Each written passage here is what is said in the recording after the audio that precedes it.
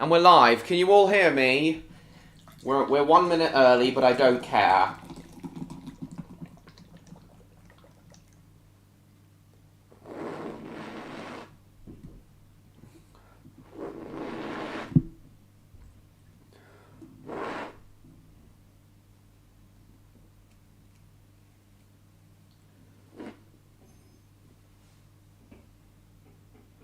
Can everyone hear me?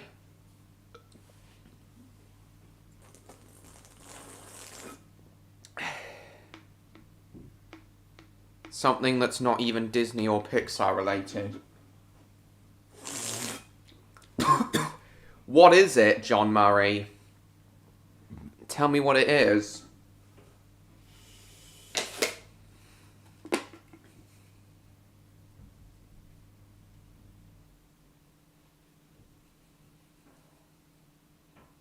Right, Martin can hear me. I assume everyone else can. Only seems to be John Murray and Martin at the moment.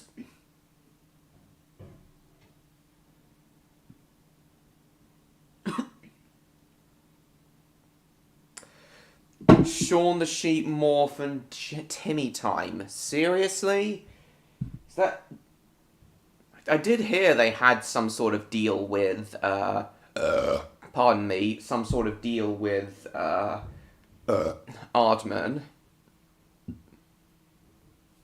I was hoping it would be Buzz Lightyear of Star Command, because that Pixar executives infamously hate that show and refuse to let it be on Disney+. Right, so, hello Martin, Che, and John Murray. That makes sense, John Murray. Now it makes a bit more sense. I said hello, Che. You probably have your volume at 0.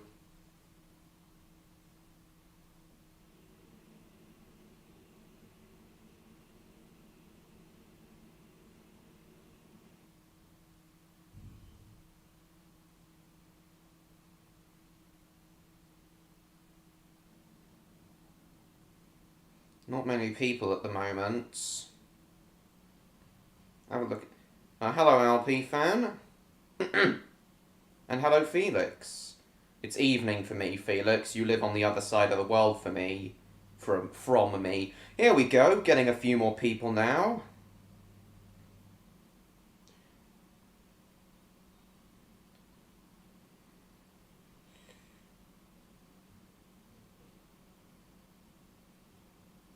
And hello, James.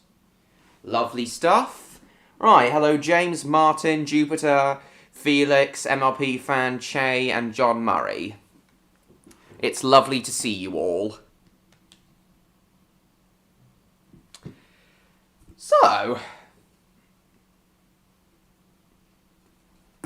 So it's more of the usual tonight. Roblox, internet surfing, talking about stuff. Waiting for others to come, you know, that kind of thing. No, he did come.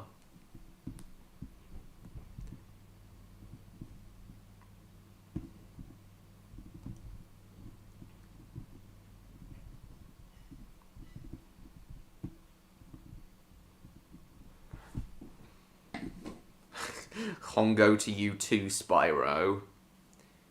That was great. It's called Grunkle Skunkle wins the Funkle Bunkle.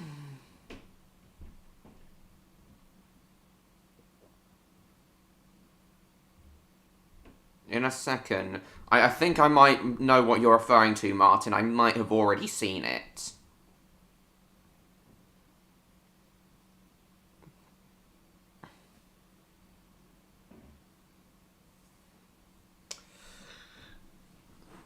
Stream says 12 people watching. My iPad says 14. Anyway, what's this that Martin has sent? Oh yeah, I've seen this. Hang on, what's James sent? In the horror of the railway, Percy, some kind of friendship dynamic. Yeah, I know, James. That sounds cool to me.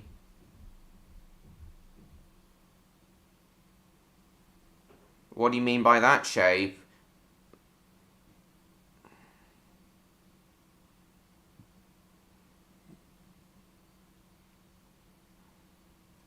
And hello, Rob. Hang on a sec, everyone. We'll get into Roblox in a second. What's this? Holy shit. Oh yeah, I have seen that, Martin. I knew it was something I'd already seen.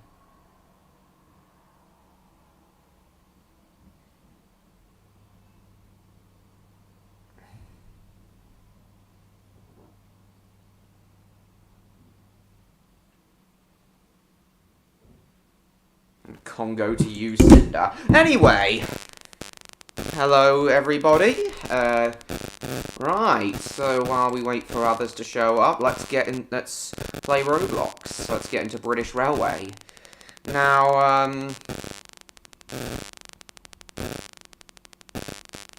I'm sorry to hear that, Jay. Oh, and I haven't done much. Raptor Dogs writing today, so I may show you guys me doing some more of that.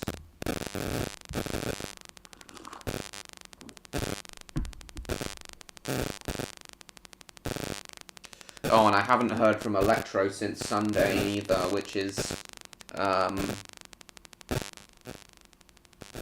very unusual for him. I heard he's snowed under with work at the moment, but that shouldn't stop him from talking to me and Neon for at least 10 minutes a day. Right. Hopefully you should be here tonight. What to drive first? I'll save... Me neither, John Murray. Hello, Robert. It's nice to see you as well.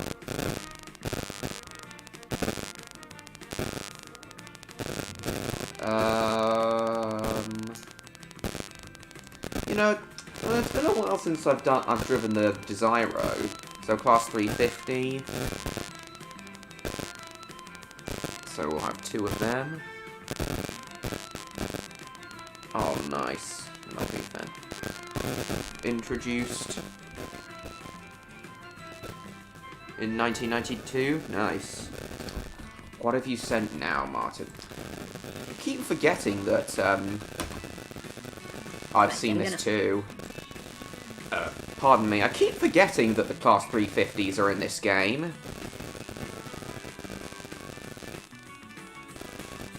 Nothing I can really do about that, Jupiter. Sorry. Anyway, oh, it's just a bit of feedback, Martin. Just a bit of feedback. It happens with my mic sometimes. Don't worry about it. There's nothing I can really do about it. Let's go to Avonhill. Do an intercity run to Avonhill.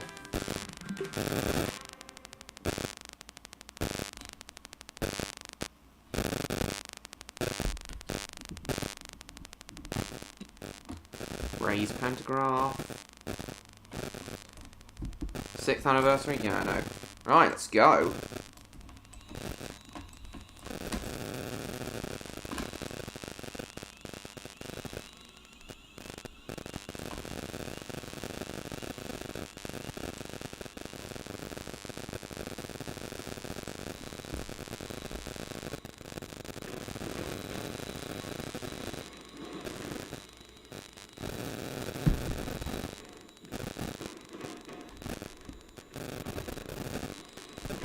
Hang on, let me have a listen. Oh, shit.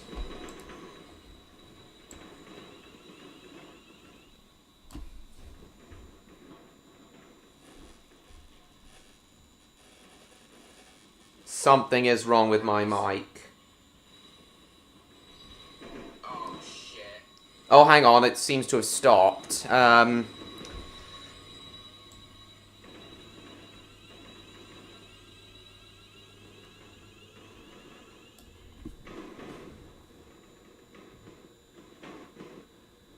think we're okay now.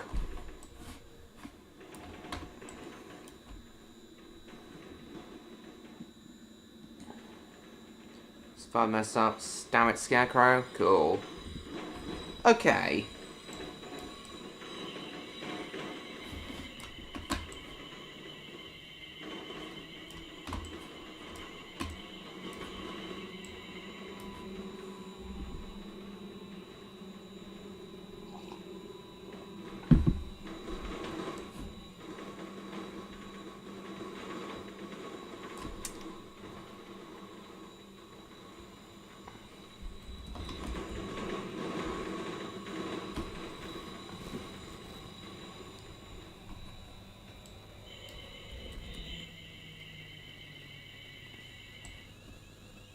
There we are.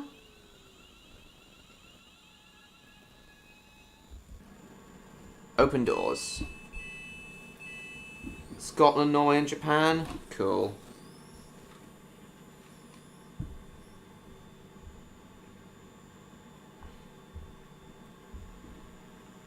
Where's the reference to it, Felix?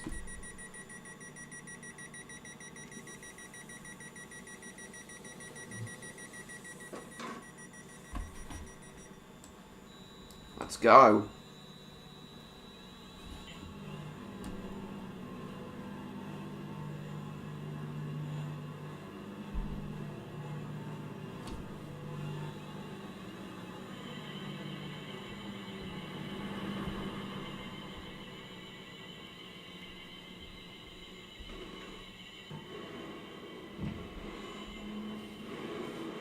Shit, speeding.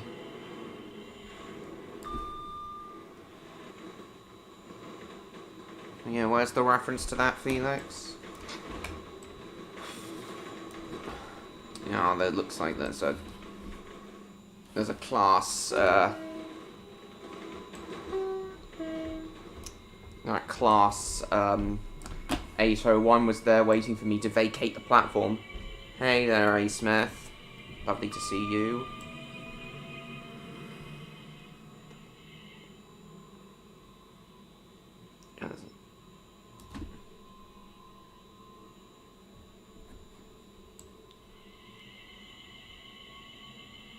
Iceland. South Korea? Cool.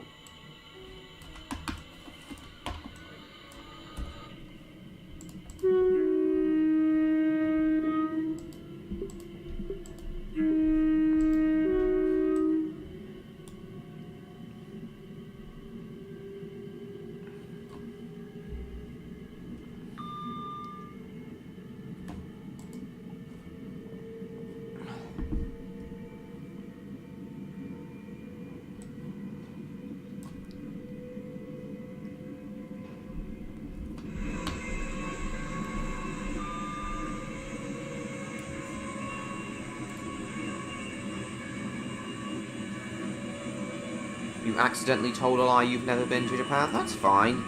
44 views already, lovely. 44 views in less than 15 minutes, lovely stuff. Views are going up much faster than they were last week. 110 miles an hour these trains are capable of.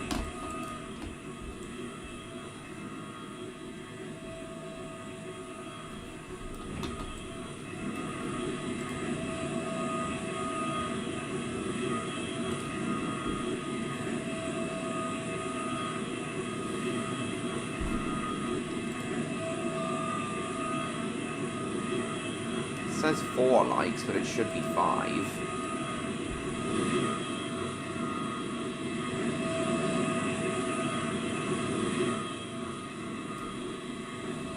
Shit.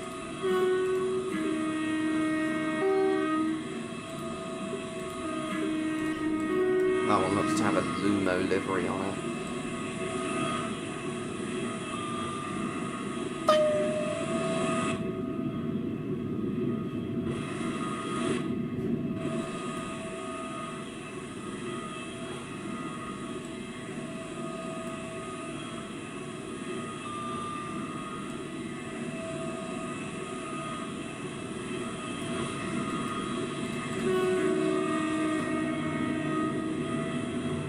Phone says 11 views.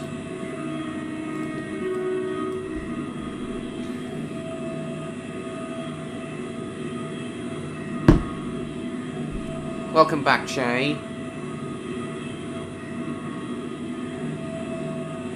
Oh, you're on this... Were you on this game just now?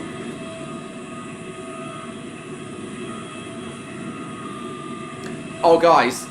I meant to say, on Sunday I'm going to be at the Romney Hive and Dymchurch Railway again. I'm going there on my own. And yes, I will be streaming from there. Yeah, I'm doing my usual early October trip to the Romney Hive and Dymchurch Railway. Lovely.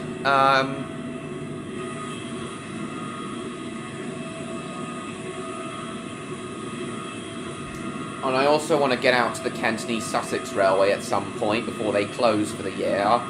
I haven't been since April 2023.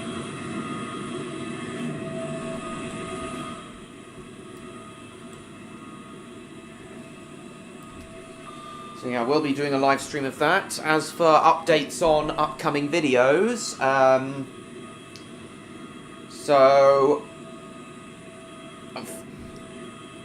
oh, you're really close to 200 then. Well, keep it up, MLP fan. 6 likes, lovely stuff. But as I was saying, in terms of upcoming videos, I know it's been a while since I posted like an actual video. I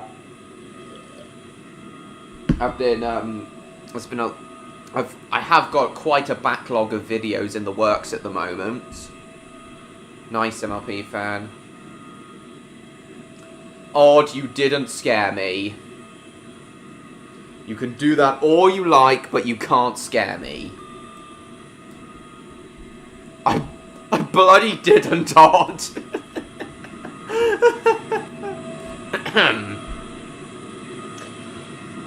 Well, anyway, oh shit, we're coming up on Preston Junction. I ought to, hang on, I ought to slow down. No, you didn't, Odd. I was just telling everyone about my upcoming videos.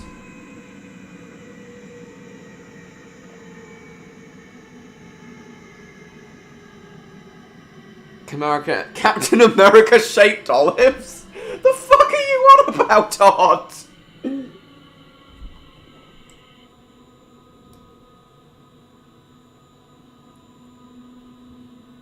Been to Norway and Iceland. So James has been to Scandinavia, but not me. However, that's going to change next year, of course, as many of you know. I plan on going to Scandinavia in late April of next year, where I'll finally meet Odd in person. Bandito Magneto.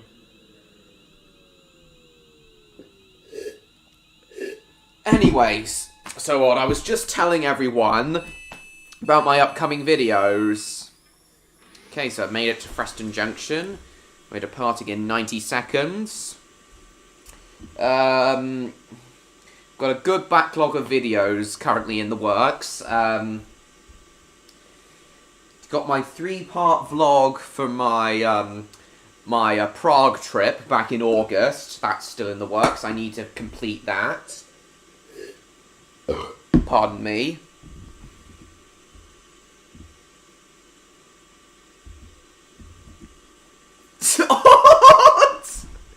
You cheeky bugger!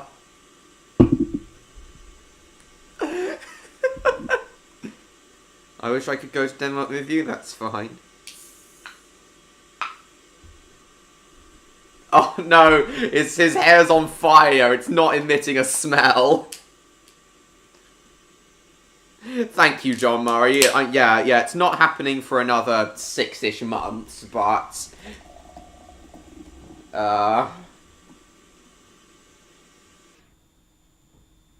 yeah, I'm looking forward to it. Hello, Jacob. Anyway, my upcoming videos.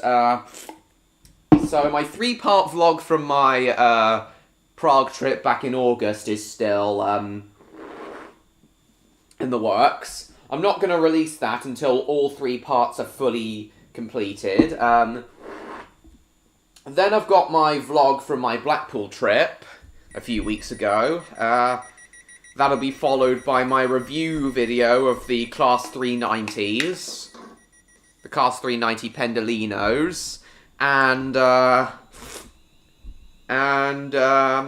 I'll have my Alton Towers vlog.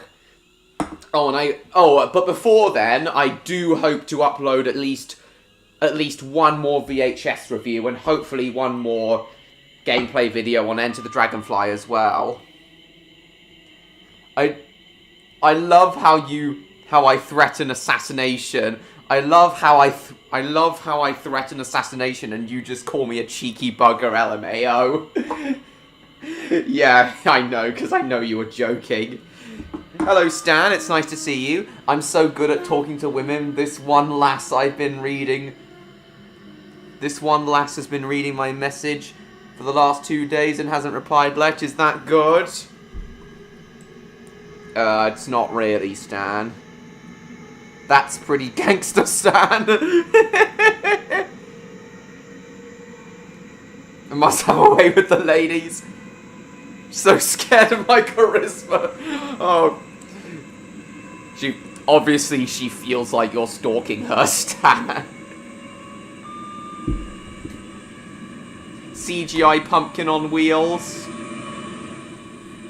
What are you referring to when you say that, Odd? Mr. Johnson, Sesame Street, Rand Angry Birds, and my Elmo and Grouchland parody. I see. Have you heard the guy voiced the... Right, AWS, have you heard that the guy voiced the Boogeyman? Yes, I did. I've never seen Nightmare Before Christmas, but I did hear that he's passed away. Even though rest in peace. Now, when a girl blocks you, it means they like you. I don't think that's true, Stan. But yeah, what are you referring to when you say CGI pumpkin on wheels? Oh, here. 56 of them! Definite. No, they definitely feel you're a stalker.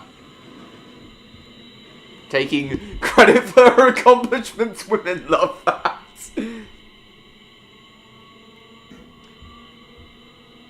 Did you not hear me? I'll try again.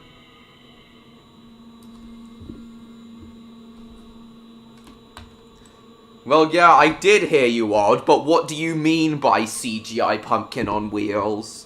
We are sorry that the So yeah, I hope you're all looking forward to my upcoming videos. Stan, what do you actually think of the Class 390s, Stan? Because that'll be the first review I do of them. That'll be the first, like, train journey review I do. Oh, and fairly soon, soon-ish, probably not next stream, but maybe the stream after, I'm planning on doing a live stream. Oh, bugger off. As I was saying, I'm planning on doing a live stream themed to tilting trains, you know, trains which can tilt through the corners to reduce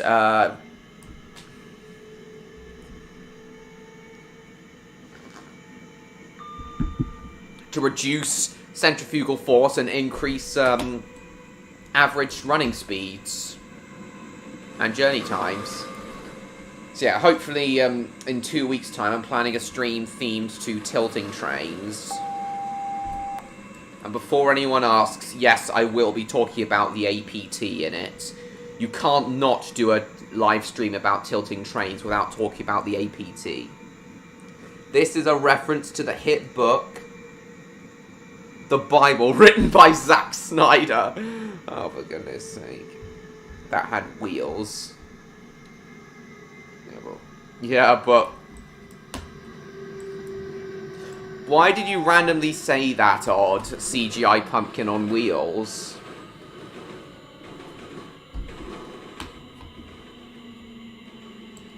Anyway, Stan, it's nice to finally see you at one of these live streams again after your few weeks of being absent. Avonhill has been cancelled.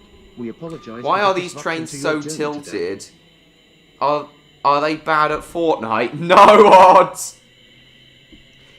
Tilting trains means trains which can lean into curves to reduce centrifugal force and increase the speeds that they can go through in curves.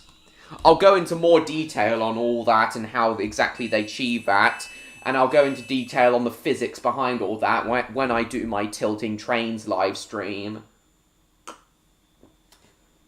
Because there's a lot to talk about when it comes to tilting trains.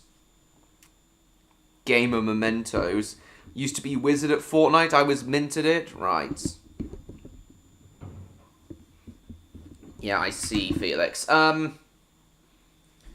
there's plenty of other types of tilting trains I'll go into. Obviously, the APT.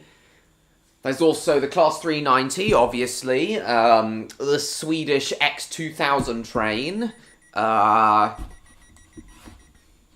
There's a few others I'll talk about in that stream.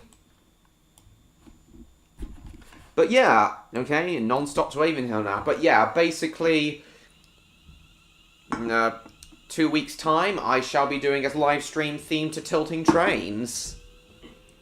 Someone do a really bad voice impression? I could try doing an impression of old Puffer Pete to show who's better. I'm sure your old Puffer Pete impression is great, James. Hello, Rob. Did you know that... Did you know that every time you lick a stamp, you consume 1/10 of a calorie? Is that true, Odds? I really hate the idea of licking stamps, envelopes, or putting anything made of some form of paper in your mouth. The thought of it just makes me quiver in disgust. I actually find it very disgusting. Still Shaun of the Dead 2 days ago? Nice. Now that I've seen Hot Fuzz, I'm probably gonna watch Shaun of the Dead, even though zombie films aren't my thing, and also The World's End, of course, to complete the trilogy. Was it? Let me guess. It was was it the 20th anniversary re-release, Stan? Reindeer like to eat bananas? Somehow I can believe that, Odds. But yeah, even though zombie films aren't my thing, I probably will watch Shaun of the Dead eventually, and followed by The World's End. Maybe I'll watch The World's End first, then Shaun of the Dead, but we'll see. Yeah, I knew it was for the 20th anniversary. We are sorry, Dad. 1 billion seconds is 31 years. Oh, I see. So you're spouting random facts, are you, Odd? 2 boxes of Twisters and eat them in one go? I see.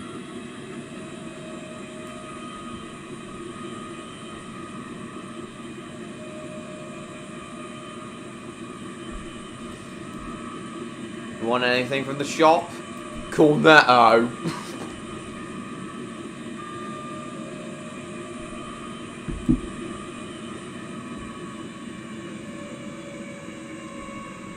Never do that. Oh, really, Odd? Is that so?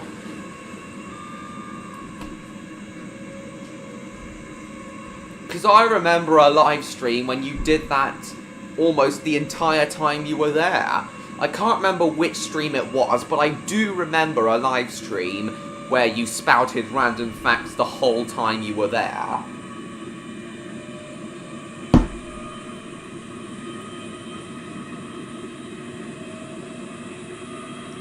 Did you know it is scientifically proven that all people named Peter are 10% stupider than the average person and less likely to get a woman? Stan, that is brutal! Oh! committing this criminal act. No, it's not a criminal act.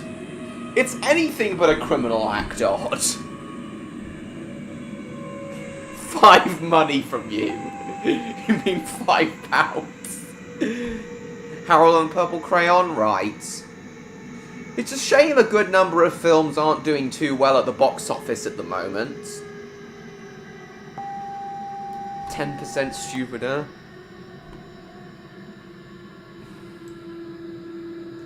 That's too little. It's 45%. Less likely to get women. I think you'll find that's not true, Stan, because Odd has had several girlfriends. His current one is Luna, aka Heather, so I think you'll find that Odd can get women. I think you'll find they are, Stan. I think you'll find that Odd's real name is Peter. Peters cannot have women. That's not true. Men in disguise? I see. You broke up months ago? Why? I thought you two were getting on great.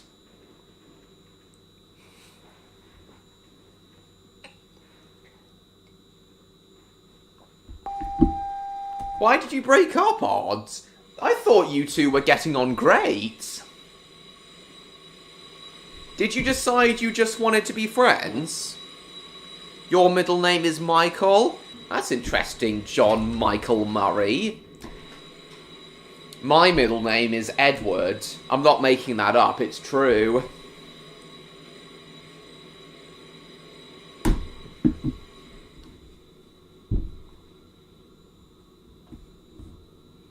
More germs are transferred shaking hands than kissing? Really? That's interesting. Private as fuck?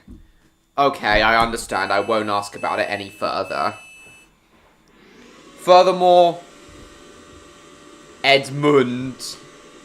Nah, it's Edward. It's Edward Odd. My middle name is Edward. Train Edmund lover. No.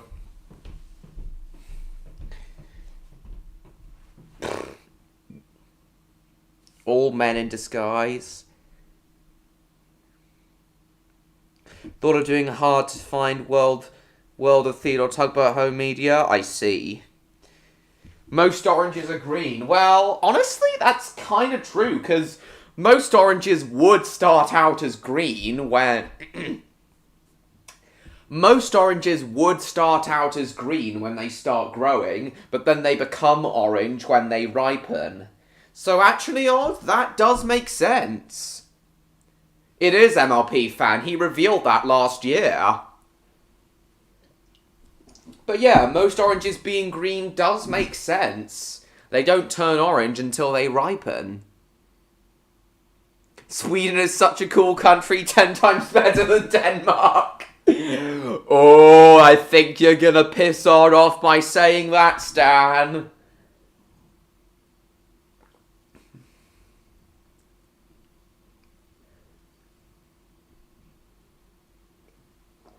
For those who've bought my novel, you should already know what my real name is.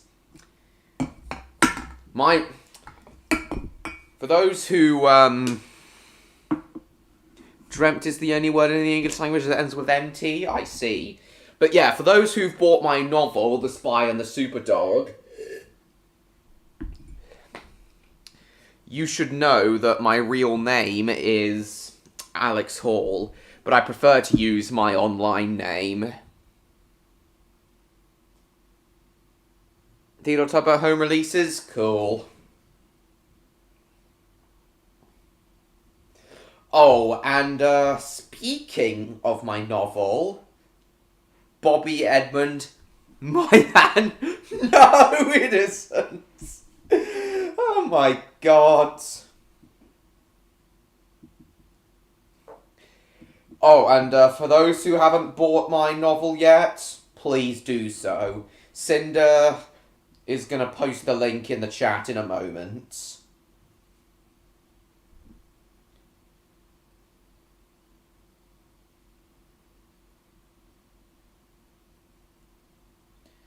Yep, there's the link to my novel. She's just going to post it 4 times. Montpellier, Vermont is the only US capital without McDonald's? Nice.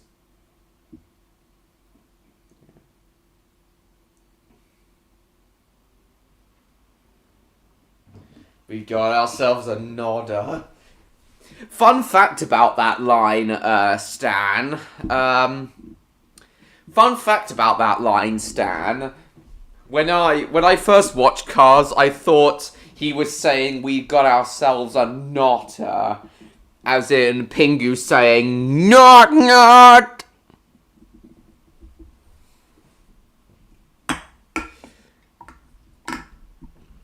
Yeah, I genuinely thought he was saying we got ourselves a knotter. And for a little while after that, I thought knotting is what Pingu did. Not. The fear of beards? I see. People will be scared of you then in that case. Before I took the boot off. And now Stan is quoting Cars because why not? But yeah, if you guys want to buy my novel, please do so. Please buy a copy of my novel if you haven't already. You won't regret it. I promise. Anyway, so, mentioned in the credits? Nice, your real name, I see.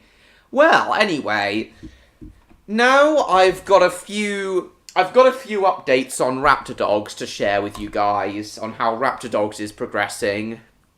Low and slow, Ramon. Excuse me. So I've got a few updates to share with you guys. Some of you already knew this, but not everyone. It's too funny for 3-year-old me. I think you told me that last week, James. I can't remember if it was last week or a week before, but you did tell me that not too long ago. I am Speed. No, just because it's aimed at 9 to 12-year-olds, that doesn't mean it can be that doesn't mean it's exclusive to that target demographic. I wrote that book to be enjoyed by all ages, in brute honesty, Odd, so you're more than welcome to still buy it if you want. Voice of Starshine, nice. You peed in church when you were 5? Is that true, Odd? Also, did you really went to church when you were younger? Federal criminal offense? No, it wouldn't. It ain't a one-man show, kid. Well, it is, actually. Ah, shit, I crushed one of the cider cans. These were actually the cider cans I was going to use to build the Canine Orbiter with, but... oh well. I haven't crushed the other one, so I'll use this one to, build the Canine Orbiter with, and then the ones I drink from, the 2 I drink from next week will be the ones I build the Canine Orbiter with. Speaking of that, that's the main update in regards to Raptor Dogs I want to share with you all. It could not! Oh, God. You actually went to church when you were a kid. I see. But anyway, so Electro now is not the only is no longer the only member of the Raptor Dogs art department. Neon and Odd have agreed to join it. Excuse me. Kill Jackson Storm and get his revenge. Right. So anyway, the main Raptor Dogs update I want to share with you all is the fact that Neon has created an outline for the Canine Orbiter. So this is the Raptor Dogs space station. Yeah, I got him to draw...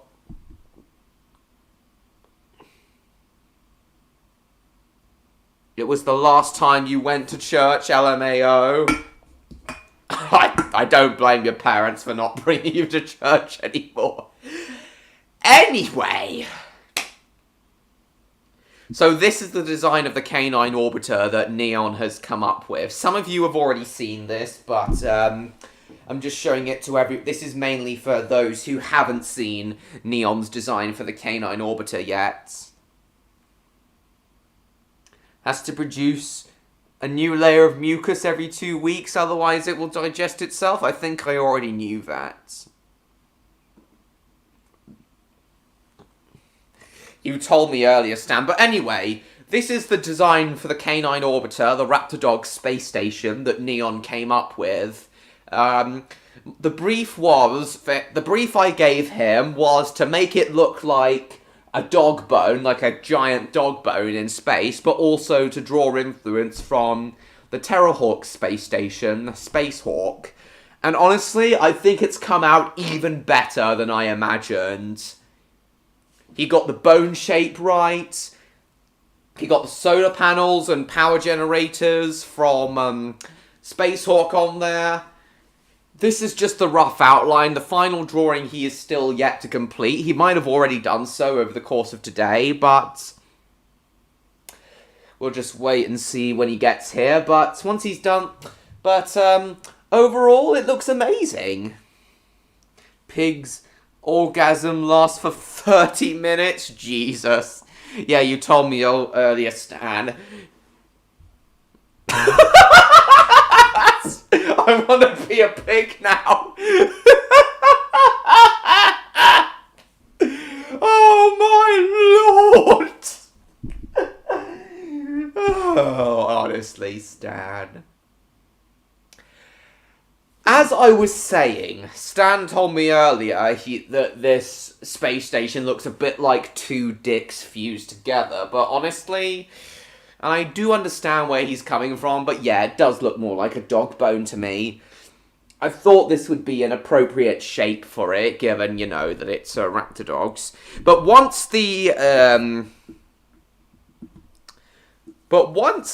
Odd and Stan have already seen this, and they really liked it. If it's thrown west, that kind of makes sense, Odd. But yeah, Odd and Stan have already seen this and given their thoughts on it. That is exactly what I wanted, Jacob. A dog bone crossed with Space Hawk from Terrorhawks. So yeah, I love what he's... But yeah, so yeah, Odd and Stan have already given their thoughts on this, but what does everyone else think of this space station? Yeah, what do James and everyone else think of Neon's design for the canine orbiter? Yeah, as soon as he's completed the final drawing, which he hopefully should have done so today, as soon as he's completed that, I really want to get to work on building the actual model that I'm going to use to film the canine... that I'm going to use in the actual canine orbiter model I'm going to use in the series. But rubs about his fingers, for Christ's sake. But yeah, my plan when building... My plan for building the canine orbiter model is... I plan on soldering together... Favourite supermarket? I don't really have a favourite supermarket. Stan. The design looks good for something named Raptor Dogs. I completely agree, James. Neon has done really, really well here. Probably one of the contestants' pods. As I was saying, my plan for building the model is to take 3 of my Thatcher's Gold cider cans I drink from every Friday, solder them together, add on a few other parts, like 2 large balls for the bone-shaped ends, and then add on the solar panels and the engines, then spray paint the whole thing, grey, and then add on all the details like the windows, hatches, the solar panels, extra solar panels. Yeah, it would be good. Favourite dark alley? I don't know what my favourite dark alley is, Odd. Favourite hand to wank with? Oh my mother of Christ. I think it's always the dominant hand you wank with, Stan. So for me, if you want the honest answer to that question, Stan, it's the right hand, because I'm right-handed. Like to switch it up every week. I see. But yeah, this is the design for the Canine Orbiter Neon has come up with. The basic design. I really like it. I asked him to add more favourite England. I don't know. I've asked him to add a few more solar panels to the space station, and obviously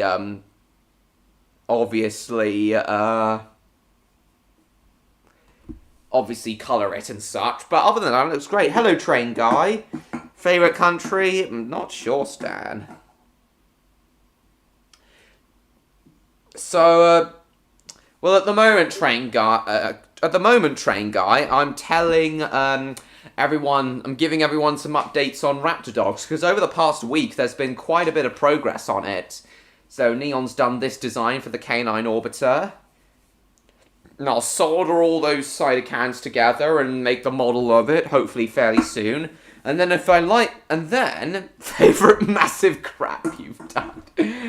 Aye, we're not even an hour... Oh, it's the Welsh thing. We're not even an hour in, and already this has been an amazing stream. Why is that, Stan? Yeah. But yeah, But then, if I'm satisfied with the test shots I'm going to do with the Canine Orbiter, once I've completed the model, I'm going to film a bunch more, and then just use those shots just insert those shots I film. Yeah, just insert those shots I film. And just insert those shots I film into the episode whenever exterior shots of the Canine Orbiter are required.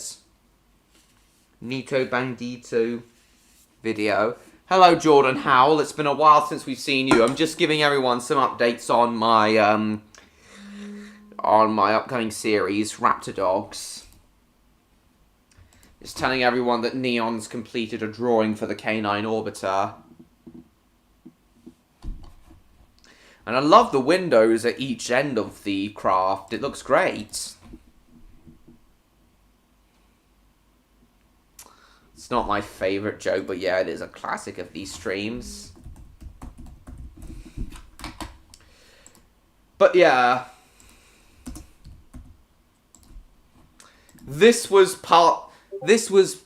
Hang on, oh. This was the partial inspiration. Opinion on the current situation in the Middle East. Green trees, well, they're nice, I guess. Current situation in the Middle East is not good at all. It's really quite bad. Oranges. Favorite naked person? I don't know.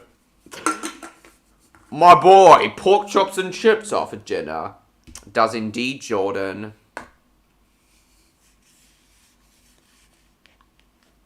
Yeah, the current situation in the Middle East is not good at all. Oh, for fuck's sake, Stan! My own mother is your favourite naked person. For fuck's sake! You guys are leaving me in absolute stitches tonight.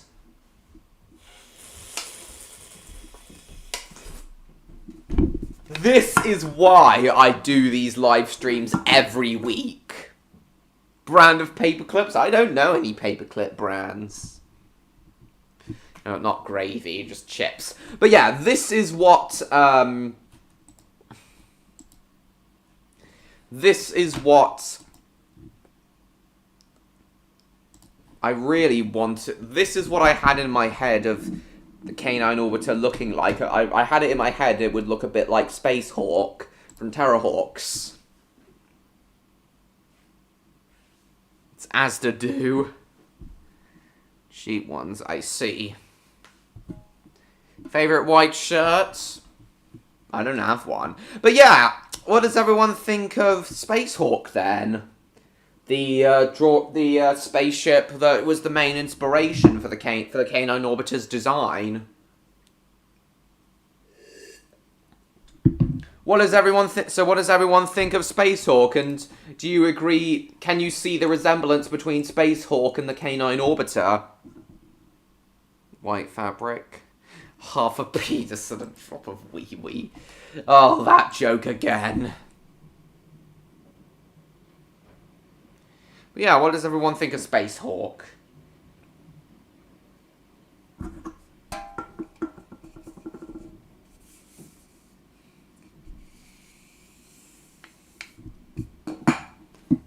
When did that ever happen, Odd? Yeah, it does. What do Odd and Stan think of Space Hawk, though? The space station showing here.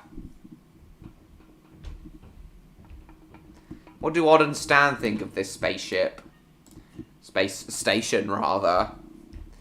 Favorite evil person? I don't have one.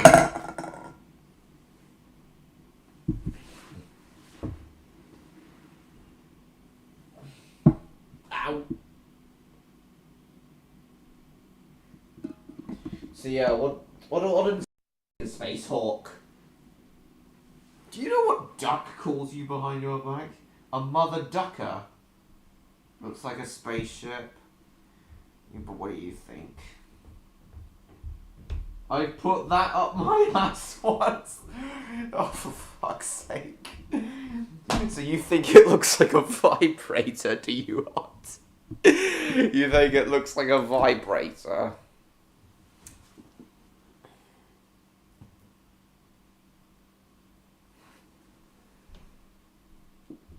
One each end, like Lady in the Tramp. For fuck's sake.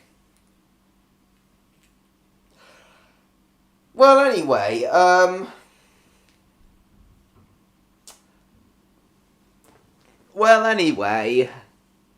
that's a butt plug. It's too long for a butt plug, Odd. It's much too long.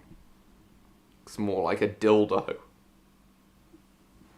Well, yeah, I know, it is a strange design, but yeah, Neon's design for it looks amazing. Can't wait to build and film it like I did for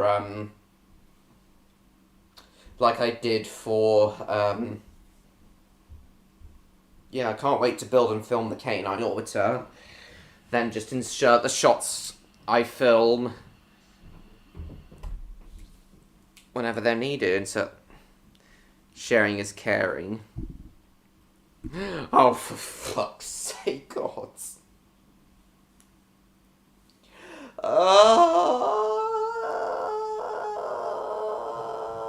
What do I want to say now?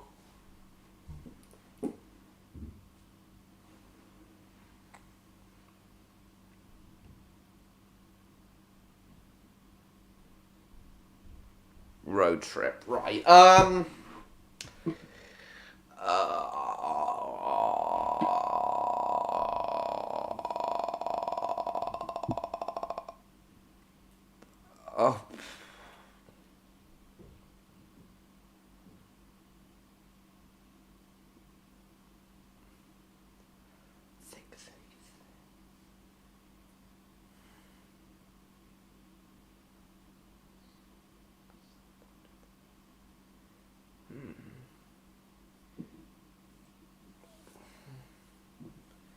Wait. I have no idea Stan, probably Prime McQueen. He was in his prime. Right, so that's the main update in regards to Raptor Dogs I want to share with you all. But now that the Canine Orbiter design has been finalised, well, now that I've gotten design for the Canine Orbiter, hopefully fairly soon I'm going to build it. But yeah, the other major update I wanted to share with you all in regards to the Raptor Dogs is that Odd has also agreed to join the art department alongside Neil and Electro. Isn't that right, Odd? Excuse me. Odd has agreed to, yes, that is the correct answer. But yeah, Odd has agreed to design White Force, the hypersonic airliner that'll be the Raptor Dogs equivalent of Fireflash. Yes, isn't that right, Odd? You've agreed to join the Raptor Dogs art department. And I will also design a model of,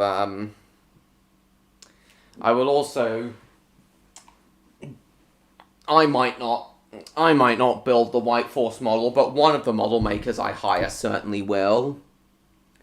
This is what Fireflash looked like in the 2015 Thunderbird series.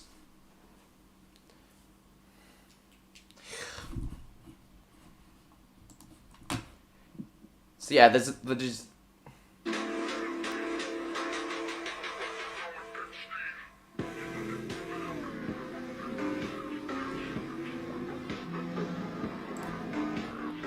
yeah, I guess that's true. Or what's this?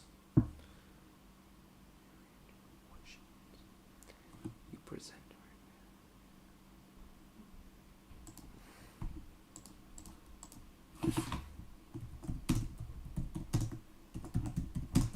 Just had someone comment on my Neen Valley Railway vlog.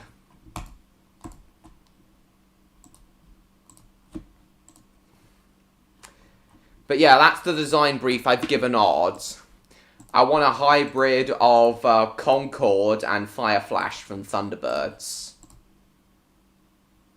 Why'd you just type a bunch of H's in the chat, Odd? Stan, being the plane enthusiast that you are, as well as a train enthusiast, of course, what do you actually think of Fireflash? What do you actually think of Fireflash, Stan? It's an unusual design for an aircraft. It's a double-decker, like the Airbus A380.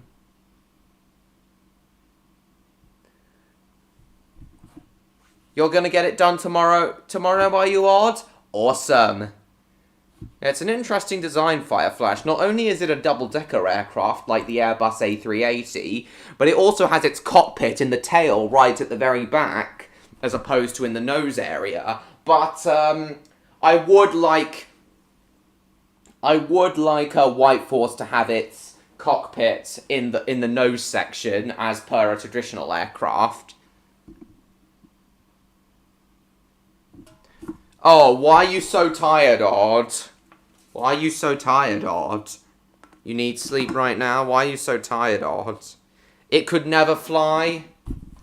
Is that because it's much too long? Good night, everyone, except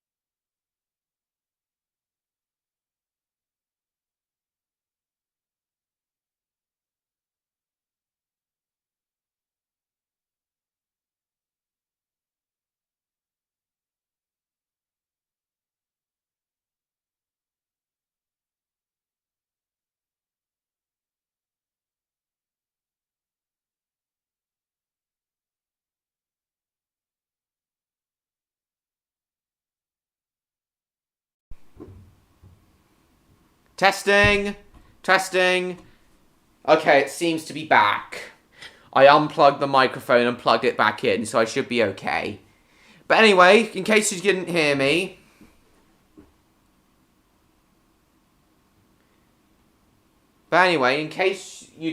Stan... okay, I think we're back. As I was saying, Stan, so you said the cockpit at the back would be a dumb idea as it would make taxiing a nightmare. Is that because the pilots have the whole aircraft in front of them?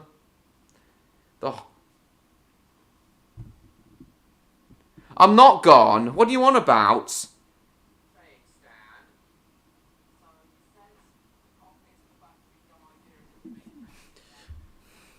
Stan, I'm not gone. I'm right here.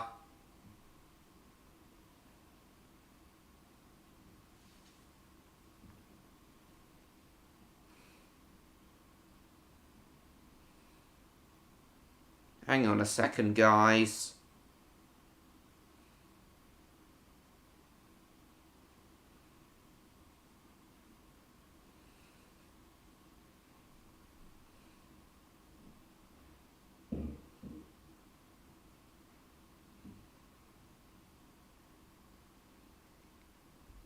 Hold on a sec.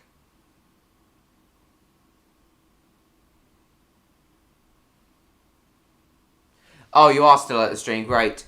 Yeah, and the height would make it harder? Oh, right, so... Sound just went off? Exactly. It would be like driving a car from the back and up way too high? I see. I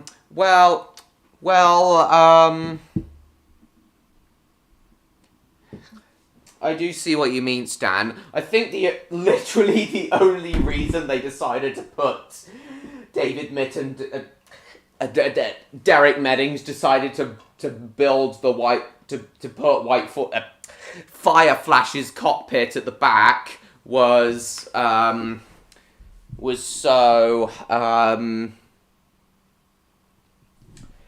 just to make it look cooler and a bit more original. But yeah, I do get what you mean, how it would never be a practical choice.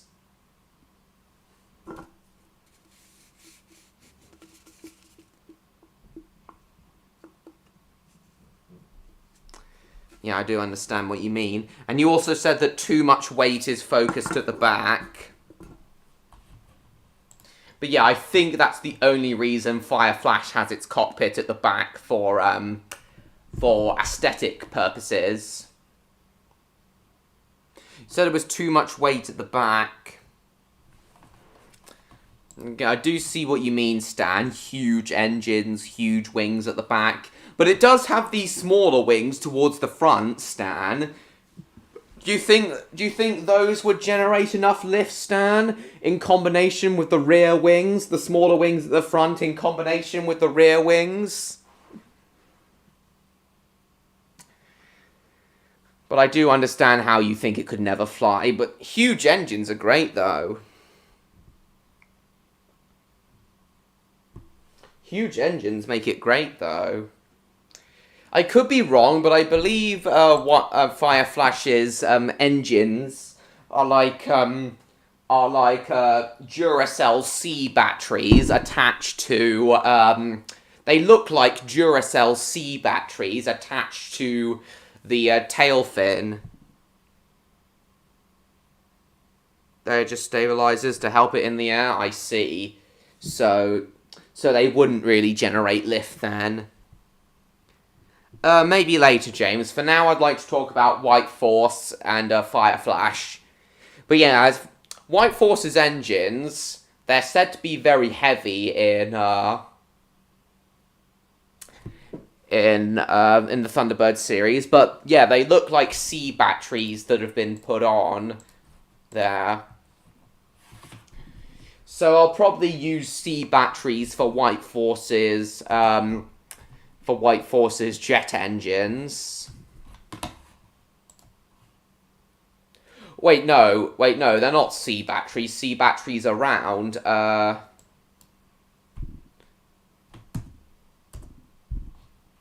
We need blocky batteries. We need the...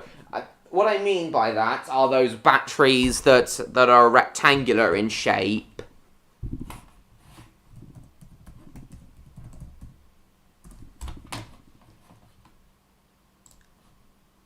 Oh, yeah, that's what I mean. 9-volt batteries. Yeah, basically just looks like 9-volt batteries strapped to the top. So yeah, I'll probably use 9-volt batteries and paint them up for White Force's jet engines when building the White Force model.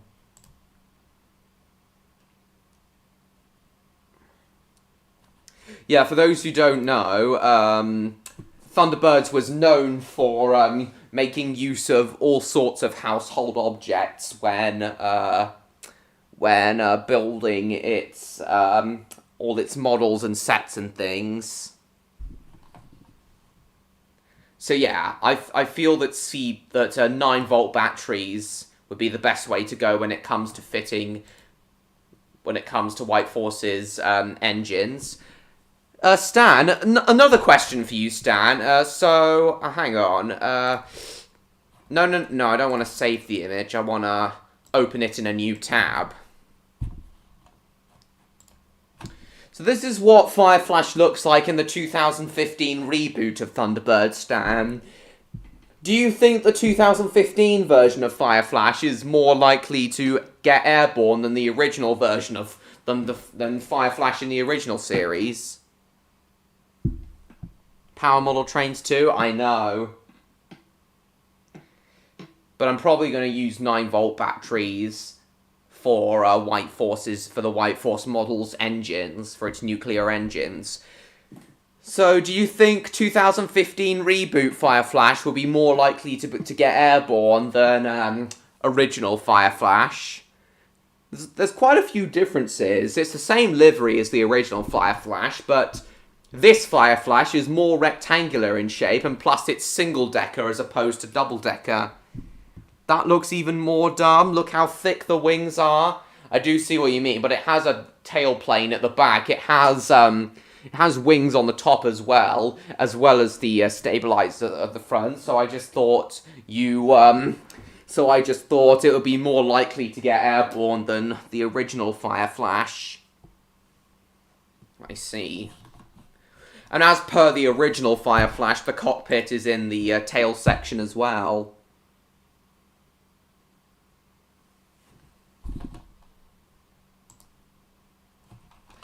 But yeah, that's what I'm looking for. That's what I'd like Odd to do when airplanes are supposed to be bullet-shaped, I know. I'll try and get Odd to do a bullet-shaped that's what I'm looking for, really. A bullet-shaped design for a White Force. Yeah, a hybrid of Concorde and Fireflash is what I'm looking for in White Force's design. And even though it's called White Force, while it will be a mostly white aircraft, as per its name, I would also like its underbelly and tail assembly to be painted light blue to resemble the livery of the fictional airline Thunderhawk Airways. So yeah, that'll be the airline that the primary airline that owns White Force, basically, Thunderhawk Airways. It's a fictional airline that name derives from Thunderbirds and Terrorhawks, two of the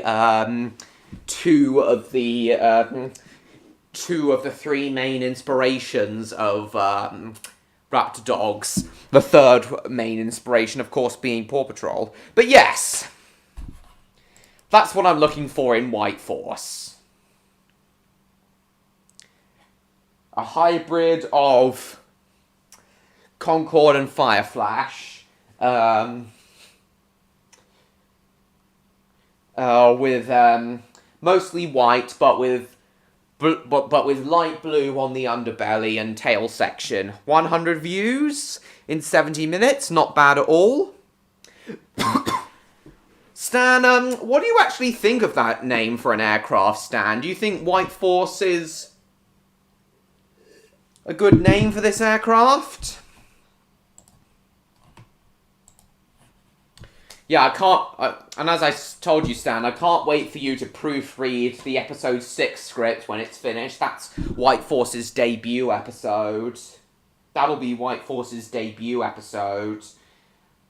That'll be the one that I want you to proofread to make sure I've got all of the air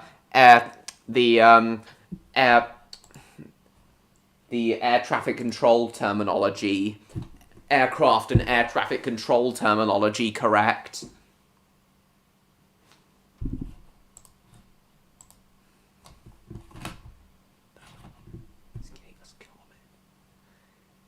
Yeah, what do you think of that name, Stan? White Force. New super... What's this?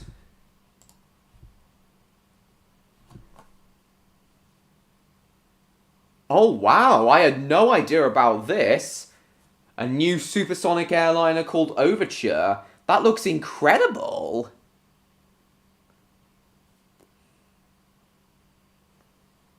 I'll send this to Odd tomorrow. I'll send this to Odd tomorrow morning. Because I'd love White Force's design to be based on this as well. Have I ever been on TV? Not live TV, but I wish I had been. Are you still there, Stan? I asked you what you think of the actual name of White Force. The Son of Concord.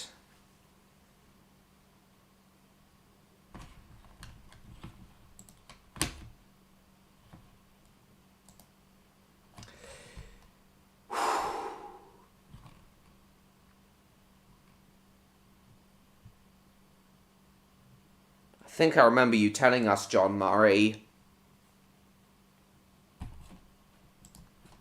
Yeah, that's the sort of design I'm looking for. A hybrid of Concorde and Fireflash. Let's have a look at... Let's try and have a look at some... oh, hang on. Save to watch later. Save to watch later. Let's have a look at...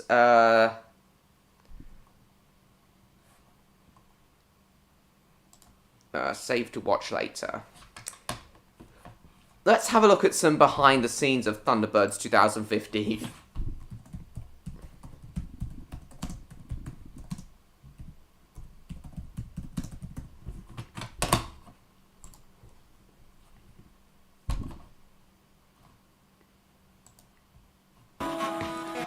Clay and sculpt back over any of the joints. And little bits from model kits, little bits that... So yeah, as I've already said, Raptor Dogs will be a hybrid of CGI characters and live action miniature sets as per the 2015 Thunderbird series. Together to create, we'll do whatever works, and sure there as well. Around hours, but it's time for me to leave them. I could have explored here for hours. Looks like another show I've ever put into it, exactly. That's true, James. That's what he said word for word. I don't really mind the 2004 film, honestly. Obviously, every other piece of Thunderbird's work is better, but I don't mind the live-action film, honestly. There's the CD drive. Hey, well, thank you so much for showing us around. That's probably because when I first watched the film, I had quite low expectations, but those were exceeded. Even so, it's not as bad as people claim it to but it's be. time for me to leave them to it.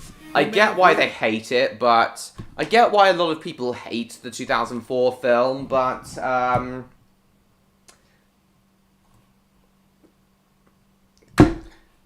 don't mind it, honestly. Something like this is crazy. Makes you really appreciate the finished product, TV too. Okay, it looks like Stan has left. I understand, MLP fan. Oh, the Hood's mansion.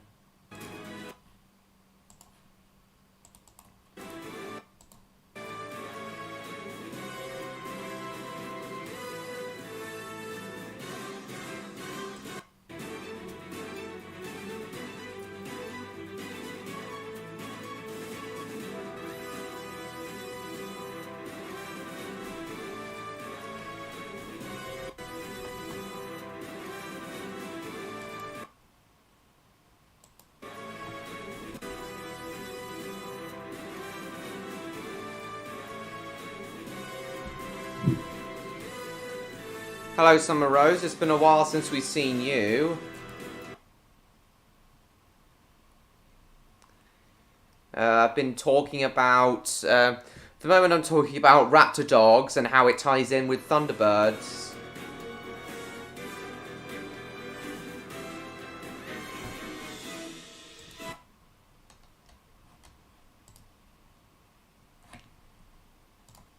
On Lord of the Rings that he got the chance to meet the Welcome back, Jupiter. creator of Thunderbirds to ask if he could remake the show.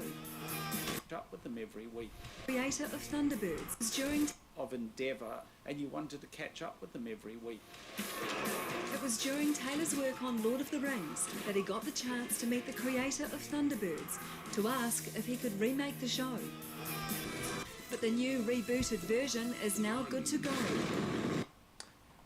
Yeah. Yeah, yeah, for those who don't know, the rebooted Thunderbird series, the 2015 series, was made by the same people behind Lord of the Rings, basically. So yeah, Thunderbird strangely has a connection to Lord of the Rings. Homemade in Wellington by Pukeko Pictures, a company Taylor co-owns. We've strived very hard to keep the core DNA of the original show, characters that know it to be now dynamic. But More well, this many hours of work goes into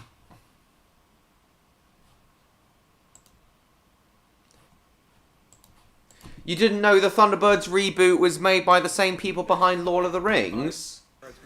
Your role here. My main role is that I'm the series So director. cool. What I really want to do is see the behind the scenes of the Fire Flash episode. Nice. Well, I think occasionally they were models in the reboot, but most of the time the Thunderbirds themselves, I believe, were CGI. Most other vehicles in the series were models, though.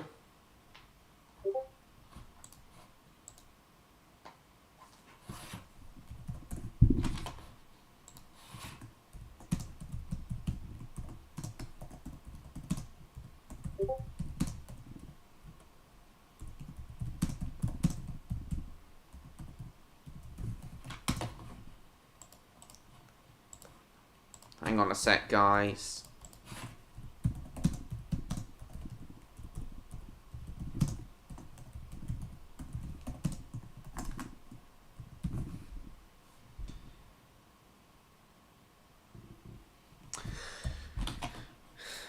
The Fire Flash reboot episode's your favourite? Nice.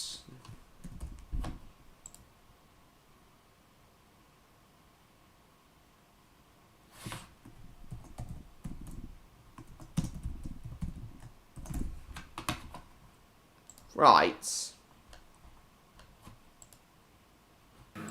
Oh yeah, there was also the cancelled 2005 Thunderbird series, Thunderbirds IR.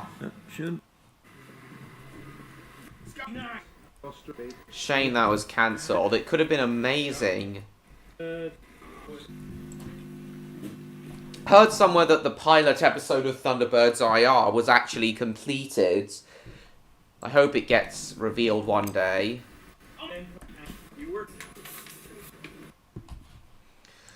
The design of the Thunderbirds in the 2005 series,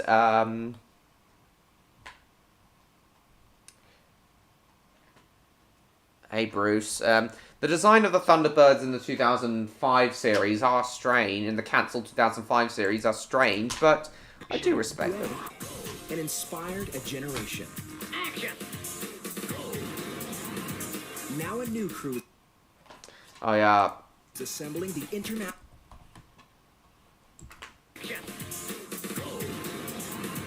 Now Are those cotton wool clouds? They look... If so, then they're kind of cute. International rescue team for an I know, all-new Jupiter, I generation know. With a combination of live-action Where's sets Stan gone? and computer-generated characters. High five, Max! Too slow! Thunderbirds are go. Thunderbirds are go. company behind countless blockbusters, such as Lord of the Rings, today, as the originals were in their time. This time around, there are no strings attached. The characters and their signature vehicles are brought to life with state-of-the-art computer-generated graphics and placed within live-action sets. They look so good, all the live actions. Placed within That set in particular, the quarry set with the temple in it, that one in particular looks incredible. This is the sort of quality I want in Raptor Dogs. It's this blend of handcrafted sets and CGI that takes the Thunderbirds to the next. This blend of handcrafted sets and sets. It's this blend of handcrafted sets. That's the Hood's craft. And CGI that takes the Thunderbirds to the next level. Every city will be brought to its knees. Time to gear up. Yeah. To the next level. Every city will be brought to its knees. Time to gear up. Yes, let's do this. 5, 4, Cool, MLP fan. 2, 1.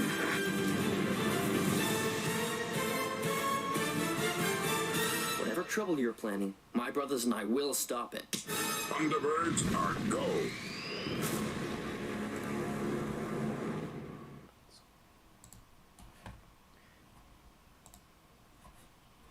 Everyone, It was amazing. authentic miniatures behind the modern retelling of this beloved TV classic. Literally does. Something to do with the Jeff Tracy Lawrence stuff? Brayman look. Literally does, I see. Charge your iPad, right, Bruce. Shooting stage and see how models are used to bring imaginary worlds to life. Ever wanted to visit a working shooting stage and see how models are used to bring imaginary worlds to life? Weta Workshop's new Thunderbirds Are Go behind-the-scenes experience has just launched. It was amazing. It was great. Even more than usual. Blast off on an adventure and discover the incredible authentic miniatures behind the modern retelling of this beloved TV classic. I've been a fan of the Thunderbirds since I was a little boy, and bringing both my boys to see the new version of Thunderbirds, it was just very exciting. So good. Let the Weta Workshop crew be your guides on this incredible journey to Tracy Island and beyond. Book today at wetaworkshop.com/TAG. Over and out.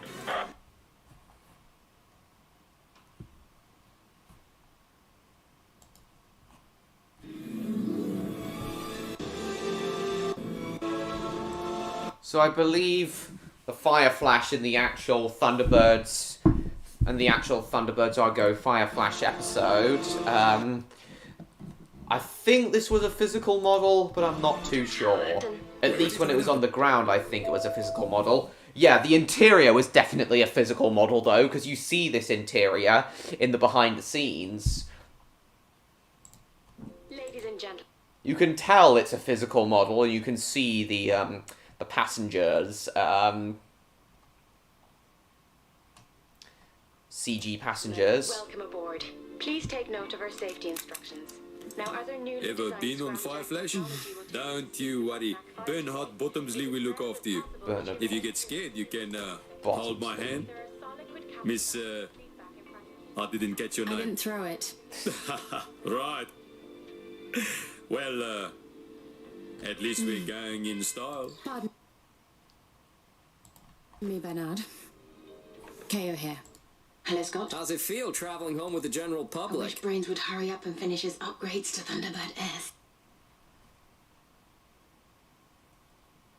Well, yes, I have seen the Series 3 episodes. I actually watched the last 2 runs of episodes when they first premiered Jupiter. Yeah, I know. Jupiter. Well, at least you'll be able to check out his upgrade to Fire Flash while you're on it. Excuse me. I can hardly wait. Don't be in such a rush. Grandma Tracy baked you a cake.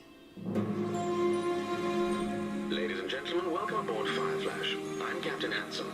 We'll be cruising at about 75,000 feet today at Mach 5. Sydney, Australia with...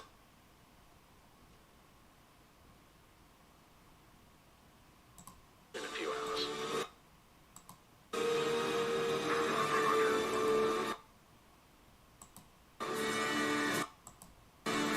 Yeah, I think that close-up of the landing gear is CG, while the plane in the background is a physical model. I can't say for sure, though, what's a model and what's CG. That definitely looks CG, though. Takeoff definitely looks CG, though. Hello, Davin. Nice to see you. Just bear with me, everyone. I'm gonna take... well, one of these cider cans upstairs to my room to save for when I build the K9 Orbiter model. And I'll throw the other one away, and then I'll use the two I'll drink from next week to, for the other two I'll use for Raptor Dogs.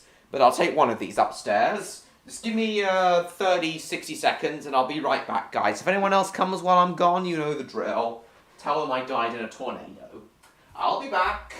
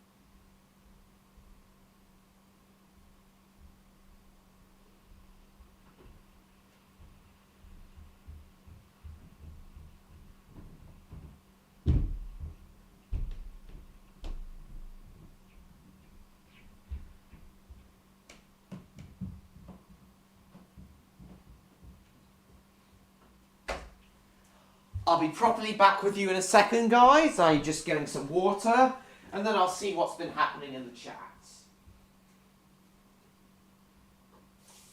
Oh, shit.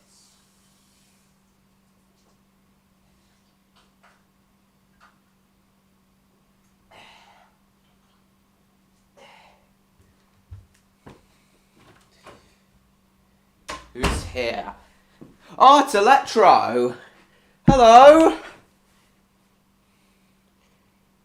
I suppose E was dialed for Electro thousands of times by now. You didn't die in a tornado. I know. No, I didn't. No, I didn't die in a tornado. Seems I am here. No, it won't, Martin. First, I'll answer your question in a second. What is totally motionless all day and night? I'll have a look at that later, James. But yeah, I am now here, Electro. It's nice to see you at last. See, you've got a new profile picture. Very nice. Pardon me.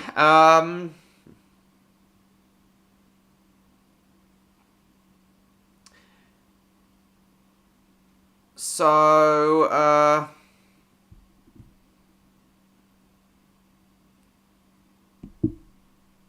course it is, Jupiter. I've seen that for a while, I see. Well, anyway, Electro, the main thing I want to ask you is... So,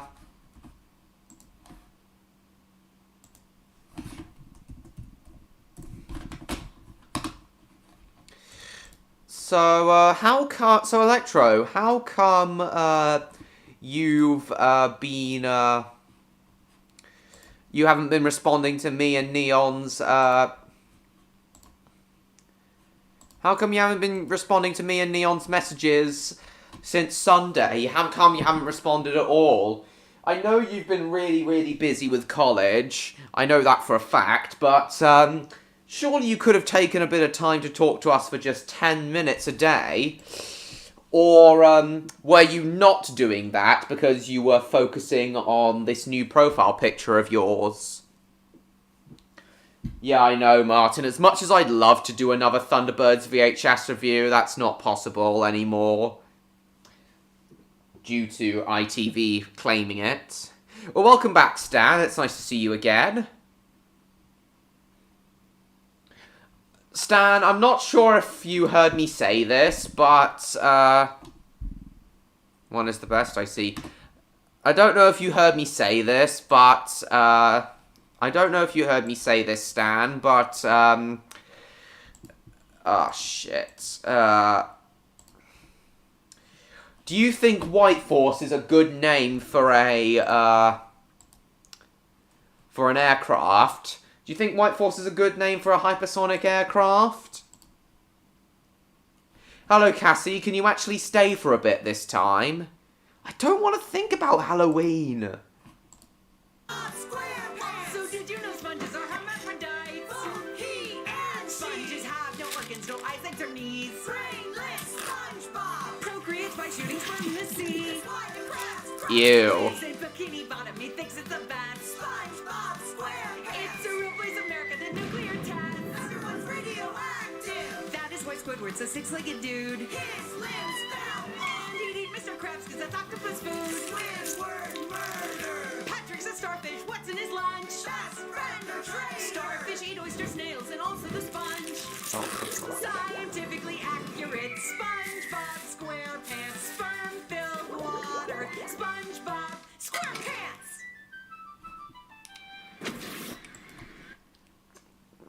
I'm just waiting for Electra to respond. So yes, Stan, what do you think of... Do you think White Force is a good name for an aircraft? Yeah, I'm talking about So, while I wait for you to respond to what I said, Electro, welcome back, Bruce. While I wait for you to respond to what I said, Electro, we've been talking about Raptor Dogs for the past bit of this stream.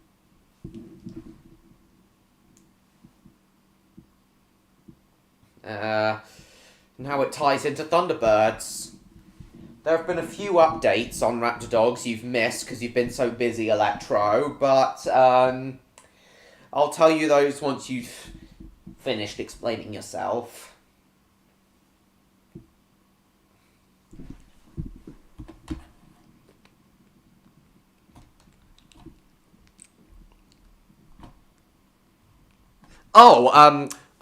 Sorry, Jupiter. I was gonna ask what the I was gonna answer your question on what the first episode of I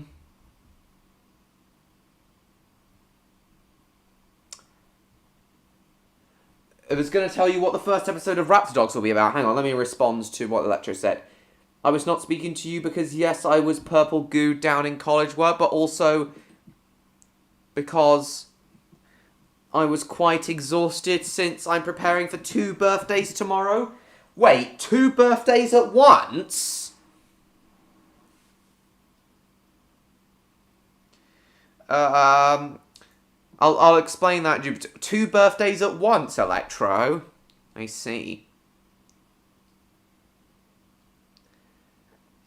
That's fine. But anyway, so Jupiter, to answer your question, is Stan still there as well? But anyway, Jupiter, to answer your question on what the first episode of...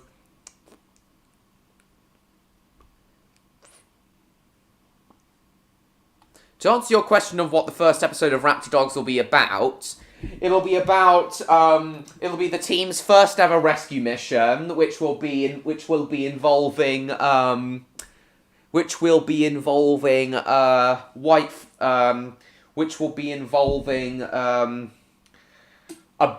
suspension bridge in the Pennines collapsing from too much weight on it after the traffic gets stopped by 2 landslides on each side of the bridge. Autistic friends and uncle's birthday, both tomorrow, I see. Me and Neon both hope that this isn't going to become a regular thing, though, you not speaking to us for, like, multiple days while you're in college. Like, I get it if you've been preparing for those birthdays as well, but surely while you're at college you can make time to talk to us for just, like, 10 minutes a day. But yeah, Jupiter, that's what the first episode of Raptor Dogs will be about, a collapsing suspension bridge in the North Pennines, mainly inspired by the Tacoma suspension bridge collapse of 1940.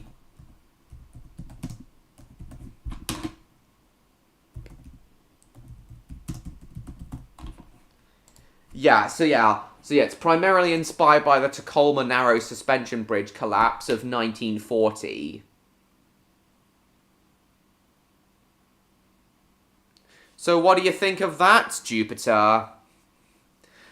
But yeah, for those who don't already know, much like how the Reverend Audrey based a lot of the Railway series stories on real-life railway events, I want to base the majority of Raptor Dogs episodes, not all of them, but most of them, on real-life disasters. Watching your scope. Just like the last 100 times I looked. Thank you so much, Jupiter. I love to hear that. So yeah, Electro. Will you still have time to talk to me and Neon for like 10 minutes, for at least 10 minutes a day from the start of next week onwards?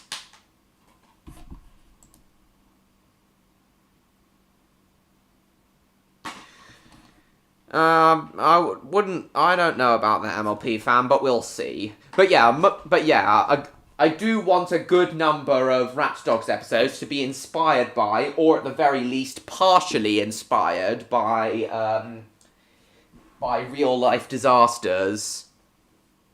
Much like how a lot of Railway series stories were inspired by real-life railway events. What's that, Bruce? Oh yeah, what's that, Jupiter? While I wait for you to answer that, Jupiter, I want to tell you all about a Raptor Dogs episode idea I actually had today. I've decided that for an episode of... Hang on, what's Jupiter said? Possibly Train Lover for a bit, but don't get your hopes up when I have to do my thesis in 4th year.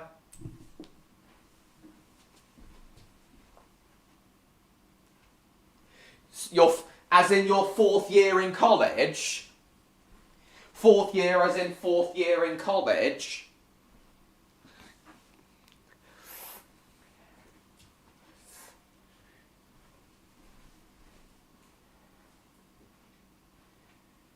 How much work is that gonna require, Electro?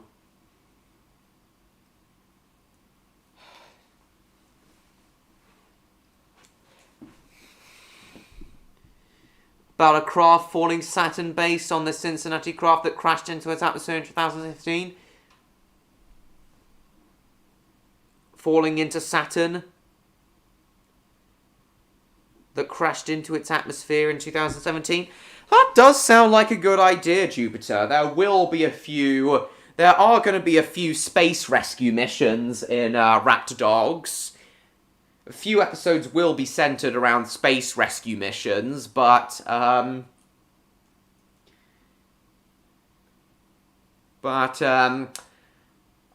keep that in mind, Jupiter. Thanks for that idea. Level 6 to 8.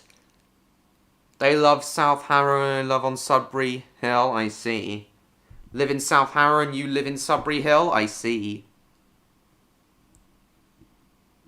10,000 words in a Word document, you have to do all the research yourself. Still seems like you could... Still, even for 10,000 words, it does still seem like you and, you could still... Even for 10,000 words, it seems like you could still take about, take like 10 minutes a day to talk to us. Because, can't wait to see how this series goes. Thanks so much, Jupiter. I'm so glad you're looking forward to it. I was even thinking about doing a comic series that runs concurrent. Raptordogs Corpulentus. Yeah, you've told me. Electro. 13 subs. They have 9. I see. But yeah, I still think you could, I still think you could,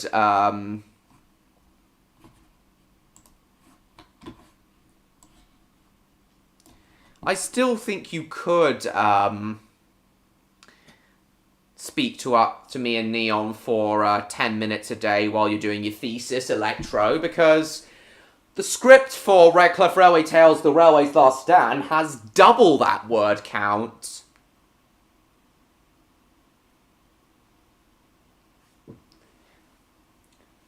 Yeah, the Redcliffe Railway Tales, The Railway's Last Stand script has double that word count, and I still made time to talk to you guys during the writing process of it, so I still think you could do it. You could talk to us while you're writing your thesis, Electro.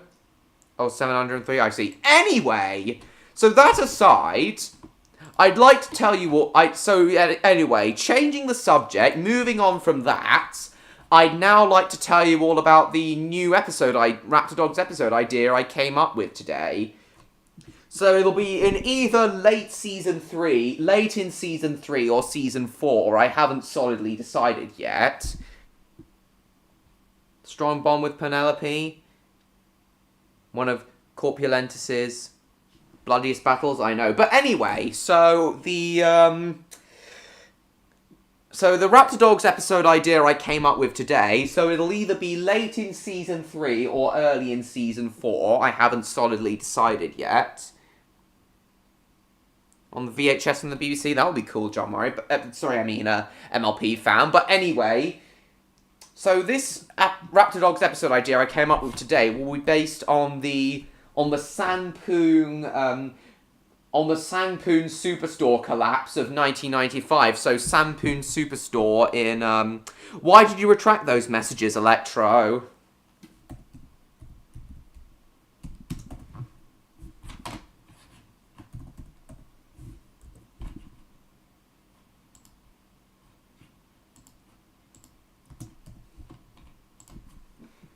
So yeah, it'll be based on the 1995 Sanpoon Superstore collapse in South Korea, in Seoul, in South Korea.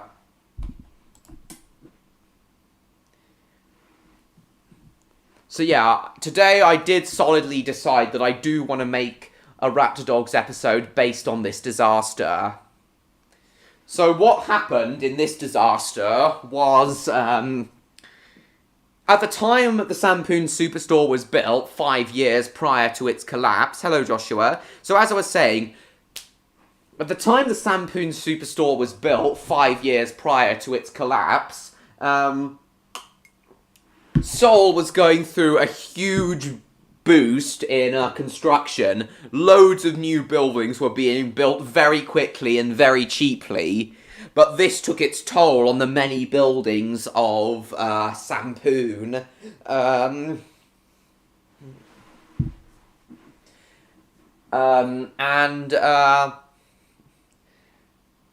many buildings of Seoul, I mean. And what happened was...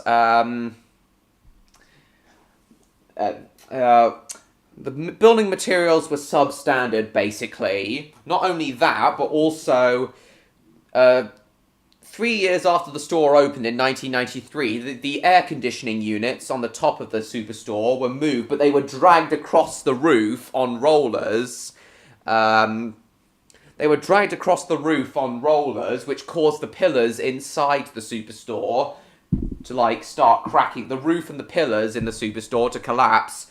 The superstore had already been built with too much weight and too much stress on the pillars, and then eventually, as time went on, the vibrations from the air conditioning caused the cracks that were forming from the building, from the weight of the from all the weight that the columns were having to support. It was causing the cracks to grow bigger and bigger and bigger until eventually, on the 29th of June 1995, the whole building collapsed. 502 people died and 900 and something were injured. Many were trapped for days, some for like 2 weeks before they were finally rescued. Nice, James. And this was all caused by corporate greed and corruption. Because on the day of the collapse, all the managers evacuated, all the higher-ups evacuated, but all of these shopping employees and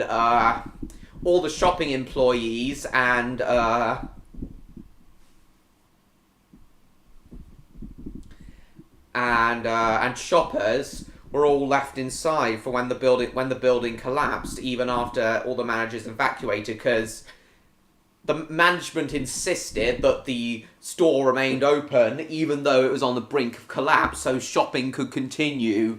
Corporate greed at its worst, if you ask me.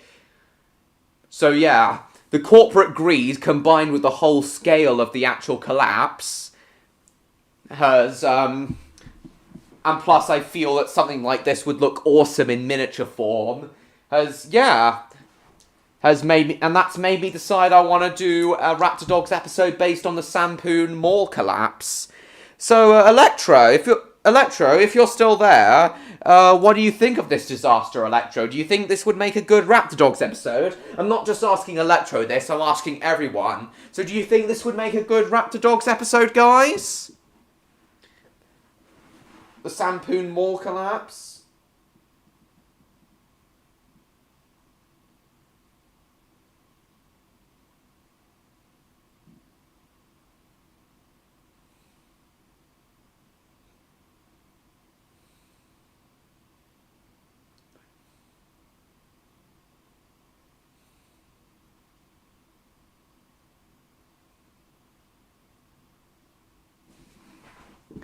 I'm so pleased you think so, John Murray.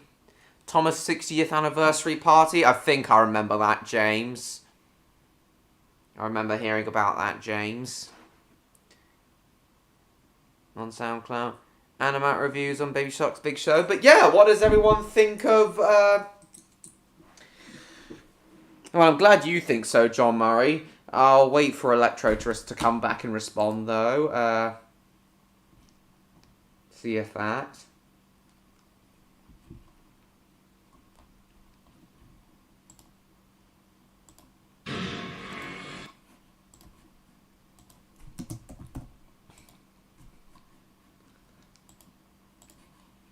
A bustling department. I'm actually going to show you guys the Seconds from Disaster episode that was made on the Sampoon Superstore collapse. Because it's actually a really interesting episode, and what's uncovered, the investigation that this episode goes over is actually really interesting. This is actually one of the best episodes of Seconds from Disaster Season 3, in my opinion. There are better episodes over the rest of the series, but for me, the Sampoon Superstore collapse is probably one of my favourite episodes of Season 3, so... let's watch this now, and while we wait for Electro to return and Neon to show up, and hopefully we can get their thoughts on this Raptor Dogs episode idea that I've had based on this disaster. Yes, he is, James. Alright, let's begin. A bustling department store in one of the largest cities in the world. 1,500 people are crowded inside the building. Suddenly, an explosion erupts from the top floor. See, it's done in CGI here, but the collapse would look amazing in miniature form, I feel. I know, Bruce. Crashes to the ground. In its place lies a massive pile of twisted steel, and concrete. Over 500 people are dead. I see, Bruce. The tragedy oh yeah, and it sparked a lot of protests as well. Answers. Now, one man must find out what caused this catastrophe. What he discovers will shake an entire country to its very foundations. Some point I've decided I also want to do a Seconds from Disaster themed live stream. We'll see when that happens though. Disasters don't just happen. A dedicated Seconds from Disaster themed live stream. Unravel the clues and count down those final seconds from disaster. But yes, Raptor Dogs will also draw inspiration from will also draw influence from Seconds from Disaster. Only lightly though. And purely through the many Raptor Dogs episodes being based on real life disasters, at least loosely.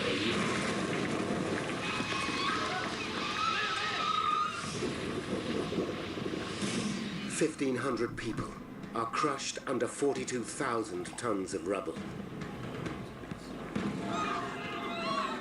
On the surface, there is chaos. 10 meters down, a young girl is buried alive. For her, the horror has only just begun.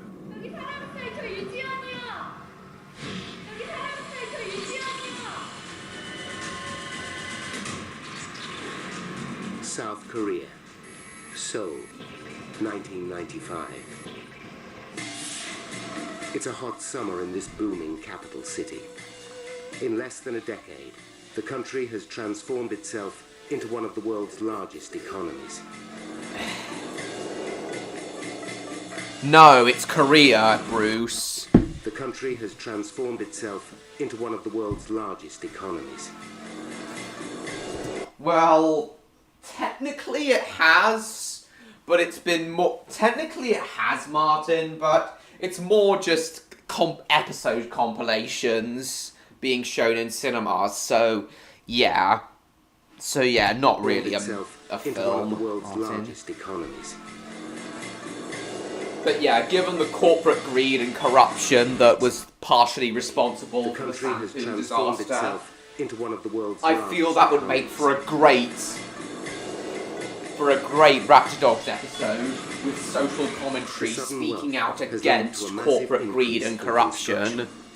In Seoul, at least 10 high-rise buildings go up every week.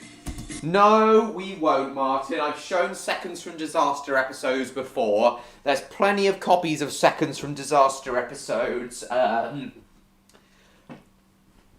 all over YouTube, so I doubt that's gonna happen. In Seoul, at least 10 high-rise buildings go up every week.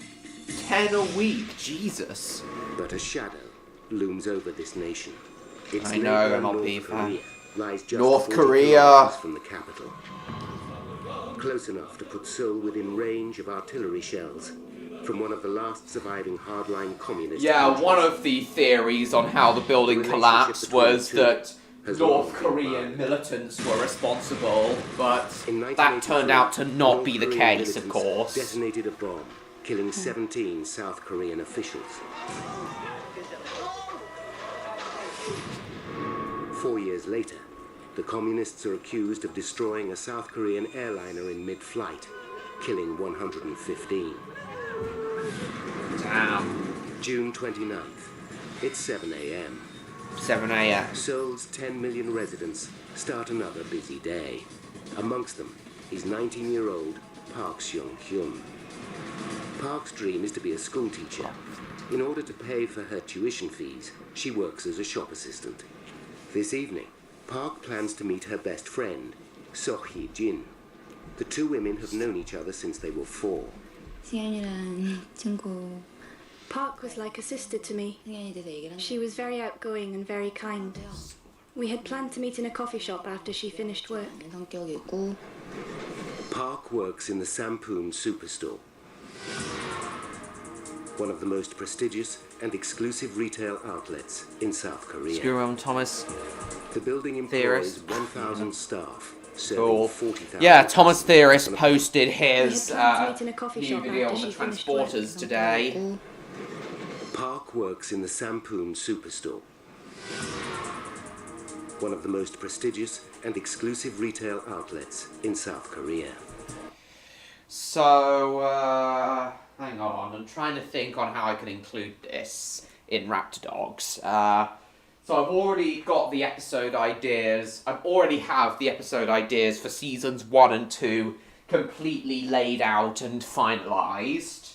I already know what's going to happen in each episode of the first 2 seasons. As for season 3, I've already worked out the first.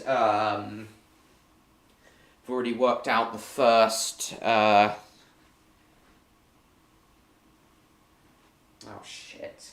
I've already worked out the first 7 episodes. What the plots of those are going to be. So,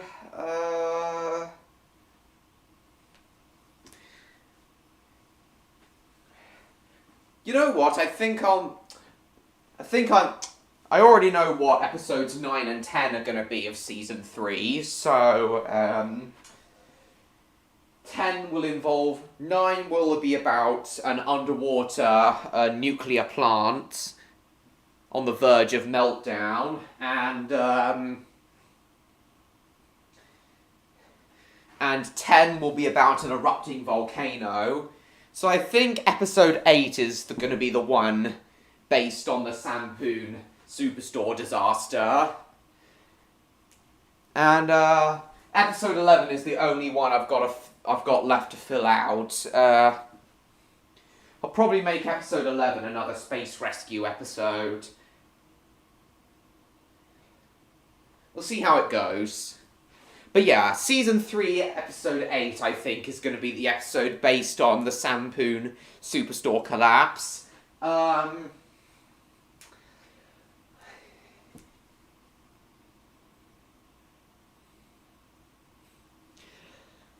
we'll see how that goes.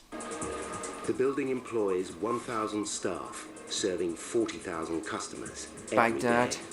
It turns over the equivalent Cool, of James. $4 million a week. So what does everyone and think of sells that? Everything from the latest electrical gadgetry to designer fashion. Built in the late 80s from reinforced concrete, the complex has 4 basement levels and 5 stories above ground. It stands on 15,000 square meters of real estate in the city's exclusive Gangnam district. The area was once a landfill site and the city's waste dump. Now, in a remarkable turnaround, it's one of Seoul's most affluent areas.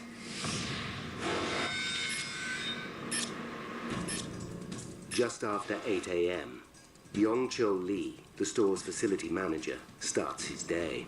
Yong-Chol He's a Lee. busy man, and his first job is to investigate a note left on his desk by the night watchman.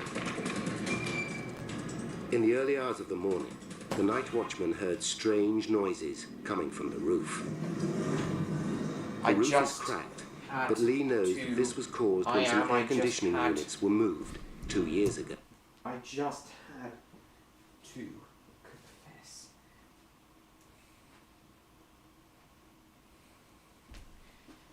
Then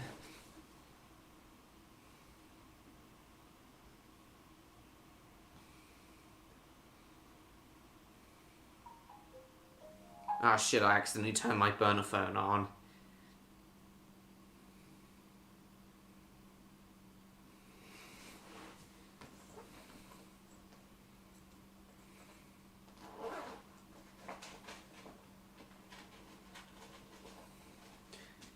Just a second, I've accidentally turned my burner phone on. There we go.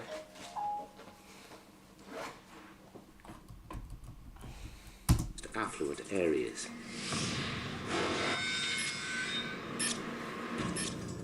Just after 8 a.m., Yong-Chol Lee, the store's facility manager, starts his day. He's a busy man, and his first job is to investigate a note left on his desk by the night watchman. So I hope everyone's enjoying this. In the early hours of the morning, the night watchman heard strange noises coming from the roof. The roof is cracked, but Lee knows that this was caused when some air conditioning units were moved 2 years ago.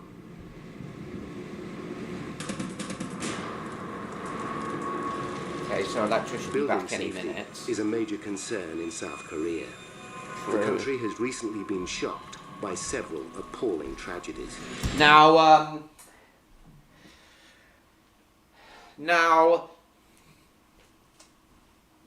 it's not certain. I haven't solidly decided that I'm gonna set the season 3 episode 8 in South Korea, as that's where this disaster happened. But I'll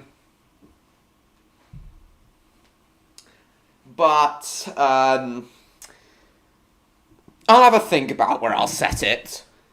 Where I'll set the episode. Ah, shit! I've accidentally muted it. Building safety is a major concern in South Korea. The country has recently been shocked by several appalling tragedies.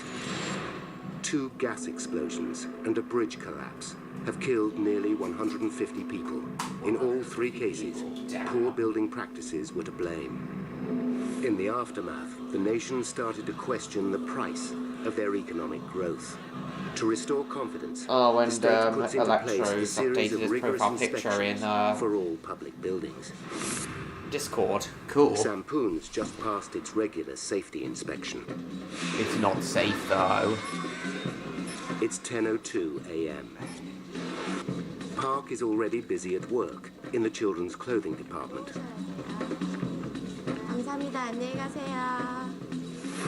Over in the household section, another young woman, Yu Ji-hwan, is running late. Yu Ji-hwan. This is her first job since leaving school. And like many a teenager, she'd much rather be doing something else.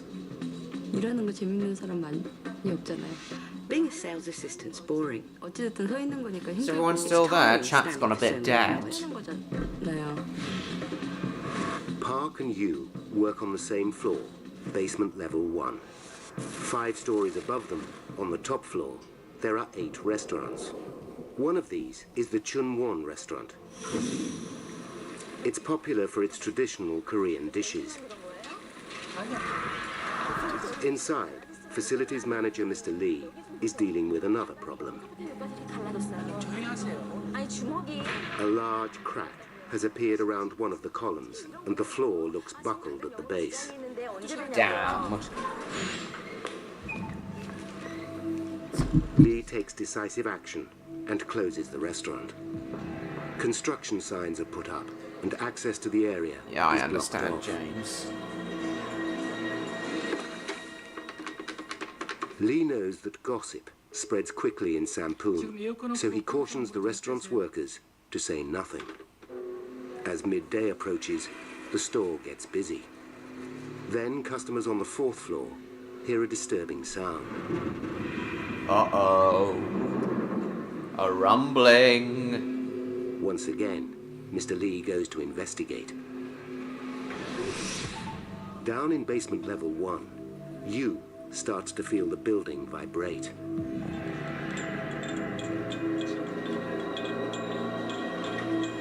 Uh-oh. 이심을 하려면 Maybe I'm a bit foolish, but I don't sense that there's anything wrong. 쪽에서는 뭐 Uh-oh. What's gonna happen? Mr. Lee thinks the air conditioning units may be causing the vibrations. To be prudent, he switches off the air conditioning for the entire building. An announcement is made telling shoppers the air conditioning is under repair. But and it's will be turned too off late. for the remainder of the day. As the temperature reaches nearly 27 degrees Celsius, shoppers start to complain. 한풍이 지금은 이제 없어졌으니까 Customers are getting angry. 그런 강남 Why does a prestigious store like Sampoon not have working air conditioning? 곳이었거든요. 거기가 Neon's responded.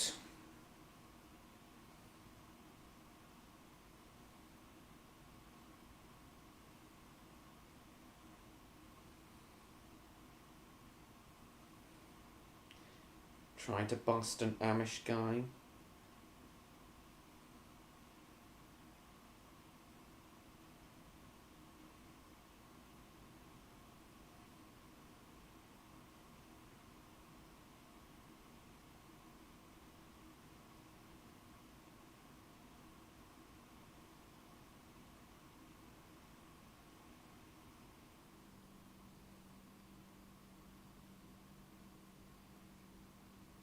on a second.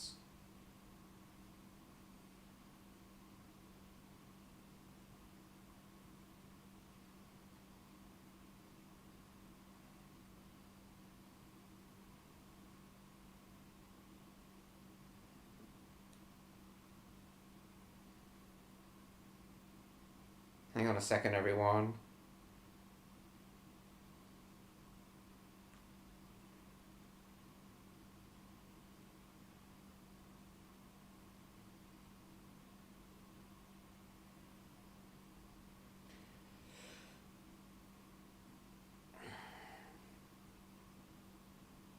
Hang on a sec, guys.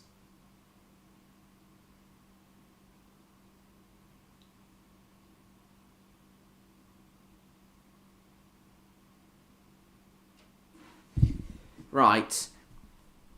Just stand on my head.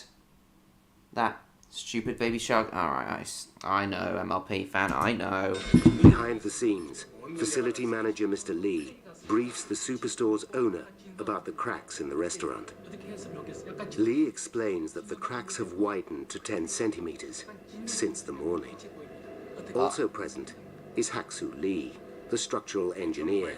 Soo Lee built the complex, and he recommends closing the store and carrying out urgent repairs. The owner refuses. He is adamant that the store stay open so shopping can continue.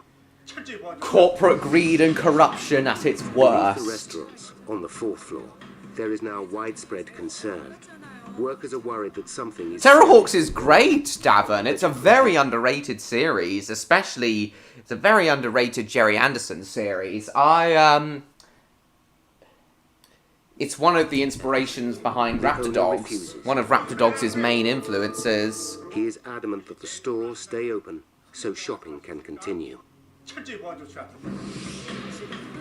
Beneath the restaurants, on the 4th floor, there is now widespread concern. Workers are worried that something is seriously wrong. Facility manager Mr. Lee attempts to reassure the staff. But rumors that the building has a problem are spreading. Yes. Then, at 5:40 p.m., a loud bang is heard from the top floor. This time, the ceiling shifts. Uh-oh. To Park, you, and more than 1,500 other people, the building is on the edge of catastrophe. At 5... Without me, you wouldn't be hooked on the Terrorhawks theme? I see. Very good. Hang on, I can see the frame rate on this is dropping. That seems fine. Edge of catastrophe. At 5:47 p.m., an even louder bang is heard from the top floor. But 5 stories below, you and her co-workers feel nothing. Oh dear. A massive blast rocks the entire building. Emergency alarms are immediately set off. On the upper floors, staff and customers panic and run for the exits. The 5-story superstore finally gives way. So yeah, while all of this is done in CGI, the collapse itself is done in CGI here. In less than 20 seconds, the building crashes to the ground. I think this would be amazing in miniature form.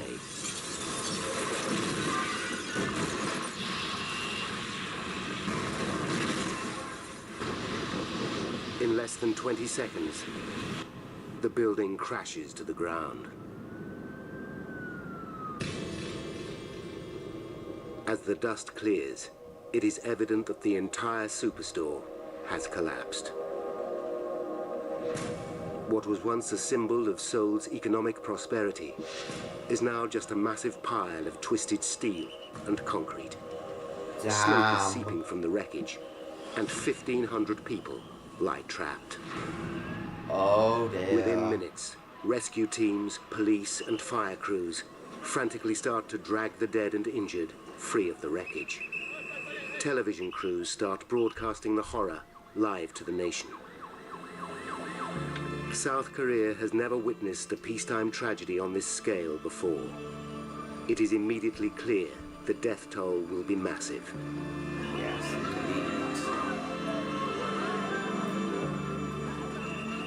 The disaster site is a scene of utter chaos. Grief-stricken relatives and friends desperately search for survivors. Among them is Park's lifelong friend, So Hee-jin. The two were supposed to meet this evening. I am shocked. So many injured and bleeding. The dead being carried away. So knows that her best friend must be somewhere in the collapsed building. I start scrambling at the rubble with my hands. I keep digging. I don't know why I'm doing it. I just need to do something. 10 meters below So, underneath thousands of tons of rubble, is the remains of what was once basement level 1. There, in a space half the size of a telephone kiosk, lies Yu Ji-hwan. She's badly injured, but incredibly, she's still alive. 이마에 막 손가락 들어가고. I can feel a hole in my head so large my finger can go through it.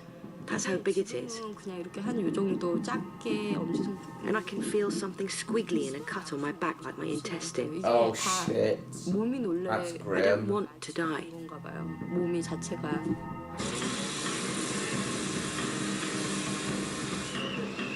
The scale of the rescue operation is massive.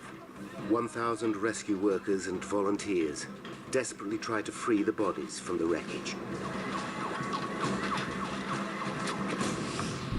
By nightfall, more than 30 cranes and diggers arrive to speed up the rescue.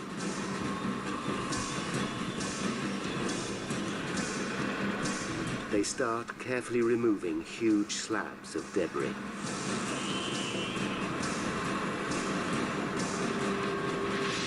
By early next morning, over 200 people have been brought out alive. Meters below, oblivious to the commotion above her. Hello, Neon. Nice to see you. Has no idea of the danger. It was pretty damn big, Neon. It was pretty damn big. 502 people lost their lives, and how many were injured? Over 950 were injured.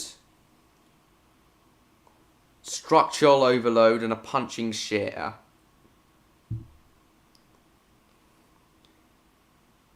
Criminal negligence resulting in death. I don't know, Martin.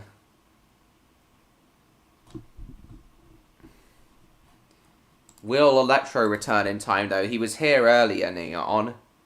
Oh, you've heard of the Sampoon Superstore collapse, then?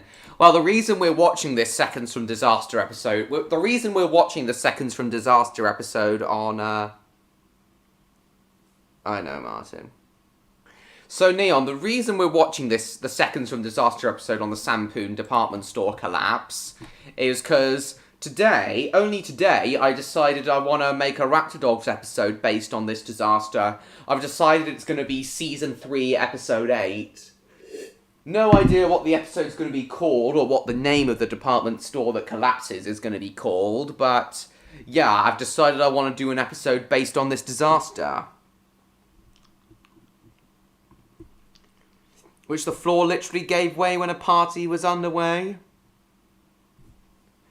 I don't think everyone jumped at the same time, but is it the Hyatt Regency Skywalk collapse you're thinking of, Neon? Oblivious to the commotion above her, Yu Ji-hwan has no idea of the danger she is in.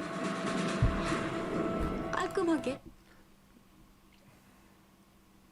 The findings from the investigation were really shocking, and plus, it was also corporate greed and corruption that was partly responsible for this collapse, Neon. That's part of the reason I want to make the Raptor Dogs episode based on this incident. Oh, cool, Neon. Yeah, I've seen the Seconds from Disaster episode on that, I see. But yes, that's why I want to, that's part of the reason I want to make a Raptor Dogs episode based on the Superstore collapse, because,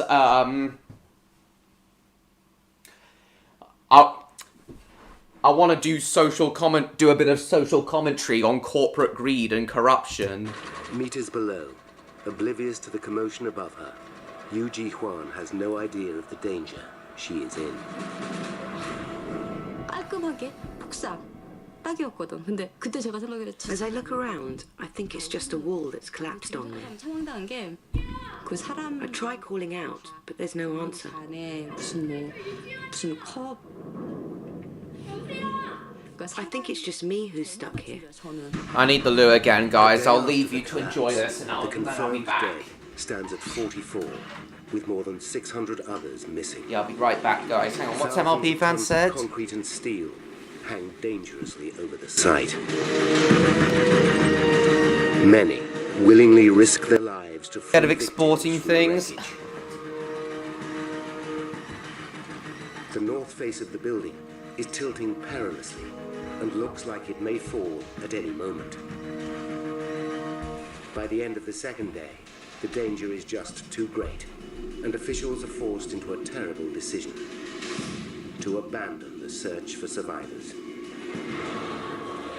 More than 500 relatives take to the street. They plead with officials to resume the rescue. In the protest, scuffles break out with riot police.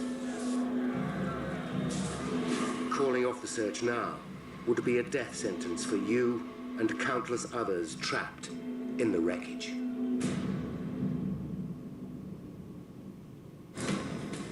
A massive rescue effort has stalled at the site where the Sampoon Superstore once stood. Desperate relatives demand that the search resume.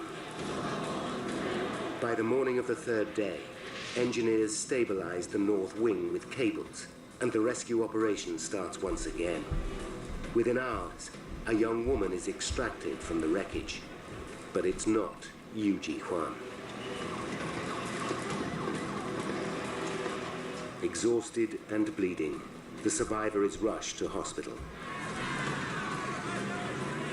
She dies later that day. For you, trapped right, I'm for back. over What's been 72 happening? hours, Okay, the so chances Neon's of back. survival are falling. Wonder when Electro will return, though. Take care in the tornado. I just remember seeing coverage of it a while back. I see. But yeah, as I said, Neon, corporate greed and corruption were partly responsible for the collapse. Well, responsible for the death toll anyway, because, exactly, Neon, the building wasn't very structurally sound.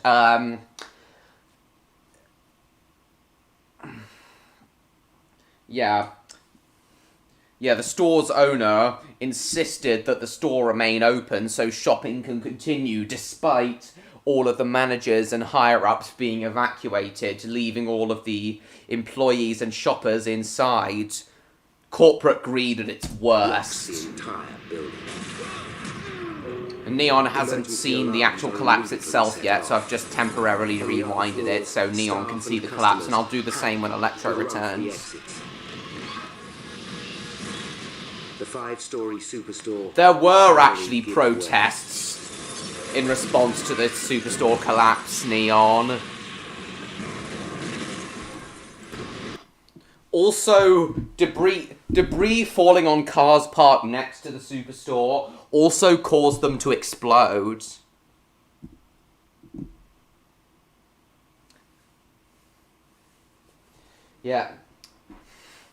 Yeah, some of the debris falling on the cars also caused some of the cars to explode and light on fire. So yeah, that will be seen in the thing. You can see the collapse yourself? Yeah, right. Yeah, alright then. Just temporarily rewinded the episode so you can see it. The building crashes to the ground. It is sad. So you can obviously tell that the building collapse here is in CGI, but the building collapse I want to do in Raptor Dogs will look amazing in miniature form. So yeah, basically, so welcome back, Electro. So I don't know if you heard me, but the new Raptor Dogs episode idea I've come up with today is based on the 1995 Sampoon Superstore collapse in Seoul. Which happened on June 29th, 1995. So yeah, that's why we're watching the Seconds from Disaster episode about it in a moment.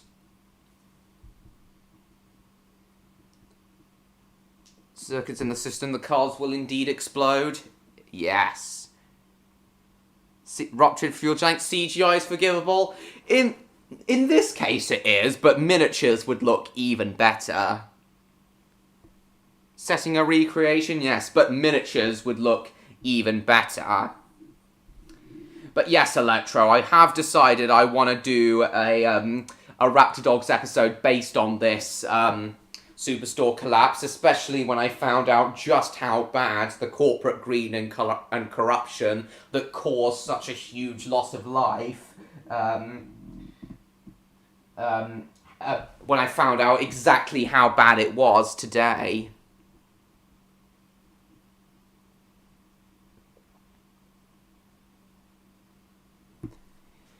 Yeah, I knew though that, Electro. I know that full well. That's basic physics. But yes, after watching another video another guy did on it earlier today, yeah, I have now decided I want to do a Raptor Dogs episode based on the Sampoon Superstore collapse. It'll be Season 3, Episode 8 is what I've when I've decided the episode's going to be.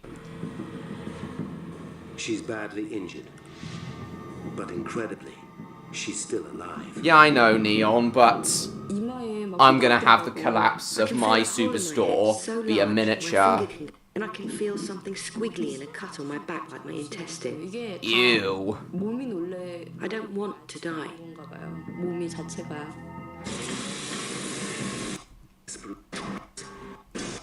Brought out alive.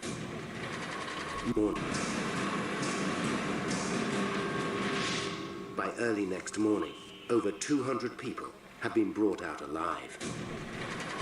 Yeah, the Raptor Dogs will obviously rescue a lot more people in the episode. Has no idea of the danger she is in. People hating those they see as less than them, and relishing their suffering. Yes. Well, basically, Electro, the main reason corporate greed is partly responsible for such a huge death toll here is because all of the higher-ups and managers were evacuated from the superstore, but the employees and shoppers weren't.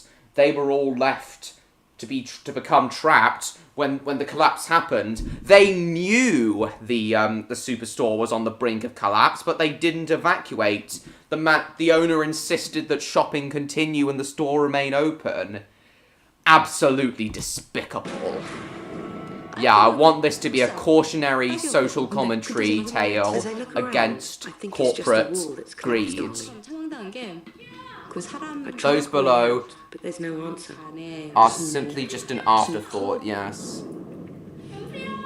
I think it's just me who's It's fine, Neon. It's fine, Electro. It's fine. A day after the Alright, collapse, Jupiter. The confirmed dead stands at 44, with more than 600 others missing. Exactly, Thousands Neon, of tons exactly. Of concrete and steel hang dangerously over the site. Neon and Electro, another quick question for you. So when I do get about to writing Season 3, Episode 8, what do you think the episode should be called, and what do you think the name of the superstore that collapses in that episode should be? Do you have any ideas? Willingly risk their lives to free They may have used old, worn materials for the foundation. Substandard materials, I believe, Electro. Materials which couldn't bear the weight and size of the building. Exactly, James. Hello, B&W Cat. I don't know if I've seen you here before, or if you've been at one of my live streams before, but if you haven't, then welcome, B&W Cat. Please subscribe to me if you haven't already. At the moment, we're watching a Seconds from Disaster episode on a real-life disaster, because I've decided I want to do a Raptor Dogs episode based on this disaster. This disaster is the Sampoon Superstore collapse of June 1995 in South Korea. You'll need some time? You'll both need some time? That's completely okay. Just have a think about it. Oh yeah, Electro. Speaking of Raptor Dogs, I meant to say, not only has Neon joined the Raptor Dogs art department alongside you, but Odd has as well. I decided... Oh, you have subscribed, B&W Cat. Awesome, thank you. Yeah, Odd has joined the art department, Electro, and I've asked him to design the hypersonic airliner White Force. But Neon has drawn a rough design for the K9 Orbiter, Electro, and I don't think you've seen it yet. I want to know what you think of it, just briefly, before we continue the episode. I want to know what you think of the design Neon's done for the K9 Orbiter. I wanted it to look like a cross between a giant dog bone and Space Hawk. And I think Neon's come across that very well. So what do you think, Electro? Most people think it's great, Neon. John Murray and James like it. What does Electro think of it, though? Can I tell you a secret, though, Neon? Stan says he thought it looked like two dicks fused together. I'm sorry, I just thought I'd mention that to you, Neon, but I know the truth. It's supposed to look like a dog bone. I know the truth. It's supposed to look like a dog bone. So what do you think of Neon's design, Electro?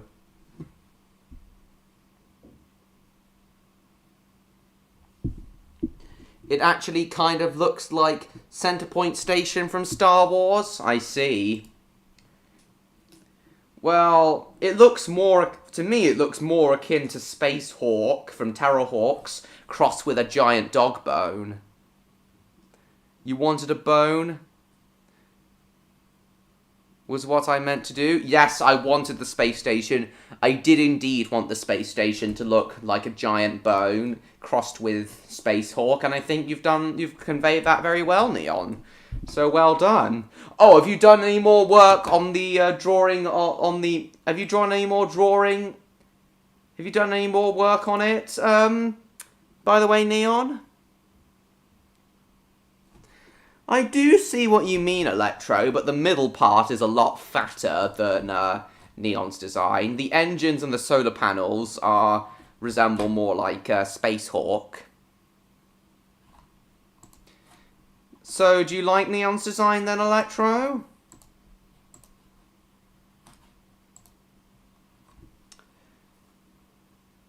So do I, MLP fan.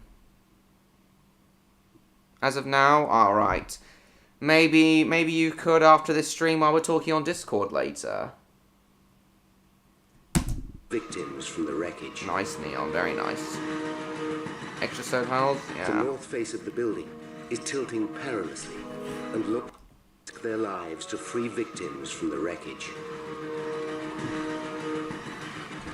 The north face of the building. And I haven't done drawing in a while. I need to get back into it. Perhaps you can this weekend, Electro, before and after your birthday, the birthday parties you go to. Like it may fall. Maybe on Sunday.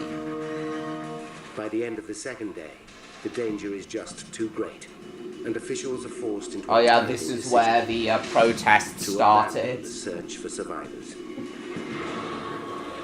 More than 500 relatives take to the street. They plead with officials to resume the rescue.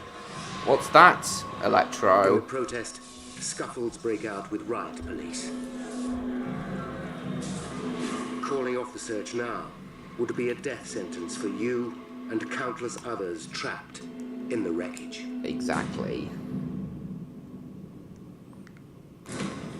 A massive rescue effort has stalled at the site where the Sampoon Superstore once stood.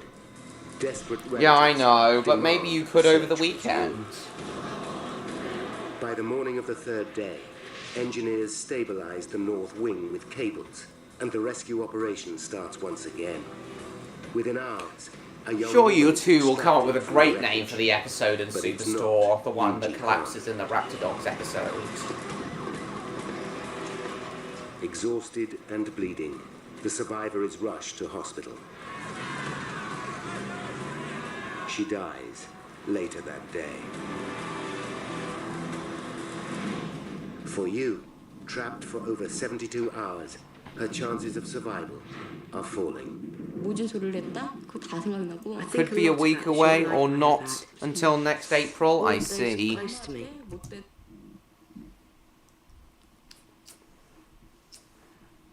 That's fine. I do hope you can do more progress on the other Raptor Dogs characters fairly soon, though, Electro. Are falling. Arndale bomb scene aftermath in June 1996, a year later. Those close to me. What happened then, Neon? Especially my mother. Exactly, Neon. Each day, relatives gather to identify the corpses freed from the wreckage. It's a gruesome business. Indeed Park's it and Hyun's is. friend So is there. She sees a photo that strikes fear in her heart. The picture shows a decapitated corpse. It is wearing the same ring Park had on. I pray it is not her. But at the hospital, So discovers the ring is different. The corpse is not her friend. It's so good when I realize it isn't Park. It makes me feel bad knowing that I cannot draw a lot. I haven't been able to in the final days of summer, and now that I have college I may not be able to. I'm sure you will at some point, Electro, at some point on weekends and such. I know she could still be alive. Alive? How has she been able to the rubble survive is for constantly compressing, multiple crushing days? those trapped inside. The wall above you is now just centimeters from her face. By chance, she finds a knife beside her. Oh shit. I think about killing myself. I can't take the horror anymore. But then I realise that actually it's very easy to become very selfish. Very and not think true. of the effect it would have on the people I love. Day after day passes as body after Do you crushed still have body it in is you? found. Then after a Turn week, to drawing when the it feels authorities right for decide you. There is little hope. Make time for yourself, yes.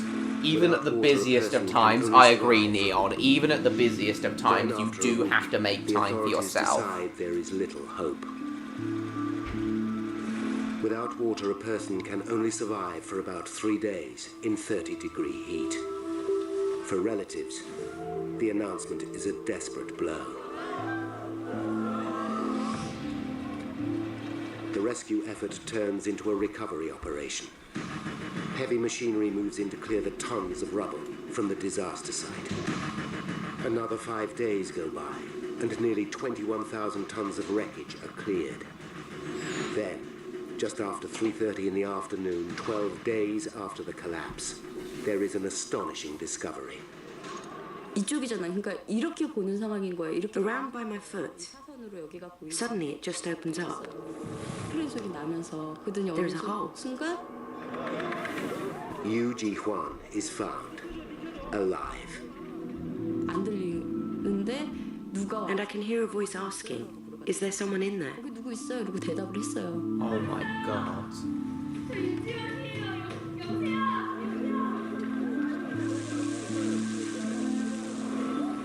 Yu has survived, trapped in a space barely larger than her body. In all, she has spent 285 hours in searing heat, drinking rainwater to keep her alive. Drinking rainwater to keep her alive. That's how she was able to survive for 12 days. So if she survived, could Park Sun-young have also survived? I can't really explain it, but we it's shall just see. happiness. I feel like I'm flying. That I'm freed from everything. So what does everyone think of that? This lady surviving in that wreckage for 12 days. What did Neon and Electro think of that? And even if I die now, everything I've worried about has been taken away. Yu is rushed to hospital and put into intensive care. She has lost more than 10% of her body weight, but her other injuries Who got trapped turn under out to the be wreckage? relatively minor. Is a certified Chad? Indeed she is. 937 people. 937. Weight, but her other injuries turn out to be relatively Neil. minor. In total. Are you still there, Electro? What do you think of Is this? rushed to hospital and put into intensive care. Certified She Chad has lost indeed. more than 10% of her body weight, but her other injuries turn out to be relatively minor. In total, 937 people are seriously injured. But amidst the wreckage, 502 are dead. Tears turn to anger. Why did a modern reinforced concrete building that had stood for over 6 years collapse? What kind of catastrophe could raze it to the ground in less than 20 seconds? And who, if anyone, is to blame? Now, by rewinding the events of that day, and by going deep into the investigation, we can reveal exactly what caused the worst building collapse in the history of South Korea. Alright, Neon. Okay, let's have a look at it, MLP fan, just briefly.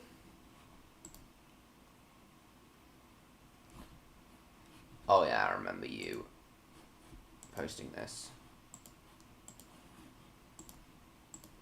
Within an hour of the disaster, the prosecution office orders a full-scale inquiry. And there's only one man for the job. 937 injured. Lan Chung is the professor of civil and structural engineering at Danguk University. His knowledge of South Korea's construction industry is unsurpassed. But as Professor Chung arrives at the disaster site, he is not prepared for what he sees.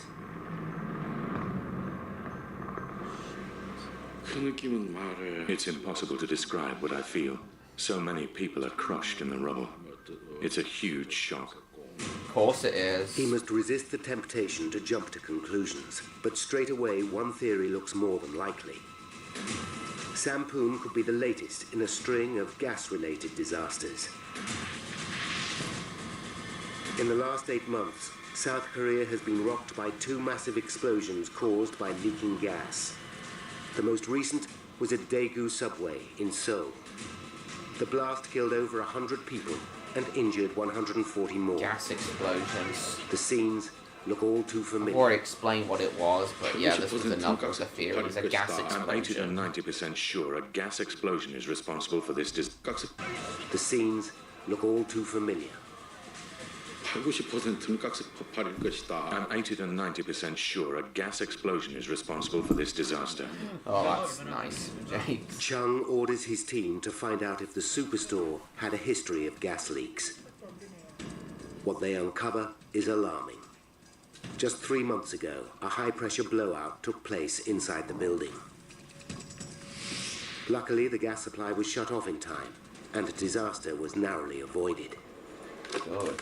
It looks like Chung could be right, but he needs hard evidence. He knows one thing will prove if gas is to blame. Fire. Gas explosions have a distinctive signature. They almost always produce an inferno. But although parts of the building are ablaze, the thick smoke is not the evidence Chung needs. Yeah, but It turns out... The fire is not from the blast, but from gasoline burning in the cars that have been crushed in the basement. Yeah, in the basement. Unable to prove the gas theory for now, Professor Chung considers a more sinister cause. A terrorist bomb. Yeah, but it wasn't a gas explosion, Leon. You'll find out what it is in a moment. Unable to prove the gas theory for now, Professor Chung considers a more sinister cause. A terrorist bomb. 폭삭을 했지만 그래도 암만해도 파편들은 바깥에 튀어나와 있었고. An explosion damaging the interior columns of the building could have caused this. 봐서 그런. North Korean militants are the obvious suspects. 2 previous bombings have killed 136 innocent people. But a terrorist attack in the heart of the capital would signal a horrifying new strategy. Yes, it would. Pay more attention. Investigator Professor Lan Chung examines whether the disaster at the Sampoon Superstore has been caused by a terrorist bomb. It bears a striking resemblance to another shocking event half a world away, in the USA. On April 19th, 1995, just 10 weeks ago, a terrorist bomb blew up the Murrah Federal Building in Oklahoma City. 168 people were murdered. This was one of the very first seconds from Disaster episodes. It was season 1, episode 3, which covered the Oklahoma City bomb. 1995, just 10 weeks ago, a terrorist bomb blew up the Murrah Federal Building in Oklahoma City. 168 people were murdered. I don't think I'll do an episode on based on the Oklahoma City bombing, but as I said, it bears a striking resemblance to another. As I said, I am definitely going to do one based on the Sampoon store collapse. 1995, just 10 weeks ago, a terrorist bomb blew up the Murrah Federal Building in Oklahoma City. The events won't play out exactly like it played out there. The Raptor Dogs won't spend multiple days pulling the survivors from the wreckage, unlike the Raptor Dogs won't spend multiple days pulling survivors from the wreckage, unlike in real life. Because the Raptor Dogs are so quick and they have such advanced technology, they'll be able to rescue all the survivors within hours, as opposed to 2 weeks, like the real-life disaster. So yeah, my point is, while a lot, not all, but a lot of Raptor Dogs episodes will be based on real-life disasters, the events won't play out exactly like they did in real life. Investigator Professor Lan Chung examines whether the disaster at the Sampoon Jack the front loader has been caused by a terrorist to bomb. Save a young girl in South Korea, like the young girl you just saw now. Lan Chung examines whether the disaster at the Sampoon Superstore Navy makes you wish such rescue operations it bears a striking could be swift. Yeah, Raptor Dogs rescue operations would be very swift, are always swift. Investigator Professor Lan Chung usually lasting only a matter of hours. Superstore has been caused by a terrorist bomb. It bears a striking resemblance to another shocking event half a world away, in the USA. On April 19th, 1995, just 10 weeks ago, a terrorist bomb blew up the Murrah Federal Building in Oklahoma City. 168 people were murdered. Could the disaster at the Superstore be a similar case, where a bomb triggers a large-scale collapse? The 2 buildings were of similar construction, so is there anything to learn from the American investigation? One of the first things I tried to do is imagine how the collapse progressed, how the building got from a state standing up, ordinary state, down to a pile of rubble on the ground. Glenn Bell has been a structural engineer for 30 years. He has investigated many high-profile building disasters, including the Oklahoma bombing. He knows that a bomb explosion has its own unique mark, a footprint, 30 years. Wait, there was a bombing in 1996 in Manchester? Obviously I knew about the 2017 one, but there was a 1996 bombing too? Glenn Bell has been a structural engineer for 30 years. He has investigated many high-profile building disasters, including the Oklahoma bombing. He knows that a bomb explosion has its own unique mark, a footprint that investigators call a debris field.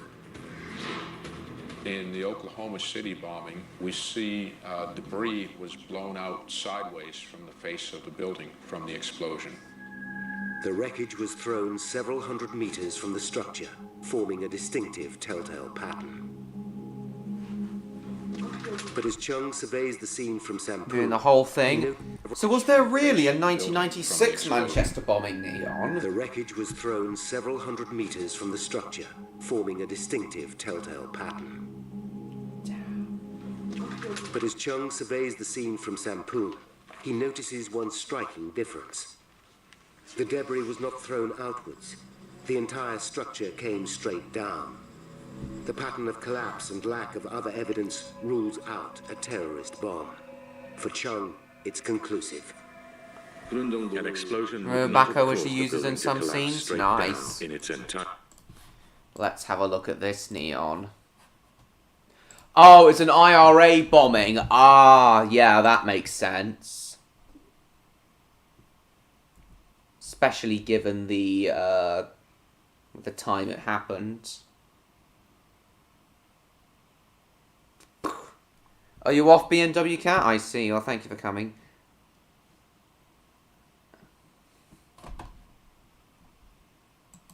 Oh yeah, the resemblances are very uncanny to the Oklahoma bombing, are very uncanny. Truck filled with explosives blowing up outside a building. The similarities are very uncanny.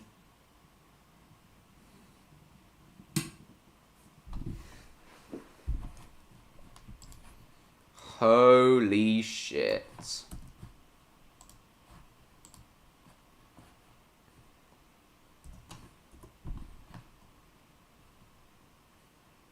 Oh, nobody died. Good. 212 were injured. Biggest bomb detonated in Great Britain since the Second World War? Damn. Now dig these motherfuckers a grave, Scoop.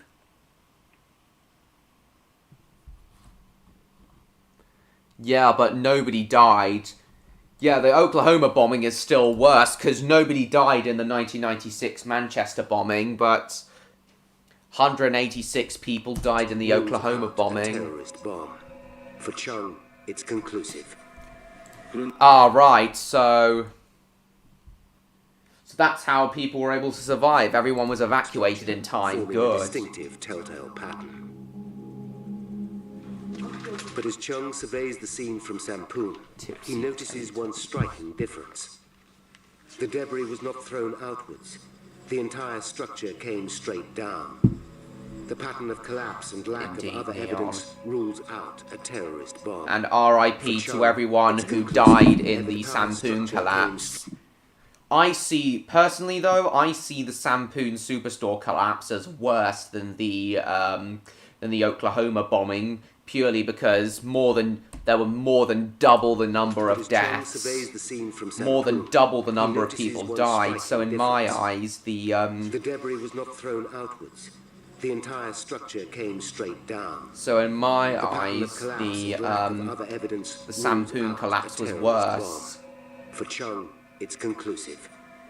An explosion would not have caused the building to collapse straight down in its entirety. The pattern of collapse also rules out a gas explosion. Now there is only a single option left. It's a chilling prospect, one that could affect almost every large building in Seoul. Some kind of structural failure must have caused this disaster. And it turns out it was indeed structural failure. That if it wasn't an explosion, there has to be something wrong with the design of the No building innocent or a lives should mistake be in lost its to corporate construction. greed. Exactly. It is very An sick. explosion would not have caused the building to collapse straight down in its entirety. Terrorism is also sick, but this is... But yeah, lives being lost to corporate greed is just as bad in my opinion. It's conclusive. An explosion would not have caused the building to collapse straight down in its entirety. The pattern of collapse also rules out a gas explosion. Now there is only a single option left. It's a chilling prospect, one that could affect almost every large building in Seoul. If Electro was still here, he'd find this next building this next bit interesting. There is so much damage that if it wasn't an explosion, there has to be something wrong with the design of the building or a mistake in its construction. Spoiler alert, there The was. pressure is on Chung to solve this mystery fast. In recent months, a bridge collapsed without warning, and now a superstore has suffered a similar fate. How many other thousands of buildings and perhaps millions of lives are in danger? A lot. Has the rush to build in this booming economy left a terrible legacy? Chung begins a process of elimination. Could the material used to build the structure have been at fault? After all, substandard materials were the reason Songsu Bridge collapsed, killing 32 people. Sampoon was 100% reinforced concrete. A defect here could certainly have caused total collapse. Yeah. To find out, a sample of the concrete is put under compression in a powerful hydraulic vise. It's a standard investigative test, one that Glenn Bell has performed many times. Very strong concrete will tend to carry quite a bit of load before failure, and then it breaks in almost an explosive fashion. Yeah, it does. Performed many times. Very strong concrete will tend to carry quite a bit of load before failure, and then it breaks in almost an explosive fashion. Yeah, look, fractured right there. And then it breaks in almost an explosive fashion. Yeah, completely fractured. Well, partly fractured. Hello, BVR. Sorry, I was going to say hi to you, but yep, I am here. Hello. So at the moment, Dom, we're discussing a...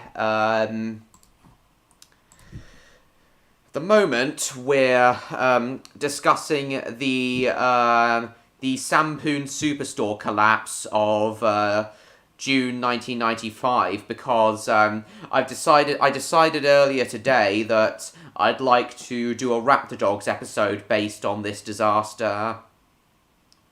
Yeah. I think it'll turn out to be a great episode. So yeah, what do you think of that, Dom?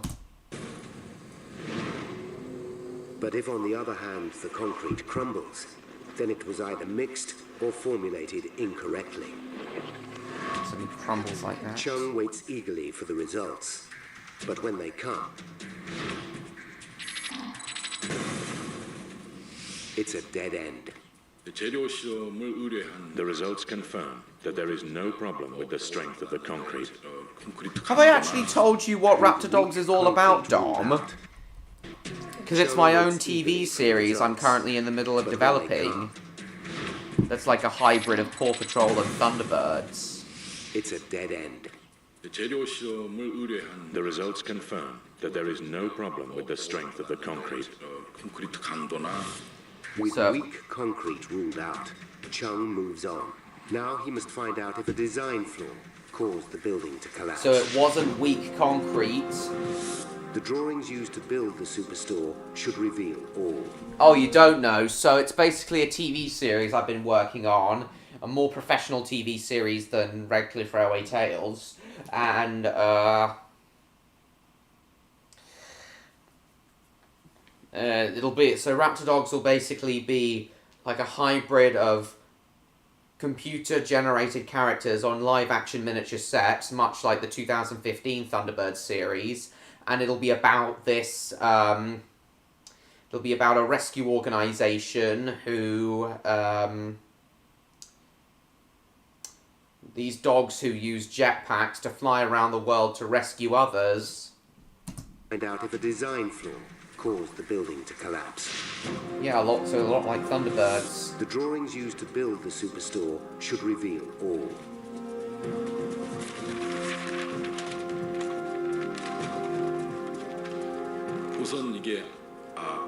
The drawings show the superstore was built using a technique called flat slab construction. Flat slab construction is a common way to build multi-story buildings. Concrete columns support the weight of each level, and for extra strength, steel bars are cast inside each one. More steel is used inside the floor slabs to strengthen them too. So far, all is well. Electro might find this part interesting as it's about engineering, related. Columns support the weight of each level, and for extra strength, steel bars are cast inside each one. Wonder if Electro knows More about steel this is used construction inside the floor method. slabs to strengthen them too. So far, all is well. Back in a minute. All right, Dom. I can find nothing strange from the drawings to suggest that poor design caused this disaster. Although there's nothing wrong with the basic concept, Chung knows the architect's original drawings are only half the picture. To actually build the structure, an engineer must calculate the size of the columns and slabs required. Hello, Jacob. So at the moment we're watching another episode of Seconds from Disaster. This one covers the 1995 collapse of the Sampoon Superstore in South Korea. The reason we're watching this is because earlier today I decided that I want to...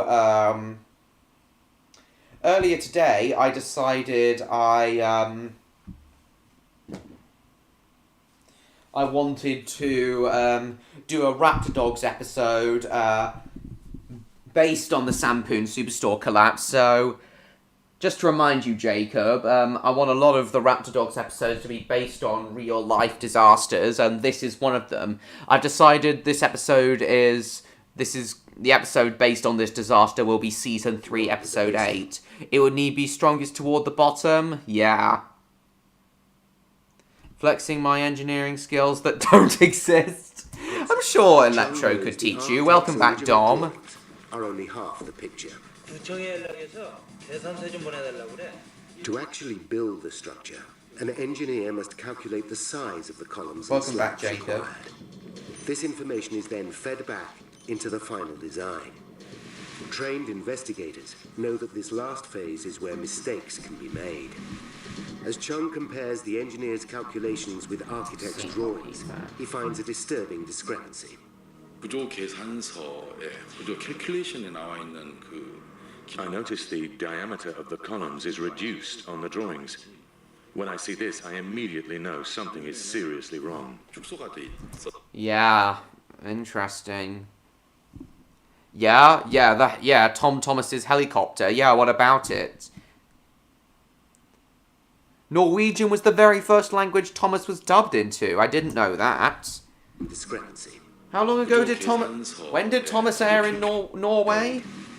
As Chung compares the engineer's calculations with architect's drawings, he finds a disturbing discrepancy. Yeah, what about Wallaby 1? I notice the diameter of the columns is reduced on the drawings. When I see this, I immediately know something is seriously wrong. The engineer worked out that the columns needed to be 80 centimeters in diameter. On the drawings, they are only 60. Immediately know something is seriously wrong. The engineer worked out that the columns needed to be 80 centimeters in diameter. On the drawings, they are only 60. Damn. The key question now is how 1986, I see. 80 centimeters in diameter. On the drawings, they are only 60. The key question now. So the columns were smaller than they were supposed to be. That's the first problem. On the drawings, they are only 6. A little gimmicky. It's a small town fire service. Doesn't need a rescue helicopter.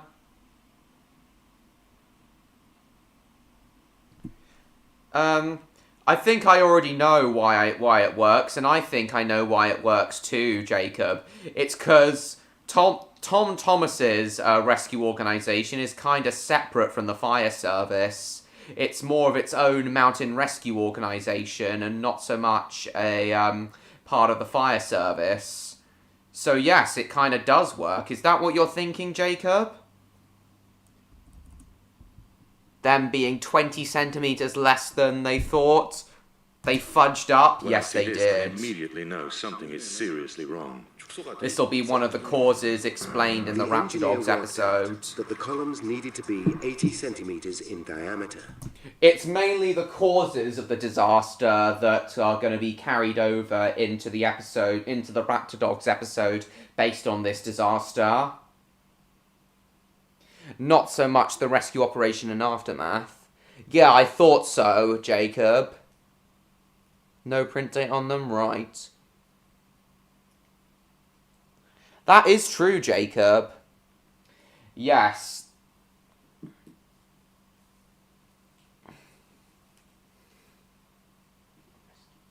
Yes, it does make sense for a mountainous area of Wales, near Pontypandy, to have a separate mountain rescue service as well as a fire service.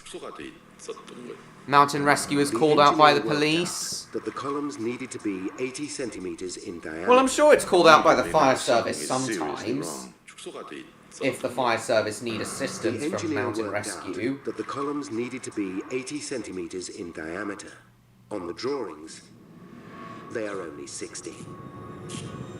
The key question now is how was the building actually constructed? Could it simply be a mistake on the drawing board? The only way to be the key drawings, they are only 60. The key question now is how was the building actually constructed? Could it simply be a mistake on the drawing board? The only way for Chung to find out for sure is to go back to the scene and measure the actual columns. At the disaster site, he confirms his worst fears. 계산서에 80으로 돼 있던 The diameter of the columns has been reduced to 60 centimeters. This reduction in width is worrying, but Chung discovers an even more Tolleford. So that means, does that translate to Chuffingford? The diameter of the columns has been reduced to 60 centimeters. This reduction in width is worrying, but Chung discovers an even more shocking flaw. There should be 16 steel bars reinforcing the concrete columns, but in reality, there are only 8. Oh, damn, even worse. Chung calculates the effect this would have had on the structure, and is stunned. When I calculate the effect of the reduction, it shows Sampun's interior strength is reduced by nearly half. Although the finding is worrying, it's by no means the answer to the mystery. Even with almost half its support strength gone, standard engineering practice would have ensured that the building was safe. Every building is designed to have a safety tolerance. We build in a margin of safety to protect the structure, but more importantly, to protect the people from harm. Sampun was engineered to be 2.5 times stronger than needed. Even though the mix-up over the column dimensions had reduced this by half, there is still a healthy safety margin. There must be something else. Chung orders his investigation team back to the disaster site. Yeah, there is still a healthy safety margin. There must be something else. Chung orders his investigation team back to the disaster site to look for more clues. Now they find a third shocking error. The reinforcing steel bars that strengthen the concrete floor slabs are in the wrong place. They should be 5 centimeters from the top of the slab, but in fact, the distance is 10 centimeters. This from the top of the floor slabs. are in the wrong place. They should be 5 centimeters from the top of the slab, but in fact, the distance is 10 centimeters. Are you still there, Neon? What do you think of all of these revelations that keep on coming? The revelations that keep on coming. Called out through the police? Yeah, I see. They find a third shocking error. The reinforcing steel bars that strengthen the concrete floor slabs are in the wrong place. Just keeps they getting should be worse. 5 centimeters from the top of the slab, but in fact, the distance is 10 centimeters. This tiny detail is of crucial importance.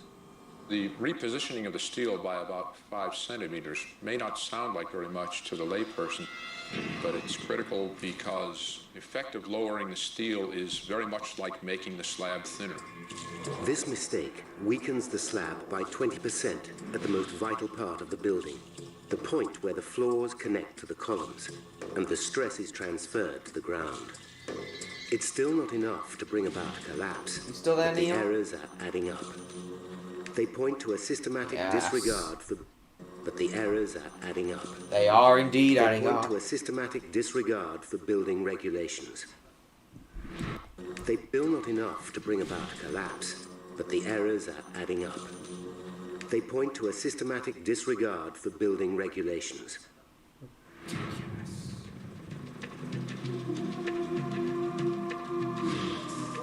Chung directs his suspicion towards Sampoon's managers, all of whom survived the collapse.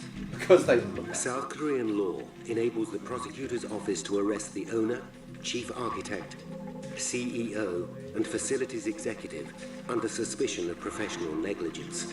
They are paraded on television. Then Professor Chung interrogates them. Talking to these witnesses is very important. I need... Law enables the prosecutor's office to arrest the owner, chief architect, CEO, and facilities executive under suspicion of professional negligence. Law enables the prosecutor's office to arrest the owner, chief architect, CEO, and facilities executive under suspicion of professional negligence. They are paraded on television. Then Professor Chung interrogates them. Talking to these witnesses is very important. I need to understand the history of the complex. Indeed it was. Then Professor Chung interrogates them. Talking to these witnesses is very important. I need to understand the history of the complex. Chung discovers that the superstore was originally designed to have only 4 floors above ground. And it was originally designed to be an apartment complex instead of a Chung superstore. discovers that the superstore was originally designed to have only 4 floors above ground. But halfway through construction, the management decided they wanted more space and demanded a 5th level to be built. The construction company refused, saying the structure would not support another floor. The contractors were fired. The management then hired its Ridiculous. own construction company refused, saying the structure would not support another floor. They knew best. The contractors were fired. The contractors were fired. They were fired for worrying about safety more than the manager's corporate greed. Unacceptable. The management then hired its own in-house construction company to finish the job. It's an extraordinary example of how commercial pressures in Seoul's booming economy are riding roughshod over all other considerations. Next, Chung calls in the building's facility manager, Mr. Lee. Lee has even worse to tell. Roughshod over all other considerations. Next, Chung calls in the building's facility manager, Mr. Lee. Lee has even worse to tell. He explains that the controversial 5th floor was originally conceived as a roller skate rink, but late in construction the management changed their minds again and decided they wanted the floor to house 8 restaurants. This seemingly innocuous detail is vital. In Korea, diners traditionally sit on the floor, and so restaurants install... In Korea, diners traditionally sit on the floor, and so restaurants install underfloor heating. To fit this heating, the floor must be thickened, which adds to its weight. As soon as I know the roller skate rink was changed to a restaurant floor, I know the building was in trouble.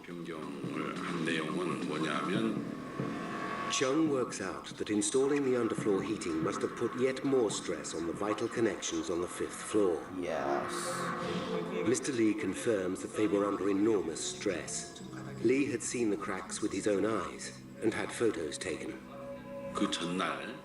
Mr. Lee tells me about a problem on the morning of the collapse. A pillar in one of the restaurants had a crack around the base of it, the size of a man's fist.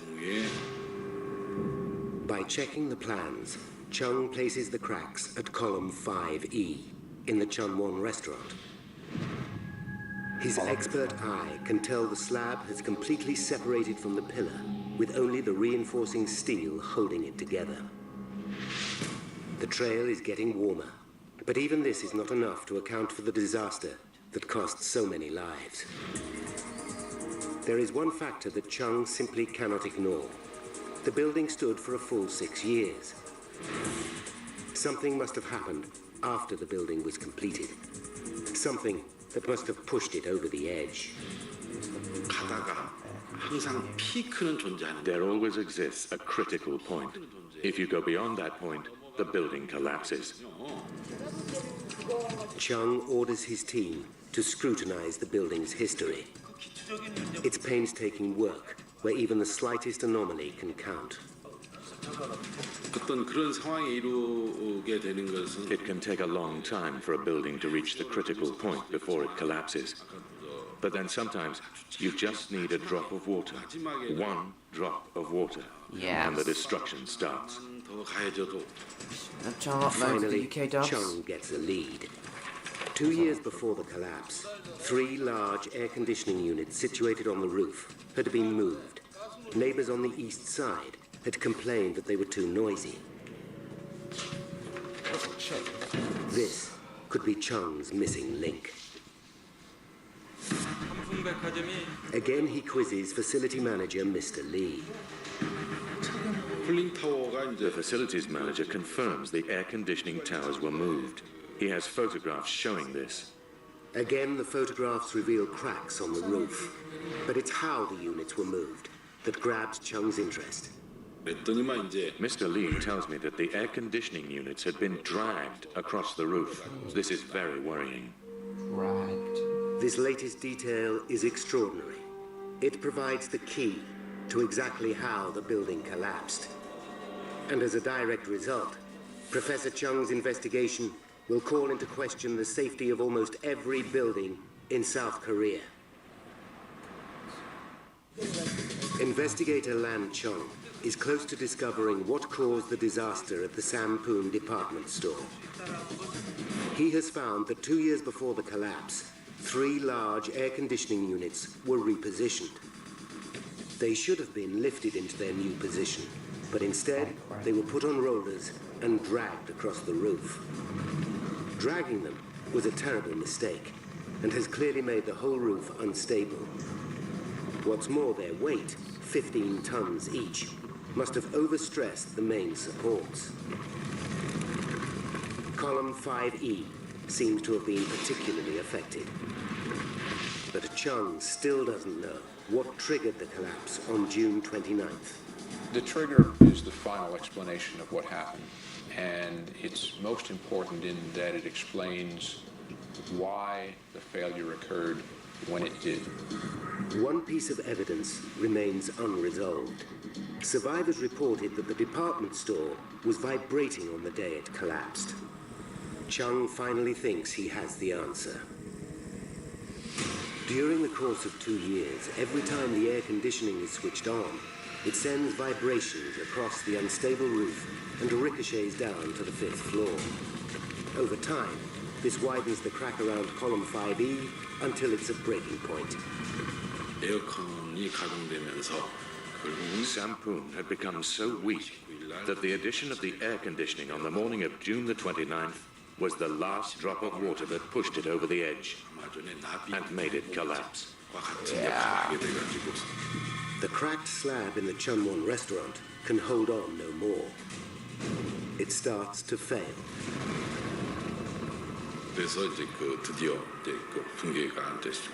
That's where it started from. That's where the crack got bigger and set off the progressive collapse. Now.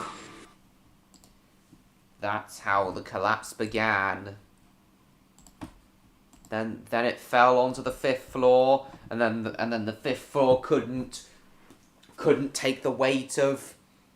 Then the 5th floor couldn't take the weight of the air conditioning unit that fell onto it, and then set off the progressive collapse.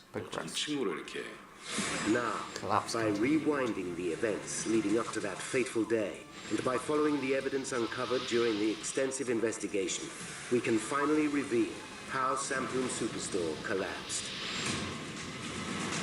1993, 2 years before collapse. The Superstore's 3 air conditioning units are repositioned. They are put on rollers and are dragged across the roof. Cracks form in the roof slabs, and the main support columns are forced downwards. Column 5E takes a direct hit, and cracks appear at the point where the column meets the 5th floor. June 29th, 1995, just under 9 hours until disaster. Facility manager Mr. Lee is called to the Chunwon restaurant to examine a large fracture that has appeared in the floor. Unknown to Mr. Lee, vibrations from the air conditioning units are now radiating across the cracked roof and down through the column 5E to where it connects to the 5th floor slab. The fracture in the Chunwon restaurant opens up. 6 hours to disaster, and the first of several large bangs erupt from the 5th floor. 5 hours. The vibrations from the air conditioning units are forcing the crack to widen further. After reports that the whole building is now vibrating, Mr. Lee switches off the air conditioning.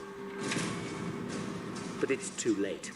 The crack in the Chunwon has widened to 10 centimeters. 52 minutes to disaster. Sampoon is now packed with shoppers. 20 seconds before disaster, a massive boom sends shockwaves through the building. Shoppers panic and run for their lives. The 5th floor slab around column 5E can hold on no more and finally gives way.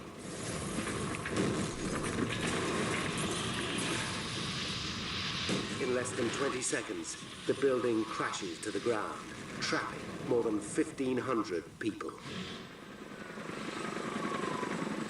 For investigator Professor Chung, it's a chilling insight. As I carried out the investigation and smelled the rotting corpses, I couldn't help but realize what can result from mistakes. As a fellow engineer, I can't help but feel ashamed.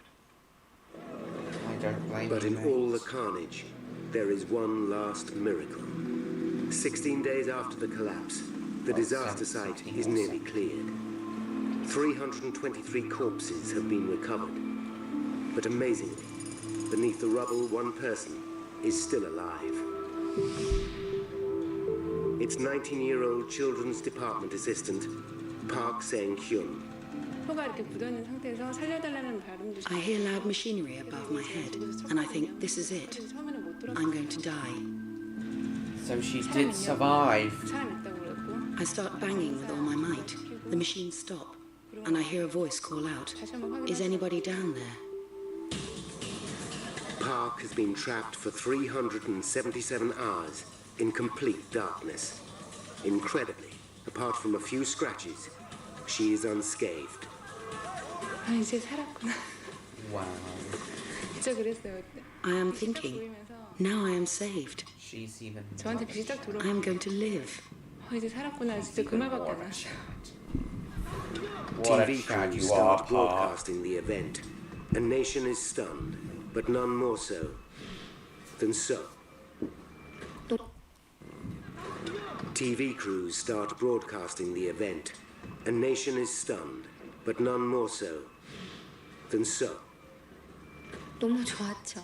너무 좋았고. It's incredible. Incredible. 이런 생각 들었었어. 혼자. Even though everyone around me told me she was dead, only I kept on believing until the end. I can't stop crying. 그런 생각 들었었죠. Park is taken to hospital. Her eyes covered to protect them from the light they haven't seen for so long. Her best friend, So, nurses her during her stay in hospital.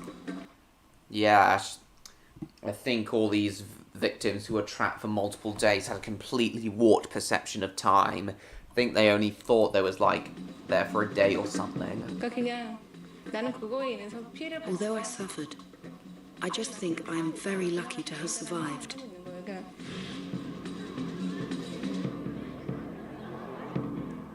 After weeks recovering, Park finally goes home. I feel so bad that Seo had suffered so much. I really love her. Professor Chung's investigation blamed the collapse on human ignorance, negligence, and greed. Exactly. Those are the exact causes, I feel. Collapse on human ignorance, negligence, and greed. Those are the exact causes. On December causes, 27th, 1995, after months of public demonstrations, June Lee, the owner of Sampoon, was jailed for 10.5 years after being found guilty of criminal negligence.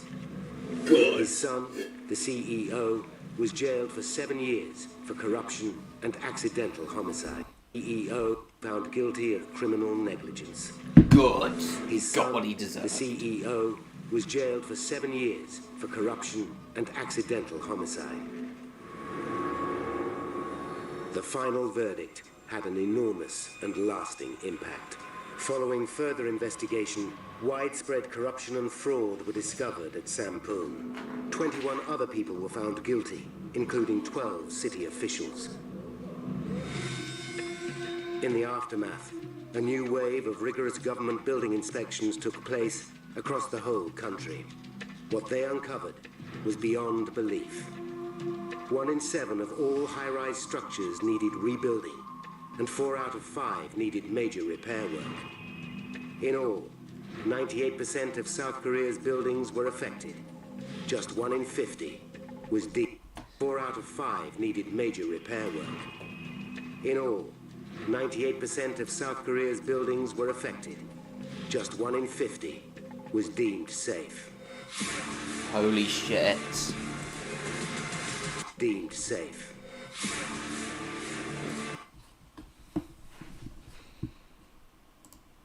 Holy shit.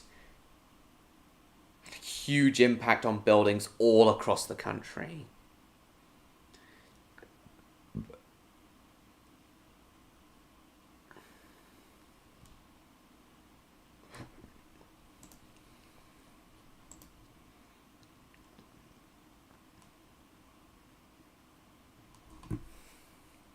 I hope you can all now see why I want to make a Raptor Dogs episode based on that disaster.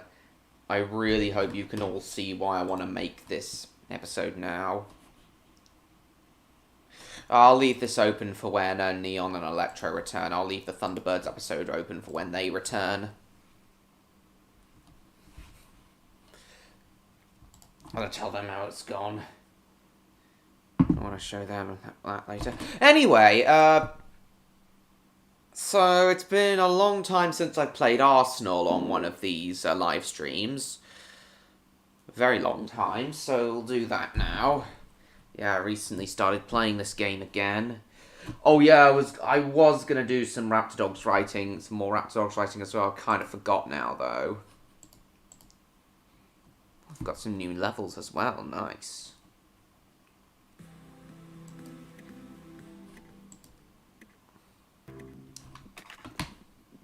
Finish them quickly.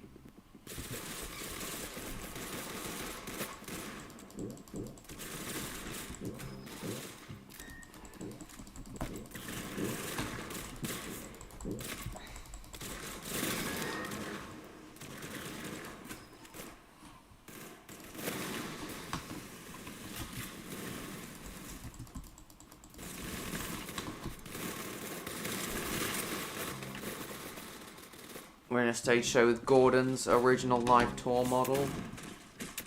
Cool. Shit. Scheiße.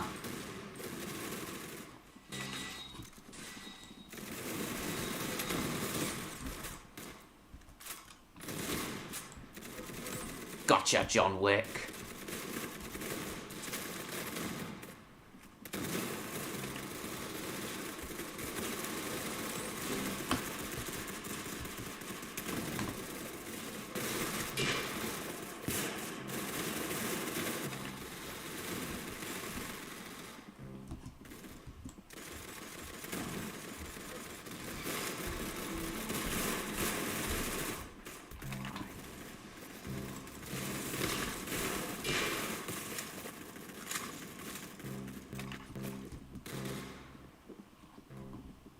Hang on, I better unplug this because I don't want to.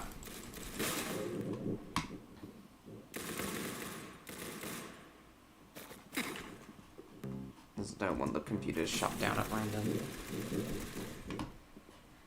Don't want the short circuit protection to kick in.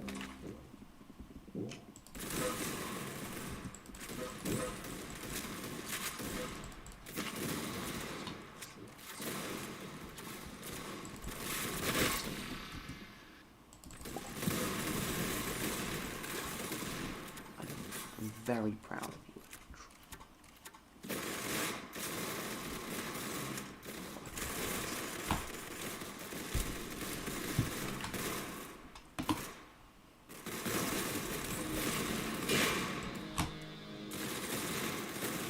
And it felt extremely condescending. Oh. Sorry guys, just talking to myself.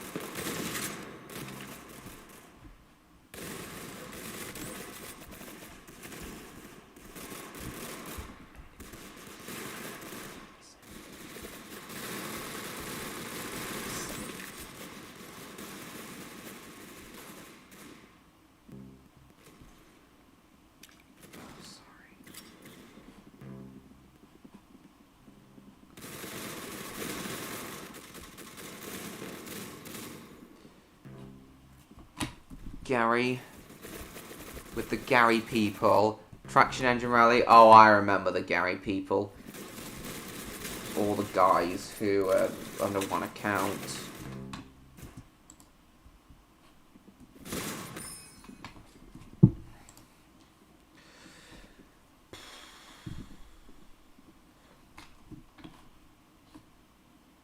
Where has Neon disappeared to?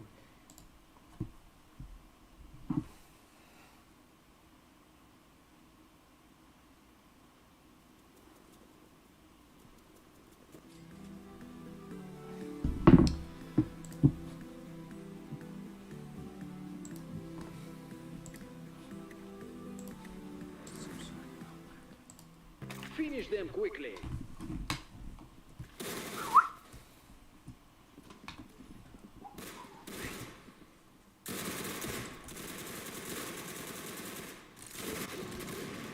Shite.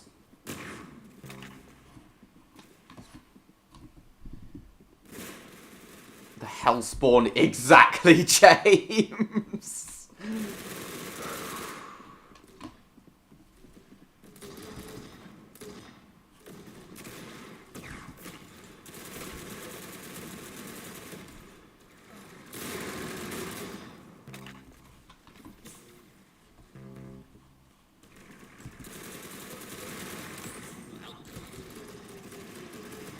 Scheiße.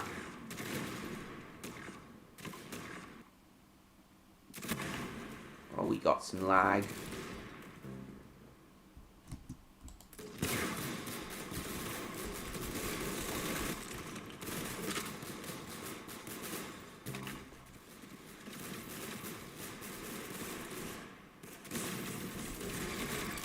Yeah, bitch!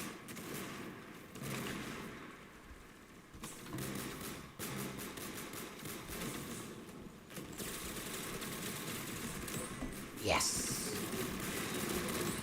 Gotcha!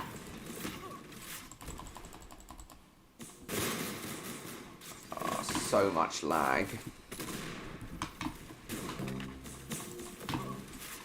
I'll read that in a second, James. Just let me concentrate a moment. Yeah, bitch! Suspicious looking Willy Wonka experience. Nice.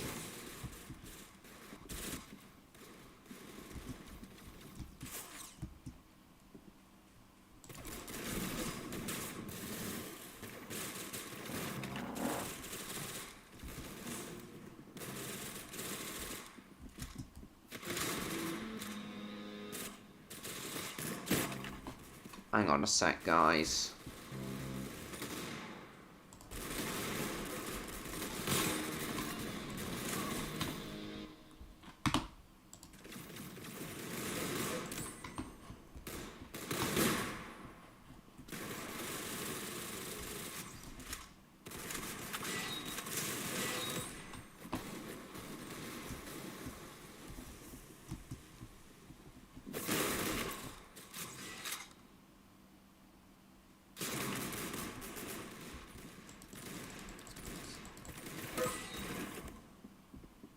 With the unknown. Yes! Oh god, even that description sounds AI generated, James. Evil chocolate maker who lives in the walls. You can tell that description is AI generated. It's such an obvious, it's so obvious. That description came straight out of a computer.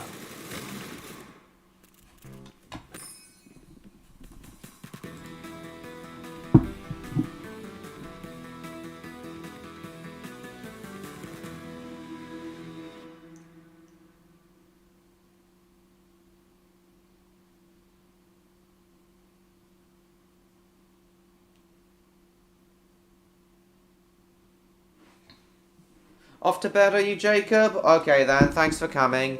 See you next week. Go away, I'll sort the storage space out tomorrow. Hang on, have I got anything in the recycle bin? Oh, you're going to bed as well, are you? Alright, I'll empty the recycle bin. There we are, I've already created storage space. Goodbye. Good night, and good night, Rob. Thanks for coming. Winky the TW lives in the bins. A recurring character. He lives in the bins. Just got distracted. Did you get distracted by did you get distracted with drawing, Neon? And if so, was it the canine orbiter you were drawing? Because if so, then that's completely acceptable.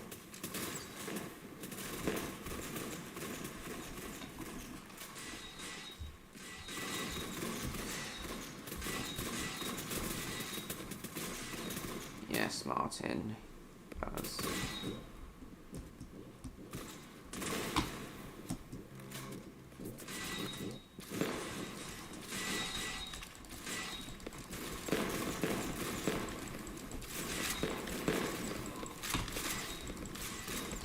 Oh, fuck.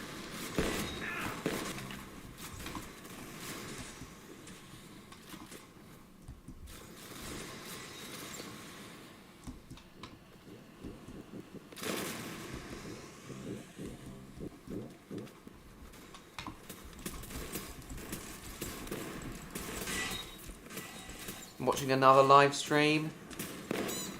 Great. Neon, very good. You were watching another live stream, were you? But yeah, as I was saying, Neon, it was just... So the Sampoon store collapse was just caused by a whole bunch of factors that all combined caused the store to cave in. Human ignorance, human negligence, ignorance, and greed were all blamed for the collapse. Peter and James and Peter only get one jelly bean, right?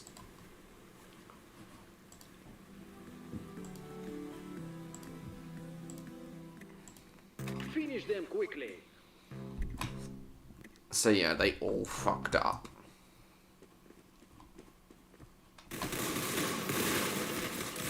Whoa, you blew his brains out. Nice. And the investigation that followed resulted in rigorous building inspections across South Korea being implemented, in which it was uncovered that 98% of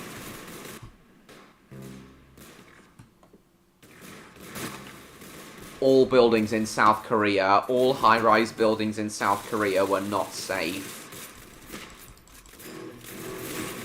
Oh, and you're off to bed as well, are you, Martin? I see. Good night. Anyone else? Because of the memes? I know, James! It's been a while since that was a thing.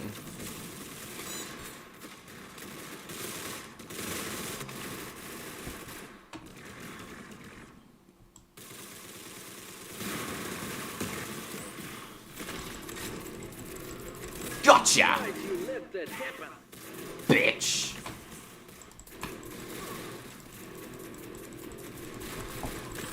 Haha, gotcha, bitch!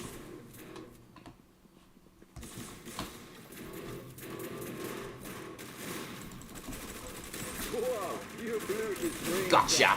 Nice. Are you still there, Neon? What do you think of all that, what I just said about the building inspections? I don't, nor do I, James.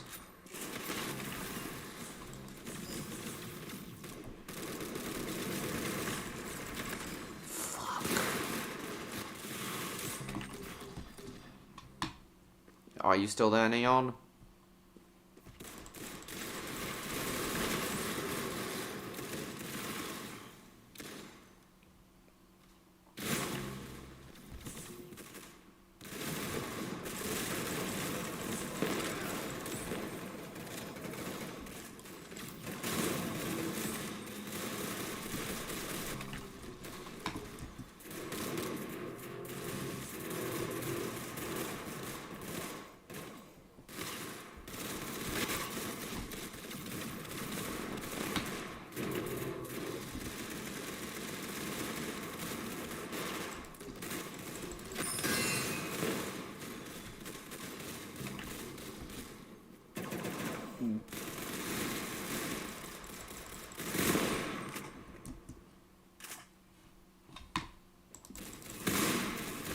Fuck. Could have been Nunu from the Teletubbies. Damn it. Has Neon gotten distracted again?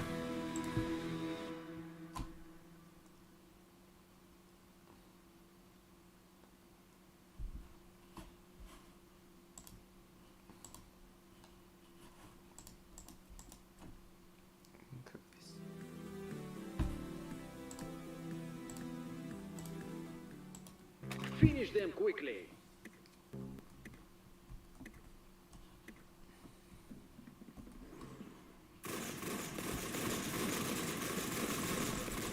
Gotcha!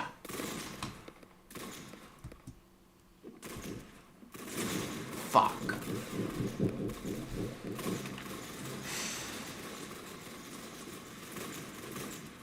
Hang on a sec, everyone.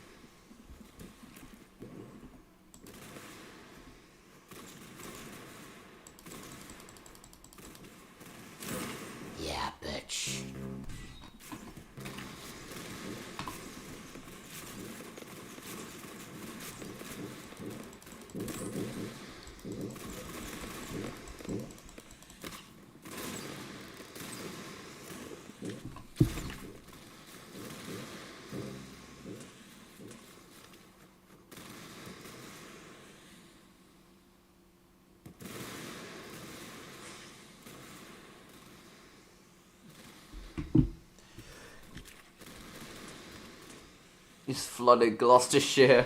Spits out the water.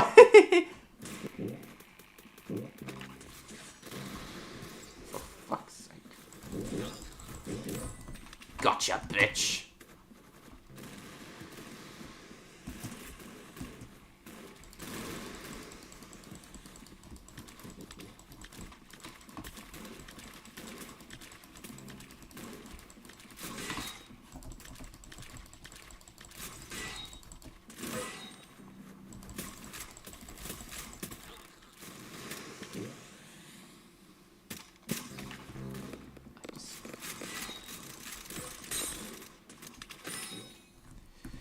Okay, I think that's enough of that for now.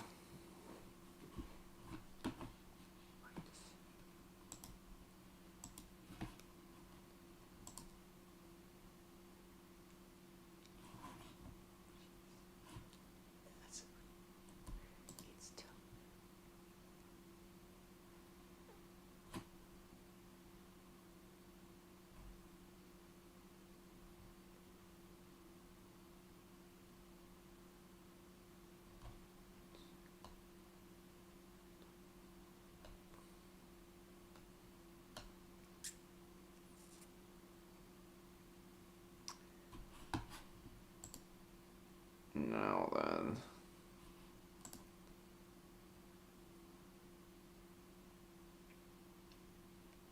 What to play now? I'm not really sure what to play now. Let's see what's happening on Twitter. Oh.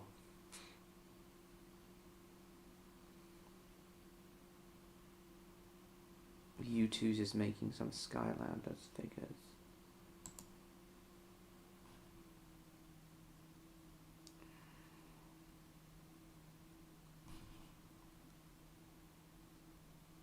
Looking into making some Skylanders figures.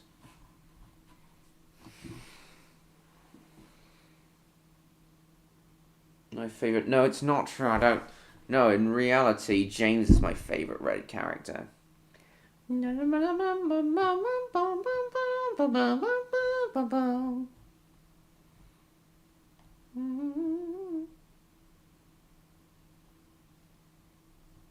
I definitely like F the best right here. It's fine, John Murray. Thanks for coming. I'll see you next week.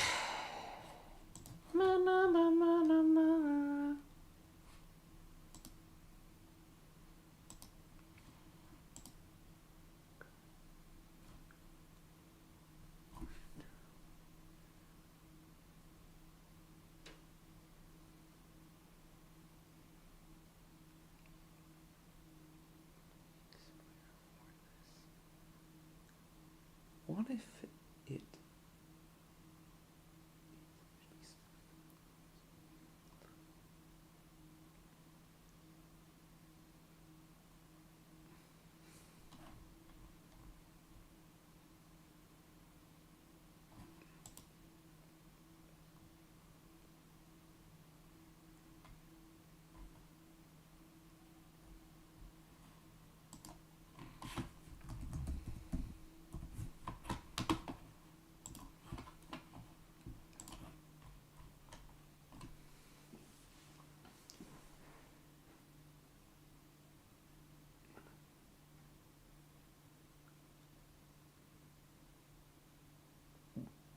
What if it is actually...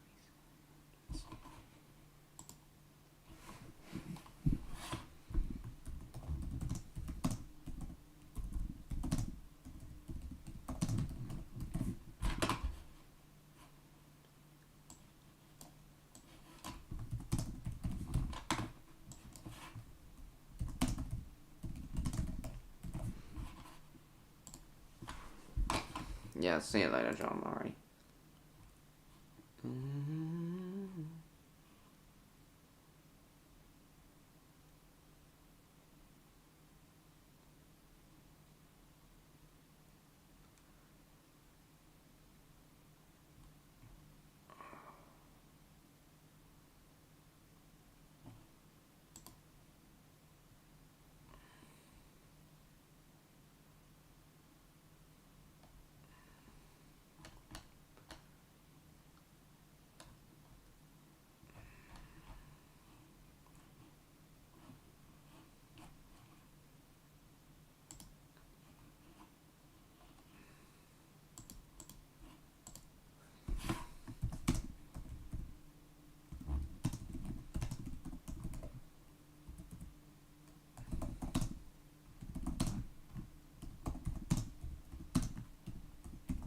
Hang on.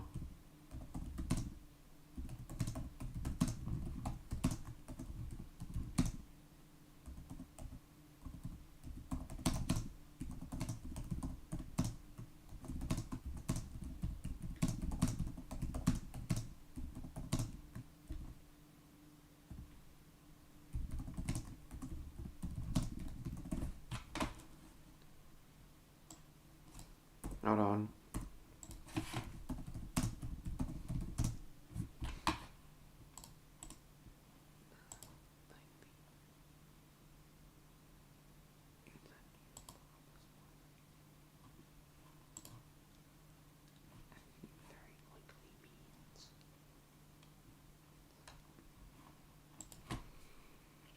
Episode where Jim takes most of the crew to Taco Bell and James.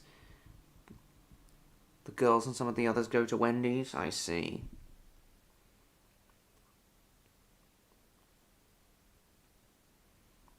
Nice. Very nice.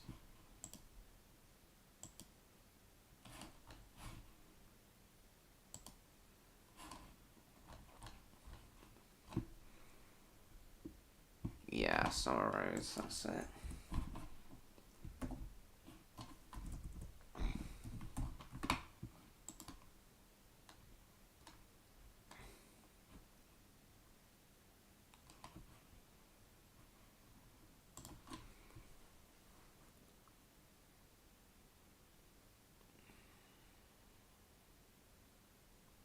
Let's see, MLP fan.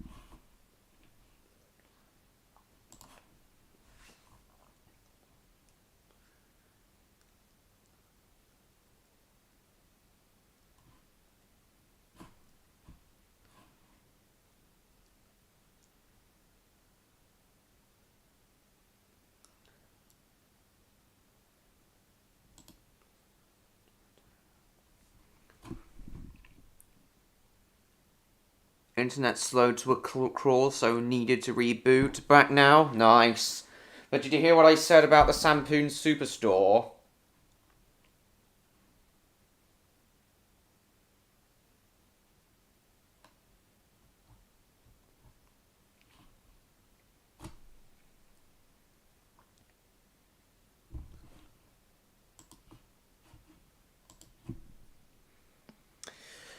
How the Sampoon Superstore, how it was all caused, in the end, it was ultimately caused by human ignorance, negligence, and greed. All of that combined.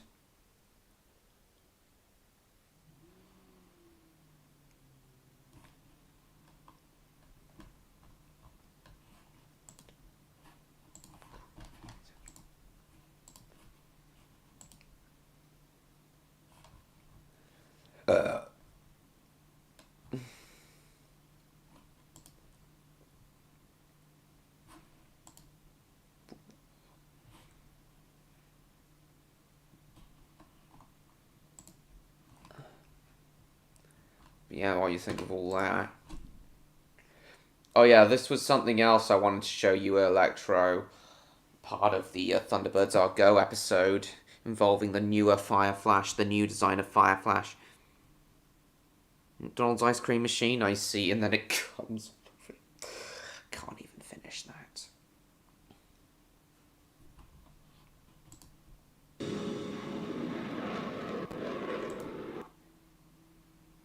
Yeah, this is part of the inspiration for the Raptor Dogs episode White Force. Combination of Fireflash and Concord. The whole thing was terrible. Should not have happened. If it wasn't for poor thinking. Need to be safe for everyone. It shouldn't have gone without notice. I completely agree. Fireflash, this is London Tower. You are clear for supersonic. Have a fantastic flight. Thank you, Tower. I plan to. Engaging ramjet.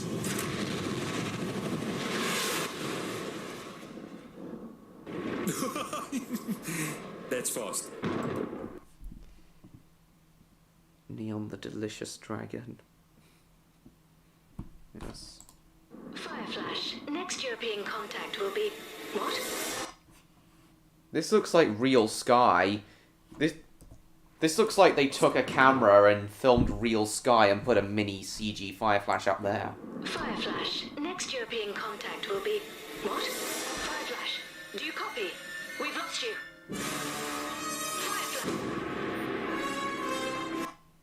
Based on an original story by Jerry and Sylvia Anderson. Yeah, it was based on the very first Thunderbirds episode.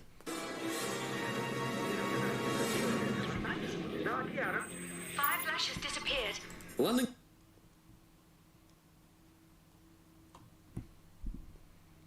Being distracted by my cat at the moment. I see, James. Control, this is International Rescue. I picked up your alert about Fireflash. Please confirm. International Rescue. Yes, it's vanished. Into thin air. Satellite imaging confirms no wreckage, so they haven't crashed. Don't worry, we'll find it. Guys, it's John. KO's plane's gone missing. What do you mean? We just talked to him. It's literally disappeared. We can't find it. There's no indication it crashed, so no need to panic. Have you ever seen me panic, Thunderbird 5? Figure of speech. I'm trying her communicator now. Nothing.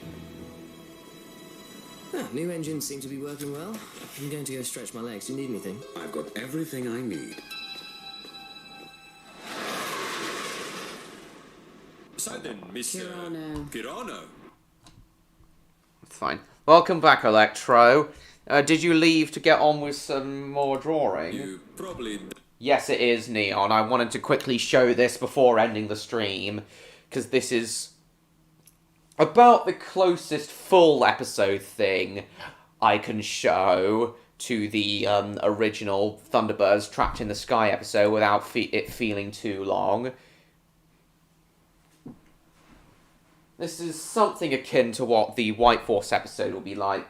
Oh yeah, Electro, did you hear what I said about Odd joining the Raptor Dogs art department alongside you and Neon, and Odd saying that he's going to design White Force, which will be a hybrid of the original Thunderbirds Fireflash and Concord? Don't know this, but from what I hear, this new...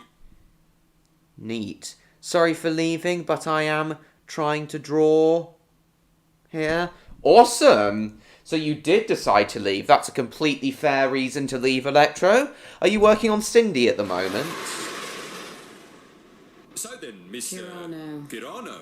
You probably don't know this, but from what I hear, this new hypersonic engine is a real game changer. Pardon me, but why are we changing course? I'm sorry? The sunlight coming into the cabin is shifting, indicating we're changing course from southeast to east. Why is that? Will you excuse me? John, it's KO. Can you do me a favour and check Fireflash's flight path? No signal. Hansen, have we changed course? Just avoiding some weather. At our altitude.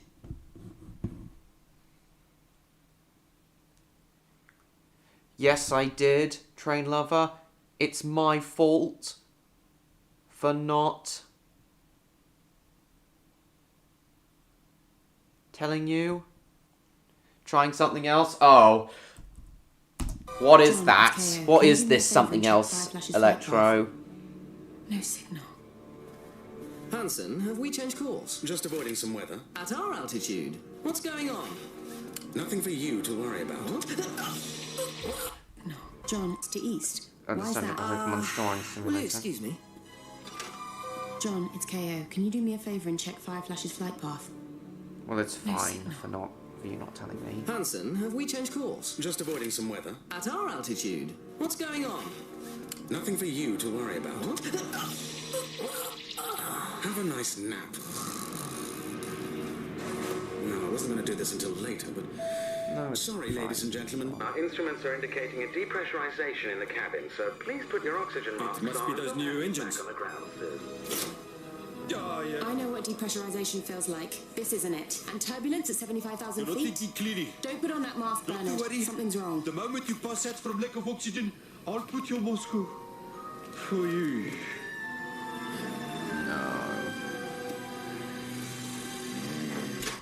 Turbulence at 75,000 You're not feet? thinking clearly. Don't put on that mask, Like Bernard. Neos, I am not leaking any of my art anymore. Why not? Like, this isn't it. And turbulence at 75,000 You're not feet? thinking clearly. Don't put on that mask, Not to Bernard. worry. Something's wrong. The moment you pass out from lack of oxygen, I'll put your mask on. For you.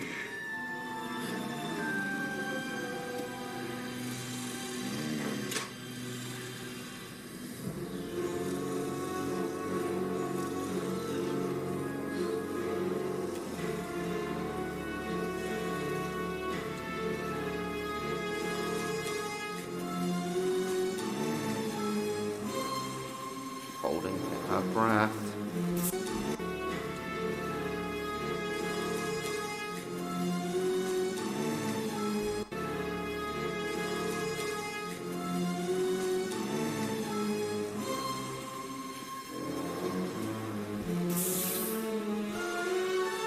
I see Neon.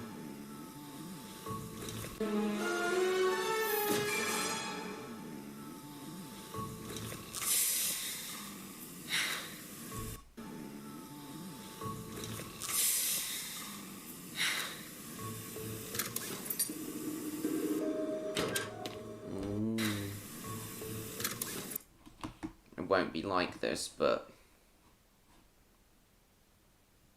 it won't be exactly like this, but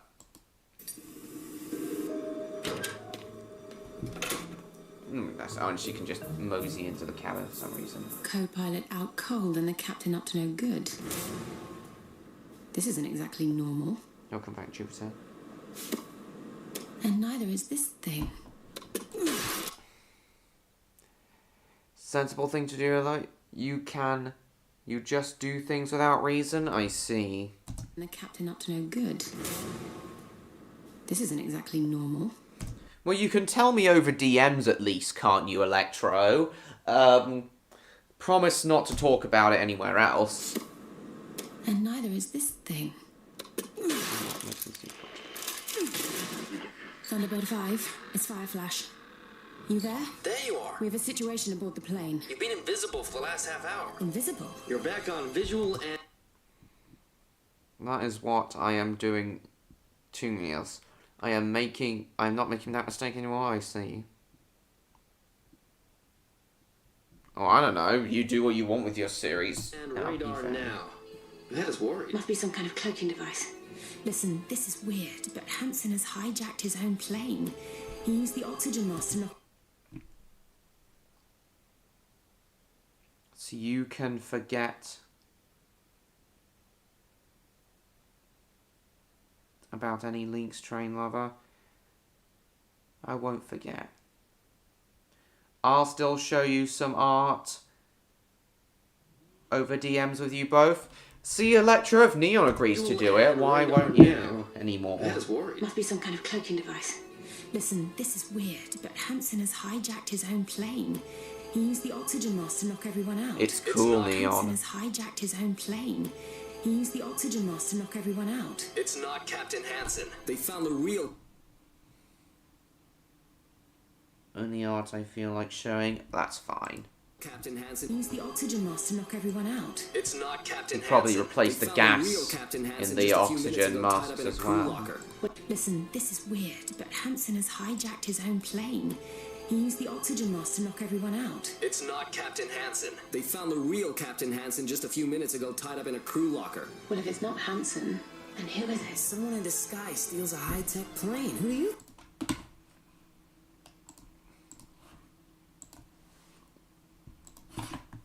Uh-oh.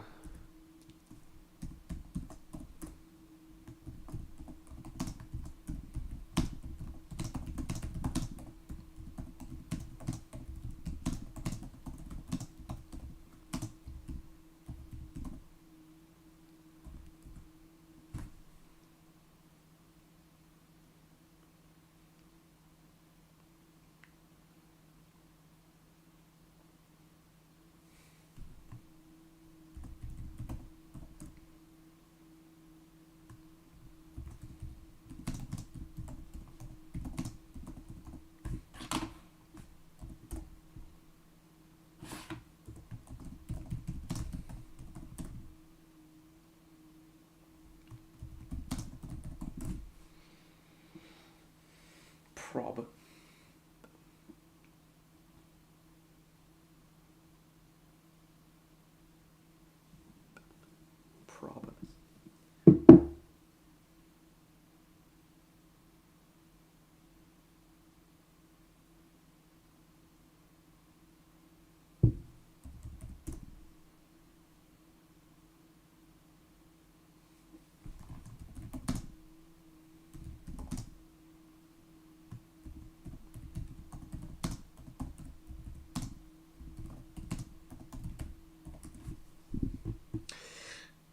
Okay, I think we're back.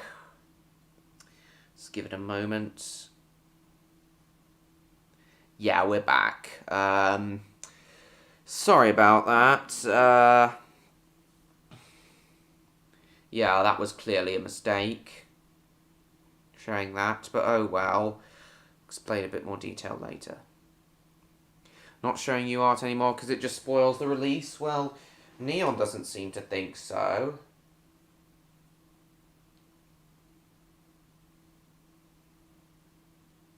So why do that? Yeah, I was a Swiffer Curry, Neon. I would still like to see what you're working on. Well, Electro, will you at the very least show me the your progress on the Raptordogs drawings that you're doing for me? Because being the creator of Raptordogs myself, I would still like to see them as you work on them. I would still like to see the progress you make on the Raptordogs drawings. Just show art when I feel like it? Right. Hello, Mike. I don't think we've ever seen you before. Welcome. Please subscribe if you haven't already. I was just about to end the stream, but as you're new here, if you want us to continue for a bit, Mike, then by all means I will, but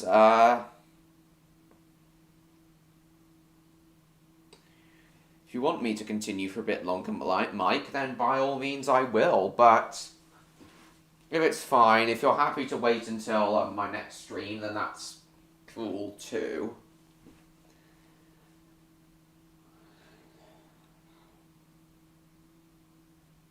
Either way, though, please subscribe if you haven't already. Raptordogs will be the last of my art. You will see. Raptordogs will be the last of my art. You will see before I release them. Okay, good. As long as you agree to, as long as you're still agree to release all of the Raptordogs to show me the progress on the Raptordogs drawings you do, I'm cool with that. Yeah, as long as you still agree to show me the Raptordogs progress on the Raptordogs drawings, Electro, I'm cool with this new policy of yours. You want to see some planet assets I've been making? Where are they? Sure, I've got time to quickly see them before we end.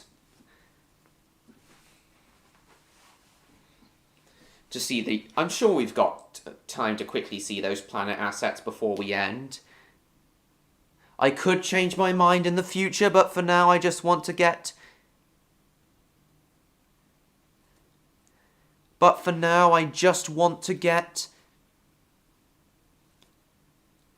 through college and whatever art I do. Oh, you're going to DM them to me, okay.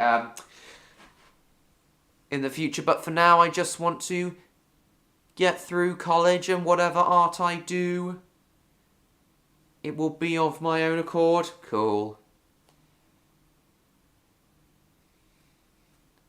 Christmas VHS reviews before I move out? Nice.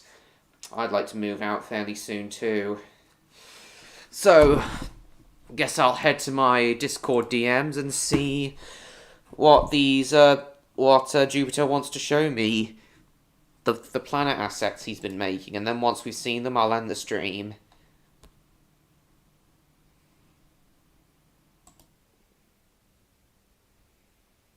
Oh wow, those are good.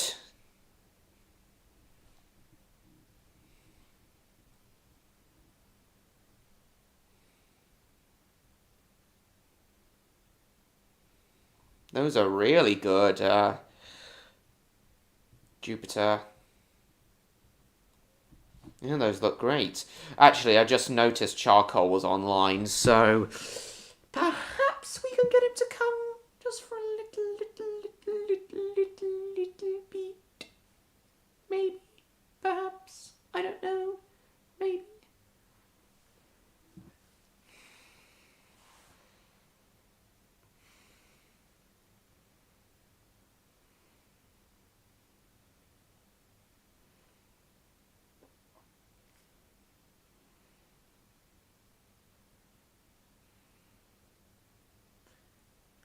Fumo, let's be right back, okay.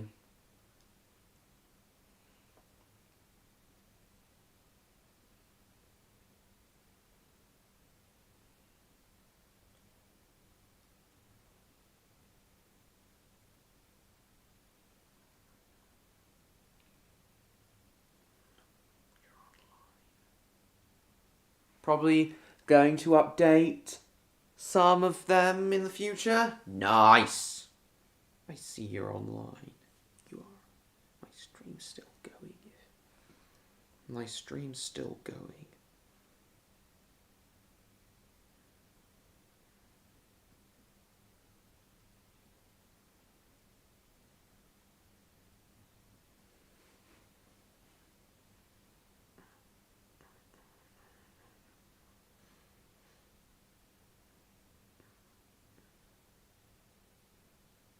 Lovely. What happened if I do a Christmas special reviews in the spring? Wouldn't be very fitting, but do what you like, MLP fan. It's your series.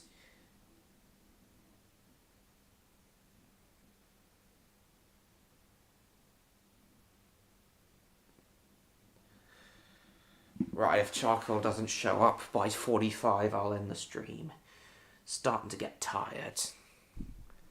Also, I've been thinking about making Raptor Dogs art, and I need to ask this question. What is the question, Jupiter?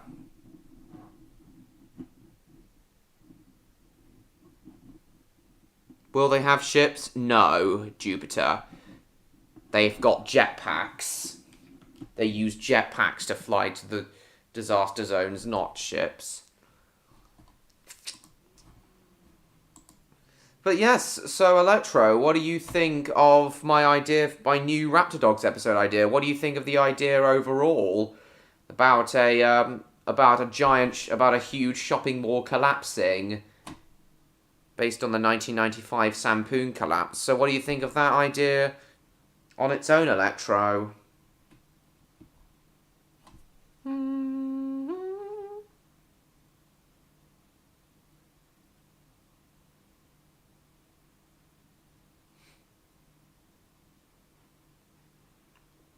EXE, what do you mean there? What's this reactor facility tycoon? Well, thank you, Electro. So, as I said, that's going to be Season 3, Episode 8. If you want to come up with some dialogue for that episode, based on what I talked about, based on the real incident and such, I'd love that, and hopefully you and Neon can come up with the name for that, the store that collapses.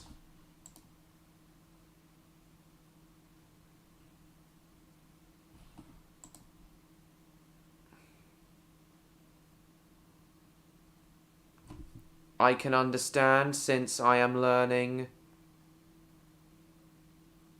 about gravity in college too. Make some concept of the outfits and suits. Well, Electro's already made a concept for Freddy's flight gear.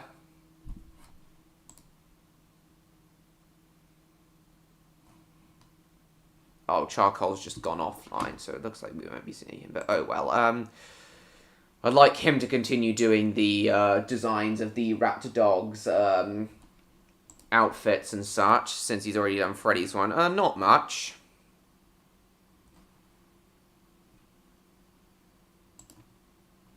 Okay. Oh, hang on, I'll just DM this to Neon.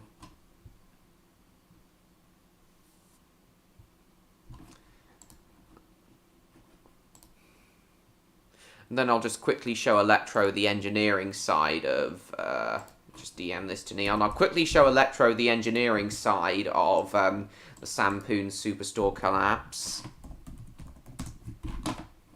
And then I'll end the stream. Just want to know if he knows anything about what's discussed here. A bug must have put yet more stress on the vital... In almost an explosive fashion. Some random ones, maybe. The concrete crumbles. Then it was either mixed or... So... Results confirmed. With weak concrete ruled out, Chung moves on. Now he must find out if a design flaw caused the building to collapse. Or... Spoiler alert, it was a design. Flat slab construction is a common way to build multi-story buildings. Concrete columns support the weight of each level, and for extra strength, steel bars are cast inside each one. Hey Bruce, it won't be long before we end. Steel is used inside the floor slabs to strengthen them too. So far, all is well. So do you know about this construction method, Electro? Flat slab construction? 도면상에서는 뭐 특별히 But then it turns out that the columns were smaller and weaker than... smaller in diameter than originally planned. The columns needed to be 80 centimeters in diameter. On the drawings, they are only 60. And there were fewer steel pipes. Steel, Shocking flaw. There should be 16 steel bars reinforcing the... There were fewer steel bars reinforcing the concrete than originally designed as well. Reality, there are only 8. So do you know about... Chung, how the Pung's his strength... Every protect. ...than some society. The reaps... Then, basically, the whole building was shoddily constructed, and it was just a disaster waiting to happen.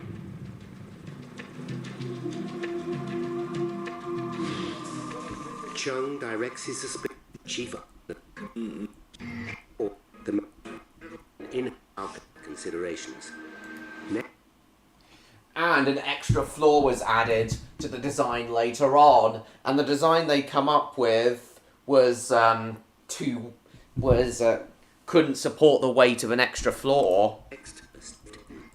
Floor to a resting terms that they were under enormous stress. They were under enormous stress, and then the air conditioning units being moved and then vibrating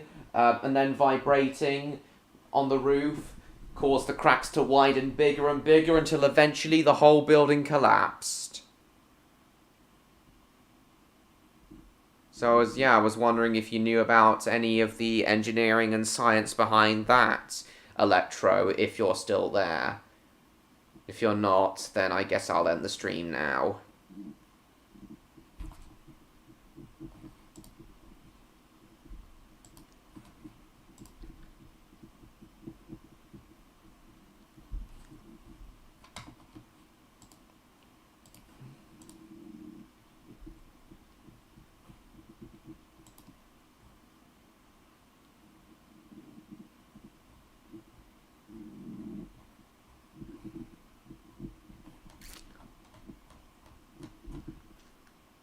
Give it until 10 to, and then I'll end.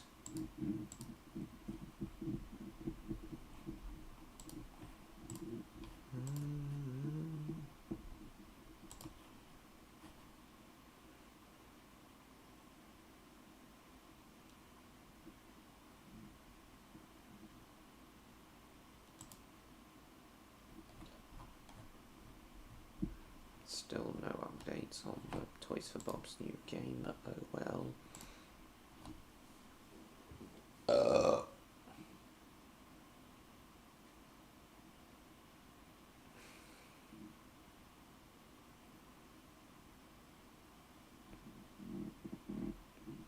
Maybe Electro's typing something pretty long, but oh well.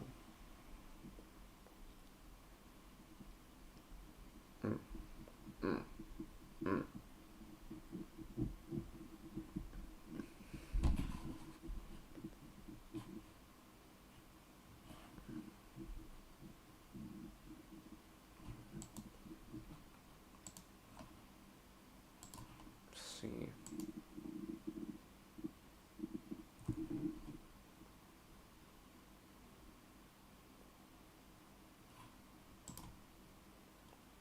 Oh, Ross has uploaded a, Ross ASMR has uploaded a new video.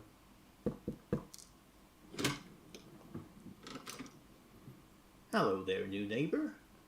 I hope it's not a bad time.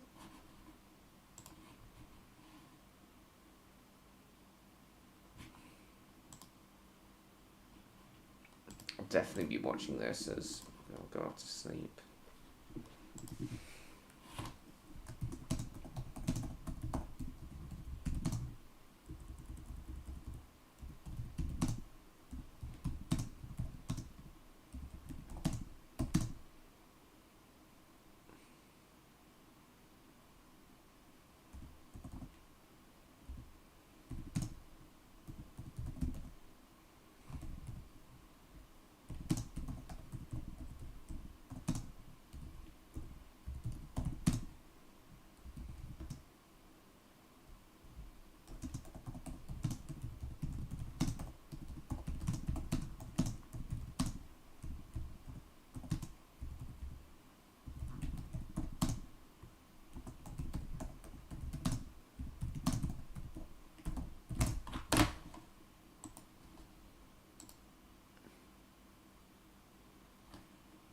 Oh, Jupiter's just drawn something. I see he's DM'd me.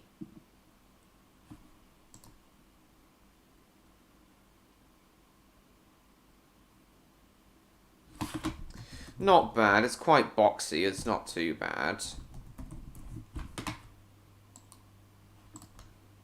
I saw you move in the other day, and I thought I'd come welcome you to the neighbourhood. Oh, you look surprised. Is it the bare chest? Sorry, we fuzzy folk are pretty relaxed about clothing round here. I didn't think... Oh, sorry, I didn't introduce myself, did I? I'm Theodore, though you can just call me Theo. Oh, why yes, we're neighbours. I live just across the road, the old cottage there. I can leave if you're busy unpacking, though I'd be happy to lend a paw if you need help with it. It'd be no trouble. Oh, this is so good. I've got to watch the rest of this later. I guess I'll just leave the link to this in the chat. And I guess I'll... And then, you guys can go off and subscribe to Ross if you like. Very underrated ASMR artist, I feel. Doesn't get anywhere near as much support as he deserves. Lovely stuff. Anyway, so I guess now I'm going to end the stream. It's been a very, very fun one. Especially earlier on when Odd and Stan were having me in absolute stitches. And then later on when I talked about that Raptor Dogs episode idea and the Sampoon collapse that inspired it. Yeah, overall it's been a very fun stream. I've really enjoyed it. So thank you all so much for coming, guys. Hope you're looking forward... I will try and get all those other videos I mentioned earlier in the stream out soon, including all my upcoming vlogs and other VHS reviews and other videos. And I hope you're looking forward to my RH&DR live stream on Sunday. And yeah, I will see you all in next time. Oh, congratulations, MLP fan. Yeah, don't forget to go subscribe to Ross, everyone. Thank you all so much for watching, everyone. Hope you all enjoyed yourselves, because I did tonight. Hope you're all looking forward to my other upcoming content. Please like, comment, share this stream with your friends. Don't forget to subscribe to me, Train Lover 16, if you haven't already. And I will see you all in my next video. Goodbye, everyone. Good night. Goodbye, everyone. Goodbye, good night. Bye.